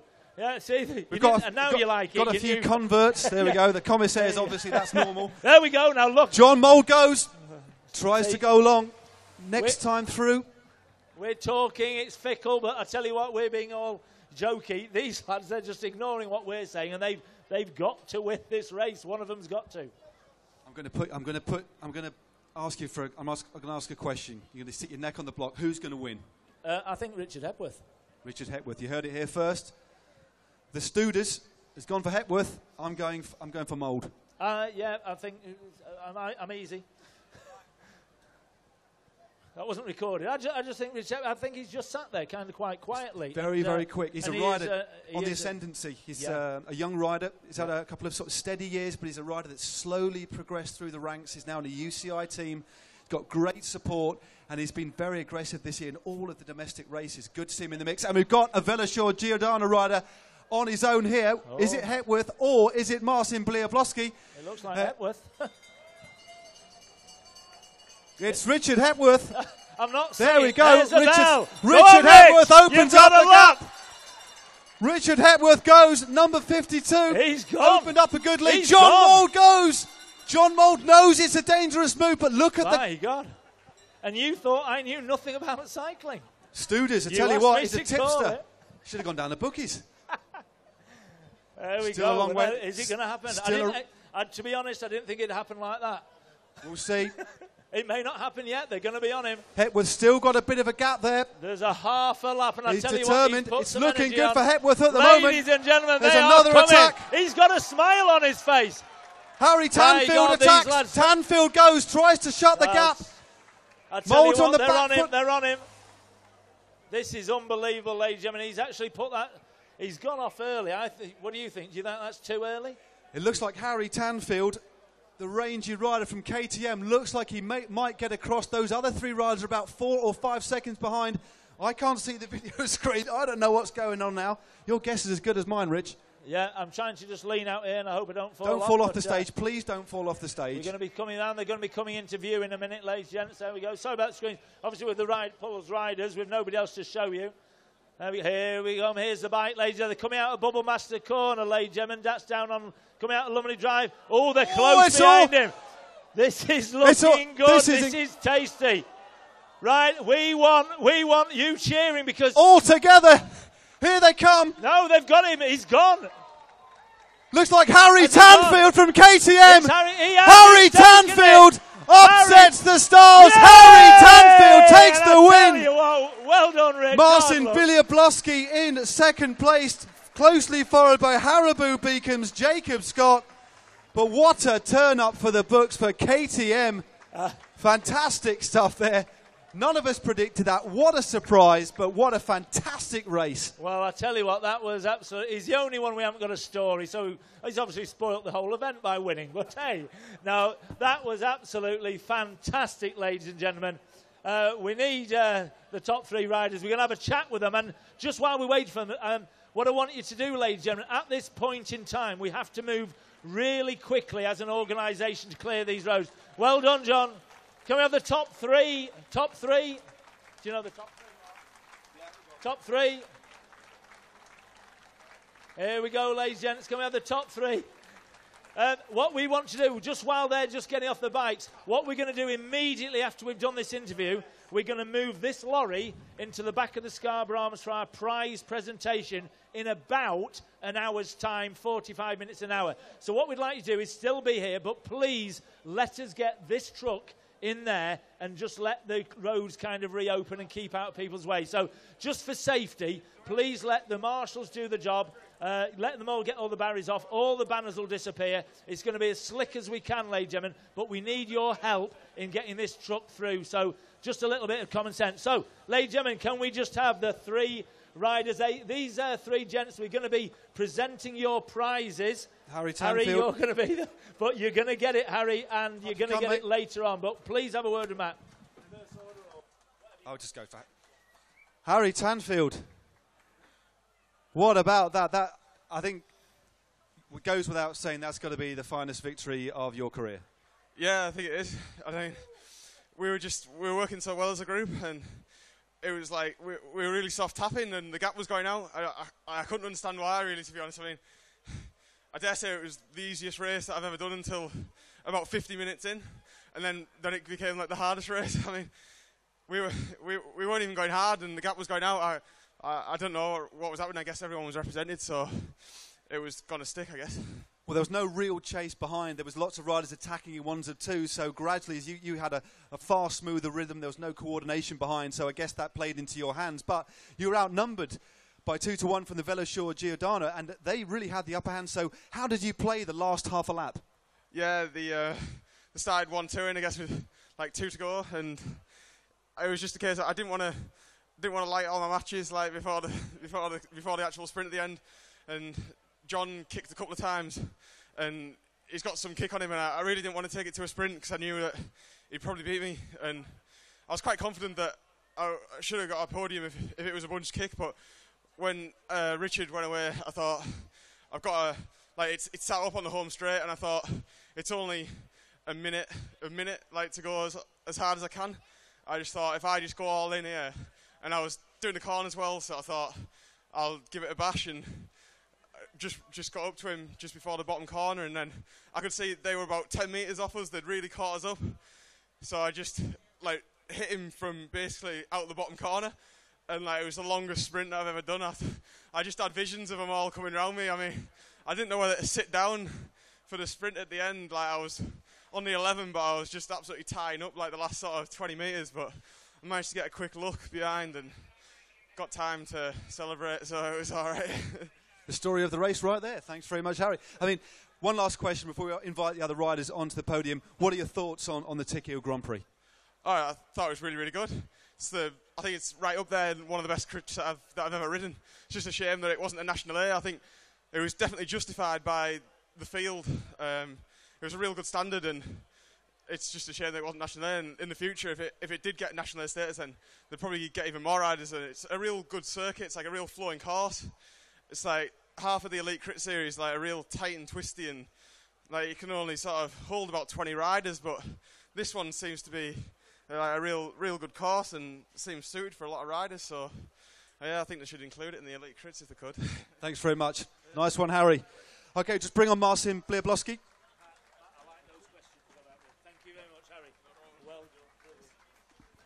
Well done, Marcin. You're not a stranger to the podium, very regular on the podium, but a difficult finish there. You must be impressed by this young rider. Yeah, fantastic ride by him. But different is between us. We was racing in the morning. We done 85 miles race plus warm up, and I was racing yesterday as well. And I was a bit tired in the end. He still seems to be pretty good. I mean, he was just saying there that he's raced yesterday and raced 85 miles this morning, as well as coming second today. So that's pretty good. I guess you're looking forward now to the Tour of Britain. Yeah, exactly. Yeah, it's all preparation for Tour of Britain now. So what do you think of this race? You've raced extensively now in the UK for many years. What do you think of the Tickhill Grand Prix? Absolutely fantastic. Crowd, incredible. Thank you very much. It was like incredible to race. There you go. You heard it from one of the best riders in the UK. Fantastic event. Thank you very much, Marcin. Jacob Scott, last man on the podium. Sponsored by my favourite variety of sweets. I don't know about yours. It's controversial. I'm also a fan of Maynard's, but there we go. What a ride. You've got to be really pleased with getting on the podium amongst such esteemed company. Yeah. Went out this morning, felt a bit lacked, and I wasn't too sure about tonight, and then got in that breakaway, and it was nice and easy tapping away. Gets down to the last 15 minutes, and it starts getting a bit hard to start feeling the legs, but yeah, I'm happy with the company that we're in today, so yeah. You've got to be pleased with the podium. I mean, you've dispensed with riders like John Mould, some of the best criterium riders in the country. Yeah, John had a real good ride today. He obviously initiated the move at first, and then coming down to the last lap, thought, he'll do a good draggy turn here. Saw Richard coming back, Harry jumped away, and I thought if I chase Harry, John's going to be behind me. So I sat up, got on the back of John and Marcin. Marcin did a good ride in Leicester the other week. Harry did a good ride at Pontefract Grand Prix, won it. So I thought, good wheels to be on. And then, Harry didn't come back, followed Marcin, and, third on the line, so, happy. Okay, and it's the last question again I ask of everybody who's on the podium. What about all this? Oh, I can't beat it, can you? I think it's been one of the best crowds all year, so, definitely. Everyone's cheering, so can't beat it. Great, so thanks very much. We'll see you on the podium again a little bit later. Thanks very much indeed, guys. Step forward, just for the pictures. Harry Tanfield of KTM, Marcin Bliablowski of Veloshore Giordano, and Jacob Scott of Haribo Beacon. Well done, lads. Thank you very much indeed, guys. Thank you very much.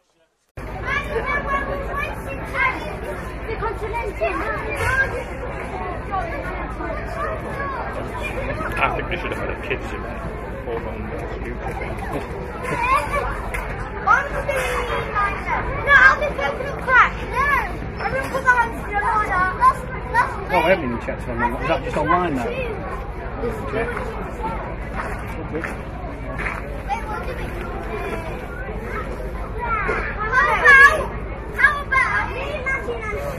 How about we make the whole thing?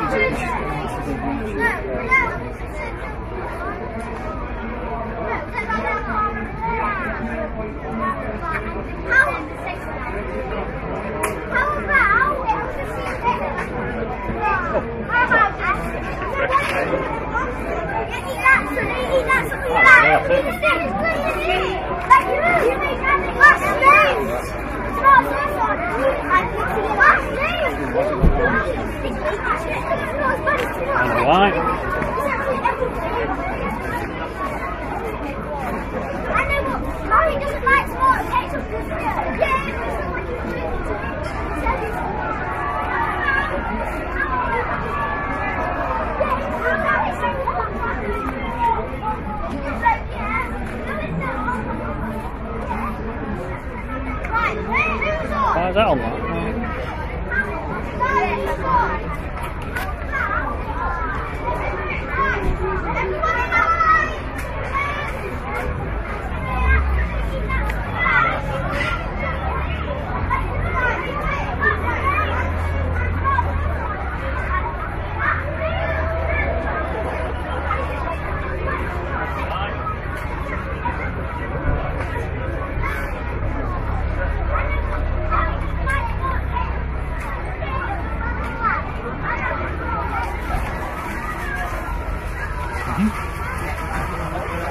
Maybe you've done it half there.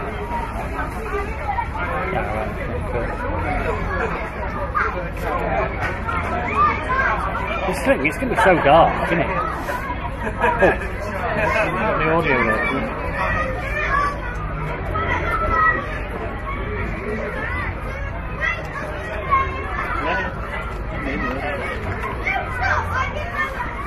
Thank you, children. Probably better off just stopping streaming in case of fire just now.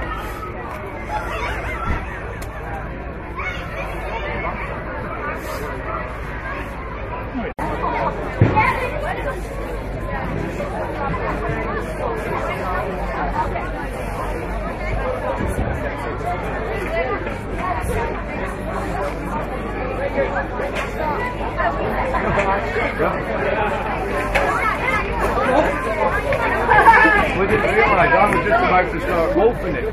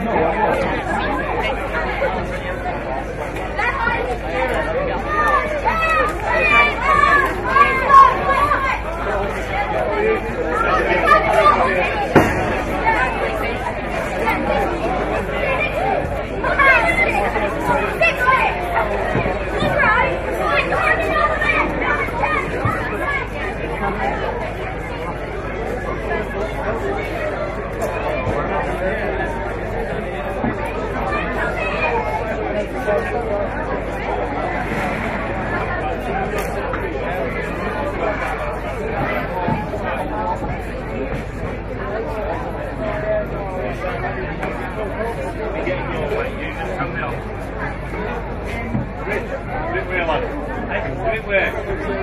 Do it work.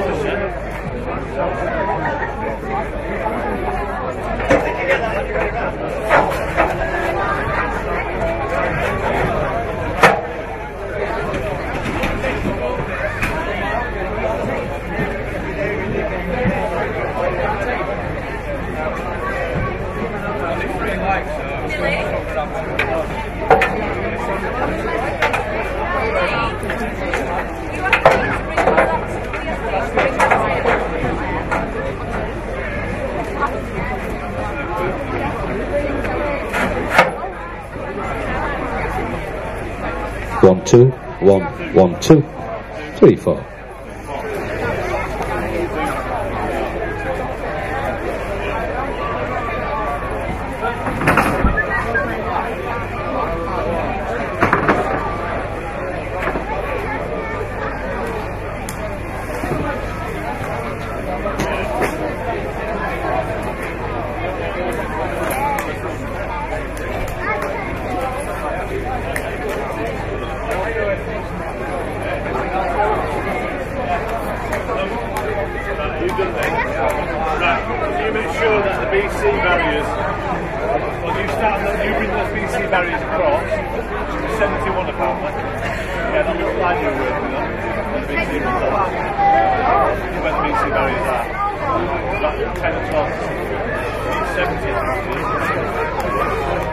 Let's wait for the further instructions.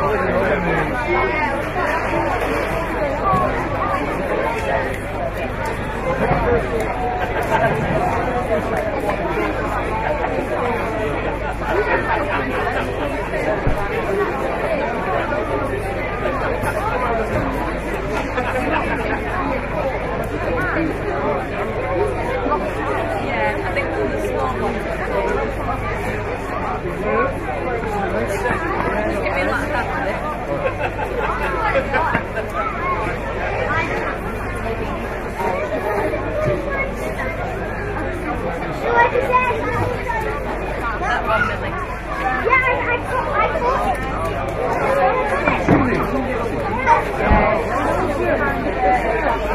Easy behind.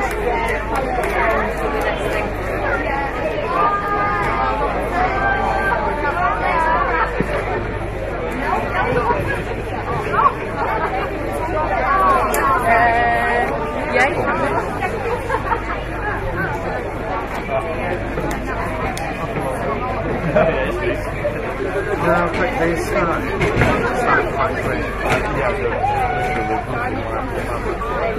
So as soon as I got time to get the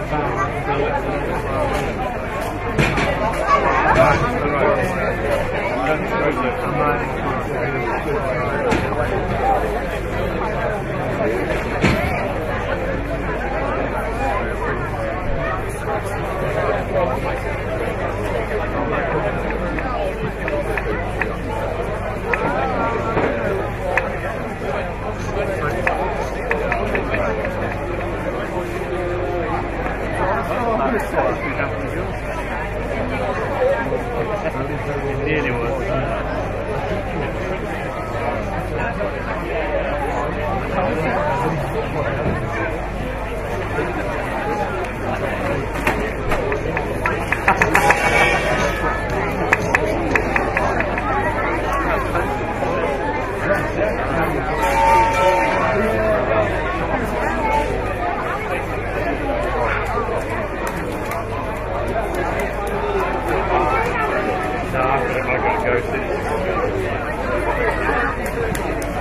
Testing 1, 2. 1, 2, 1, 1, 2. 1, 2.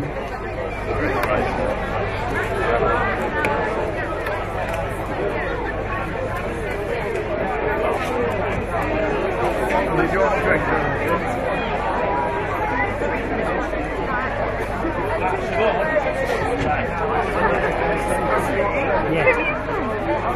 We're streaming it from YouTube. If you go to the YouTube Tickhill GP, we're not actually recording it. We're recording the data.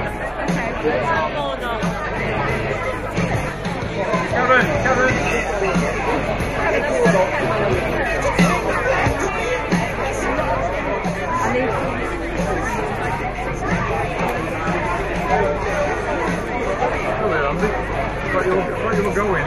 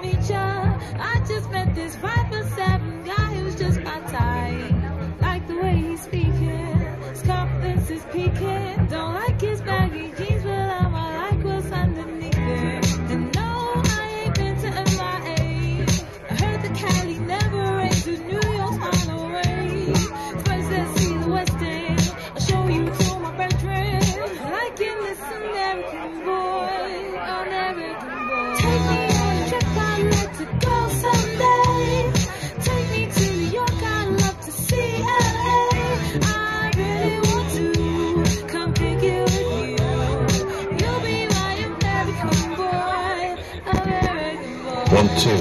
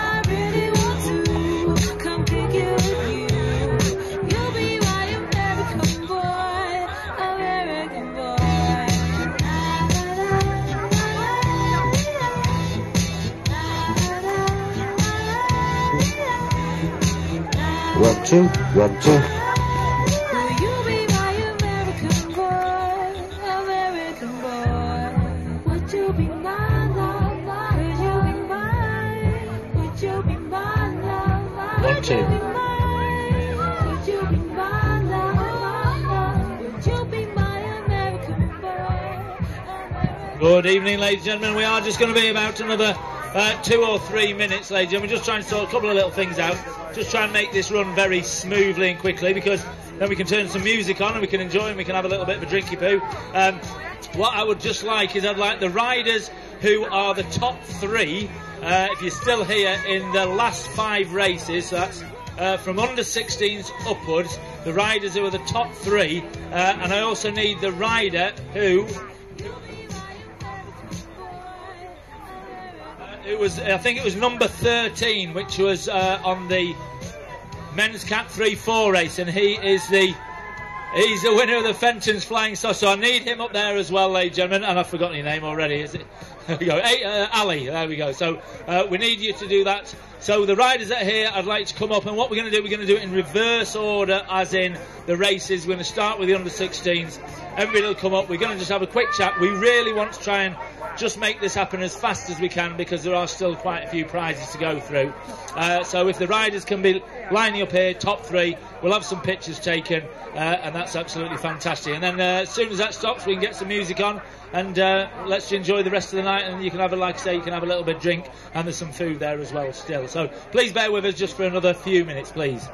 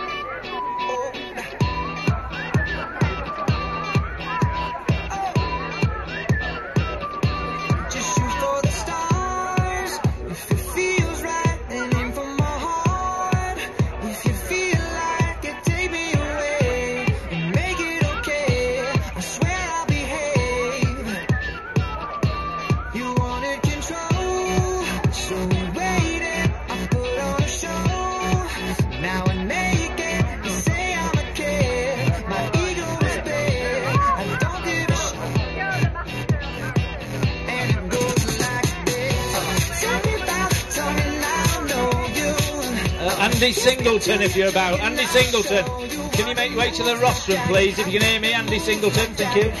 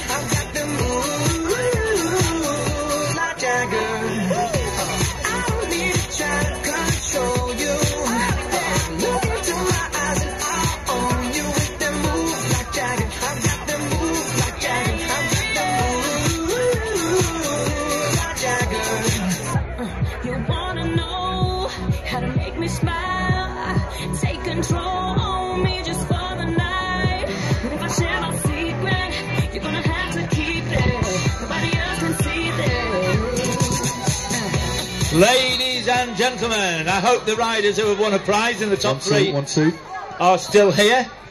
Is that a bit better with the sound? Is that okay? Just a bit of a thumbs up? Yep, okay. Right, ladies and gentlemen, we've got the winners of the races. We've already given out the awards for the first 3 races. So we're going to start with race 4, which is the under 16 boys. And I would actually like you all to come up, all 3 riders at once, ladies and gentlemen, but in reverse order. So first of all, straight up on the stage, I'm talking under 16 boys. So I need Robert Gray. There we go. Third, Robert Gray from Clifton. Robert, get yourself up here. At the same time, can I have Buana Ball, Buana and Max.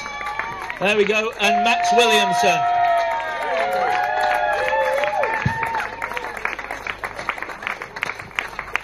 There we go. Boys, your checks are in there. We've also got... Can I have... Karen, are you about? Kaz, can you just come in? You can be flower lady. There we go.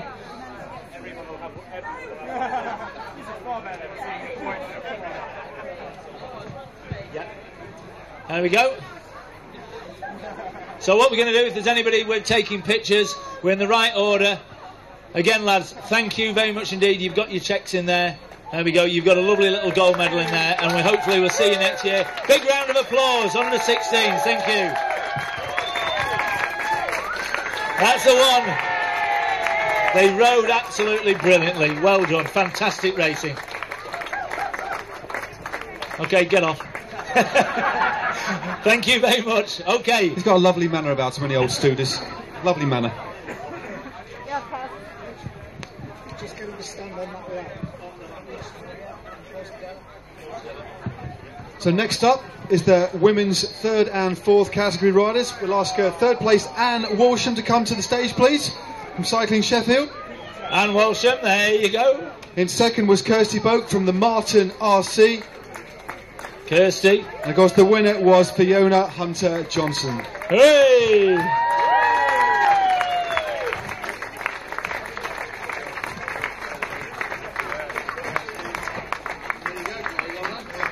Okay, and there's a little bunch of flowers, and we did forget this. We've got a fantastic, I'll call him a sponsor, although he's actually a very good friend and a very important person for the Tickill Grand Prix and Tickhill Velo, is Alan Heighton, who does all our design work, this illustrator. Fiona, you've also won, I don't know if you knew this, but you have won, it's not just a print, it's a picture, it's a screen print, Alan tells me always. Alan, would you like to come, Alan, come and present this prize to Fiona, please. So this is worth another £145 to Fiona Hunter-Johnson. Thank you very much indeed. So there we go, and can we have a picture of that, please?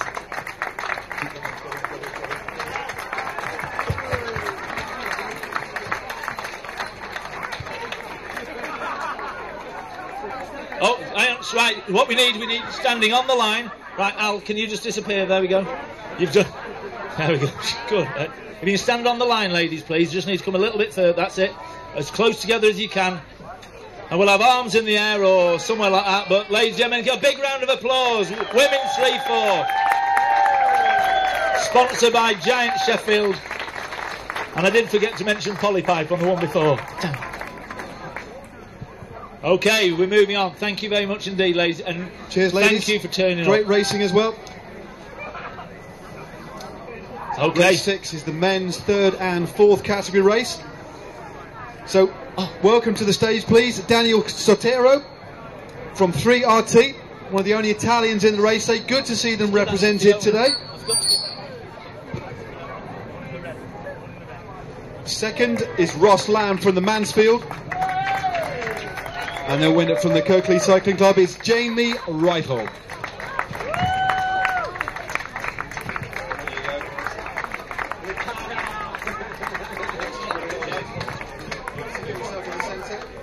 Jamie.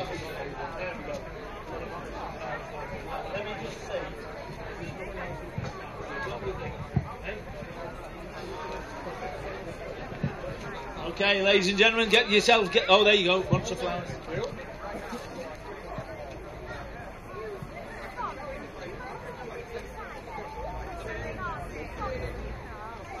Right, if you can stand together, gents, on that line, even in your flip-flops, there we go. Lovely, Dan. Right, let's have a big cheer for everybody. Men's 3-4 race, absolutely brilliant. Thank you very much indeed. There we go. Absolutely brilliant. Sponsored by J.E. James Cycles. Thank you very much, gents. Absolutely brilliant. Cheers, chaps. You appreciate it. Now, we've got one other prize on that race. I believe we're right in... Carl, would you like to come up? This is a very special award to us.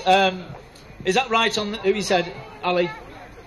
There we go. Rider number 13. Now, what this is the highest placed junior rider in the men's 3-4, who is under 16 years old. Under 18. Oh, she was 16, 18. Make your mind up. Anyway, he is going to first be awarded this fantastic name of Joey Walker was on it last year. We've got Ali Spears on it this year. There's probably fingerprints on it. From Carl Fenton, the Flying Sausage, ladies and gentlemen. Fenton's Flying Sausage. There we go. Hang on. The most unusual awards in road cycling worldwide. That's not all. What else do you get? There we go. Now, can we have a picture of this? Ali, you This is hold it something up. Come on. that's quite special. Sort yourself out. Pies, meat, sausages. It's just a meat lover's fantasia. I can't take my eyes off it. Lovely job with the cling film too. Perfect presentation. Just blow your socks off, mate. There's pork pies with Stilton and red onion on the top, and they are quality to die for. Ladies and gentlemen, Carl Fenton, Fenton Sausages, Ali Spears, absolutely brilliant. Leave it up there for a minute, Ali. We're going to get your name engraved on that. There we go. So make sure we spell it right. Thank you very much indeed. Thank you very much indeed for Fenton's Flying Sausage. Okay, your women's. We're going to do the final trophy just at the very end, but what we'd like to do is just present the envelopes to the women's elite riders, elite 1, 2, 3. And what we're going to do is give them their envelopes and their big prize. We'll do the trophy at the end. So, Matt, would you like to fire away? Who would like on stage? In third place from Epic Scott, Anna Walker. Hannah Walker. Hannah, where are you? There she is. In second place, Grace Garner.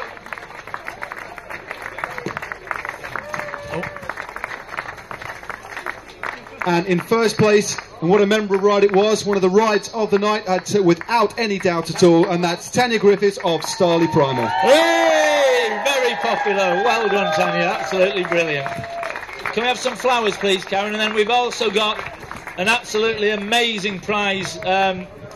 Tanya actually had to hire a car and spend all the money to get here, and that's why, we sold you the story. But the trouble is, she only got this tiny, tiny little thing, and somehow she has got to get... This is Zoe. Andy Liversidge is the man who's just got married from, and Zoe and Andy run Giant Sheffield, and they've been absolutely brilliant supporting both the women's 3-4 and the elite 3-4. This bike is £2,000 worth of bike. This is one of the richest things. Everyone deserved to win it as far as I'm concerned, and this is absolutely brilliant. Let's have that picture. Ladies and gentlemen, well done, Tanya Griffiths. Thank you.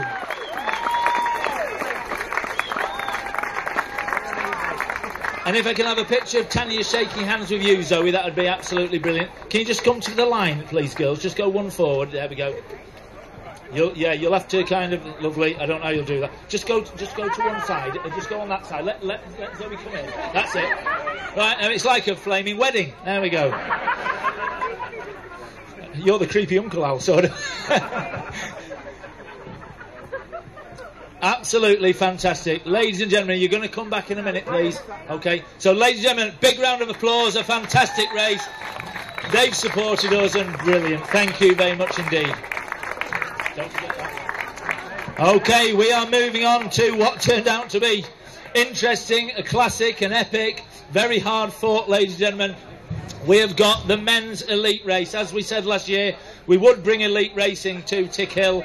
We've done it in our first year, and we just want to continue. And all I would say is, to the riders over there, if you've enjoyed it, please tell your teams, because I want to see big lists on there. I want to see 8 of them and 8 of them and 8 of them. And, let's please do that for next year. So, without further ado, in reverse order, third is Jacob Scott from Haribo Beacon. Haribo Beacon. Second place from Veloshore Giordano, it's Marcin Bielabloski. Hey! It's over 100 miles in the legs for Marcin today. Well done, Marcin. And the winner, £500 that is as well. So, and the winner from KTM is Harry Tanfield. Hey!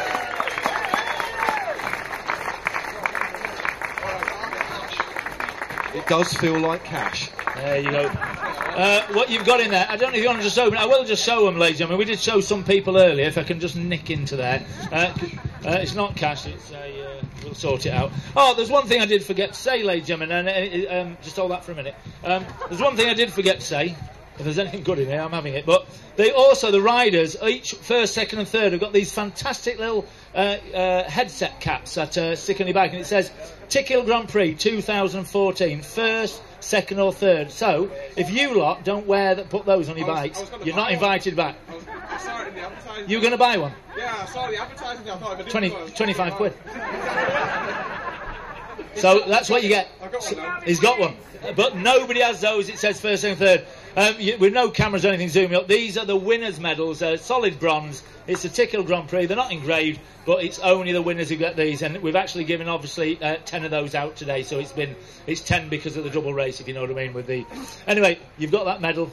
Check anything like that. So can you stand on that line all together? Big cheer, and you're going to stay there, Harry, when you finish. Thank you very much indeed. Well done. Brilliant riding. Oh, and that. Okay, ladies and gentlemen, I would. Oh, hang on.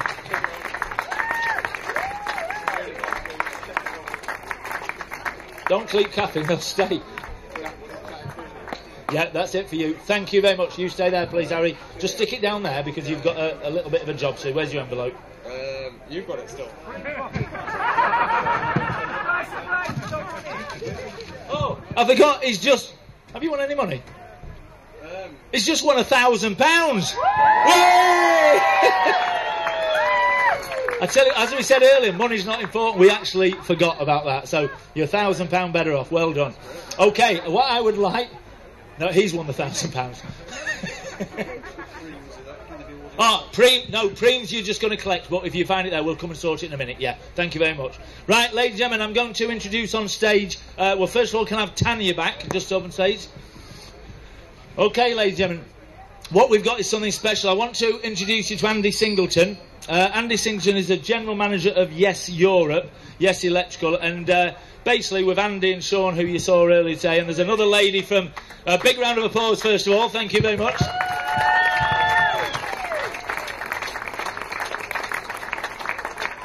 Oh, everything we've done today, you know, as it was Yes who drove it by giving us that big kind of first lump that we could then move on, and then all the other sponsors all chipped in. It was absolutely brilliant for us. So it is all thanks to Andy. But we've got Sean Myers here somewhere from Yes, and we've also got a lady called Vicky O'Halloran, where I don't know where she is. She's back there. She's been working tirelessly, and I tell you what. Really, I swear to God, it's absolutely all down to Vicky. So it's absolutely brilliant. So I'd like you to come up on stage as well, Vicky, because you've done absolutely everything. Go on, get up here. Absolutely brilliant. Now, what we've got, as soon as we get Vicky up here, because I want her in this picture. There we go. I absolutely swear to goodness, she's just been to a wedding for the last 2 days. And she's been at a friend's wedding, is this true? And all that's been happening is she's been ringing me and texting me, is this done? Oh, I've managed to do this. And even though she was at the wedding, even in church, she rang me from church. And all I could hear was, I do, just in the background. She's been absolutely brilliant. But, ladies and gentlemen, without further ado, what we would like, we have, and I think we'll put them together, Andy.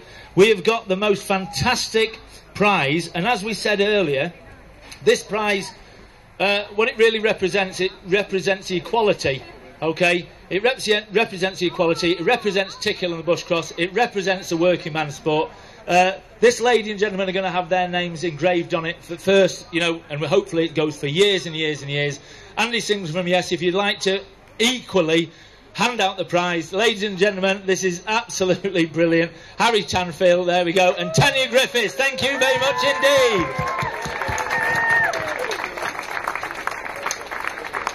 And if we can have a above your head.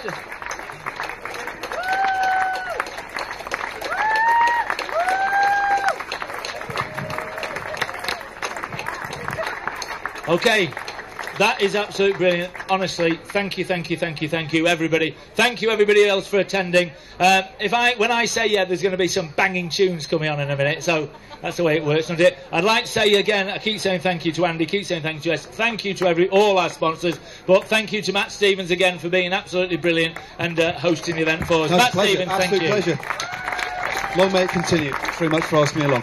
Thank you. And if we have... Oh, we haven't got anybody here. He's a DJ as well. Very impressive.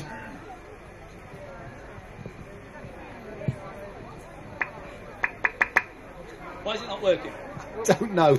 Let's go and have. I'm going to give him a hand.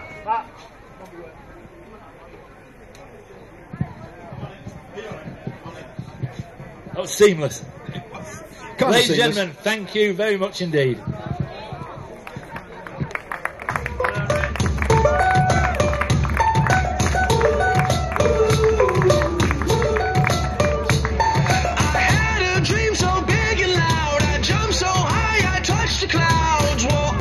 Anybody who's won a prize, if you'd like to come up and just pick your prize up here from Ian Davenport on this bottom corner.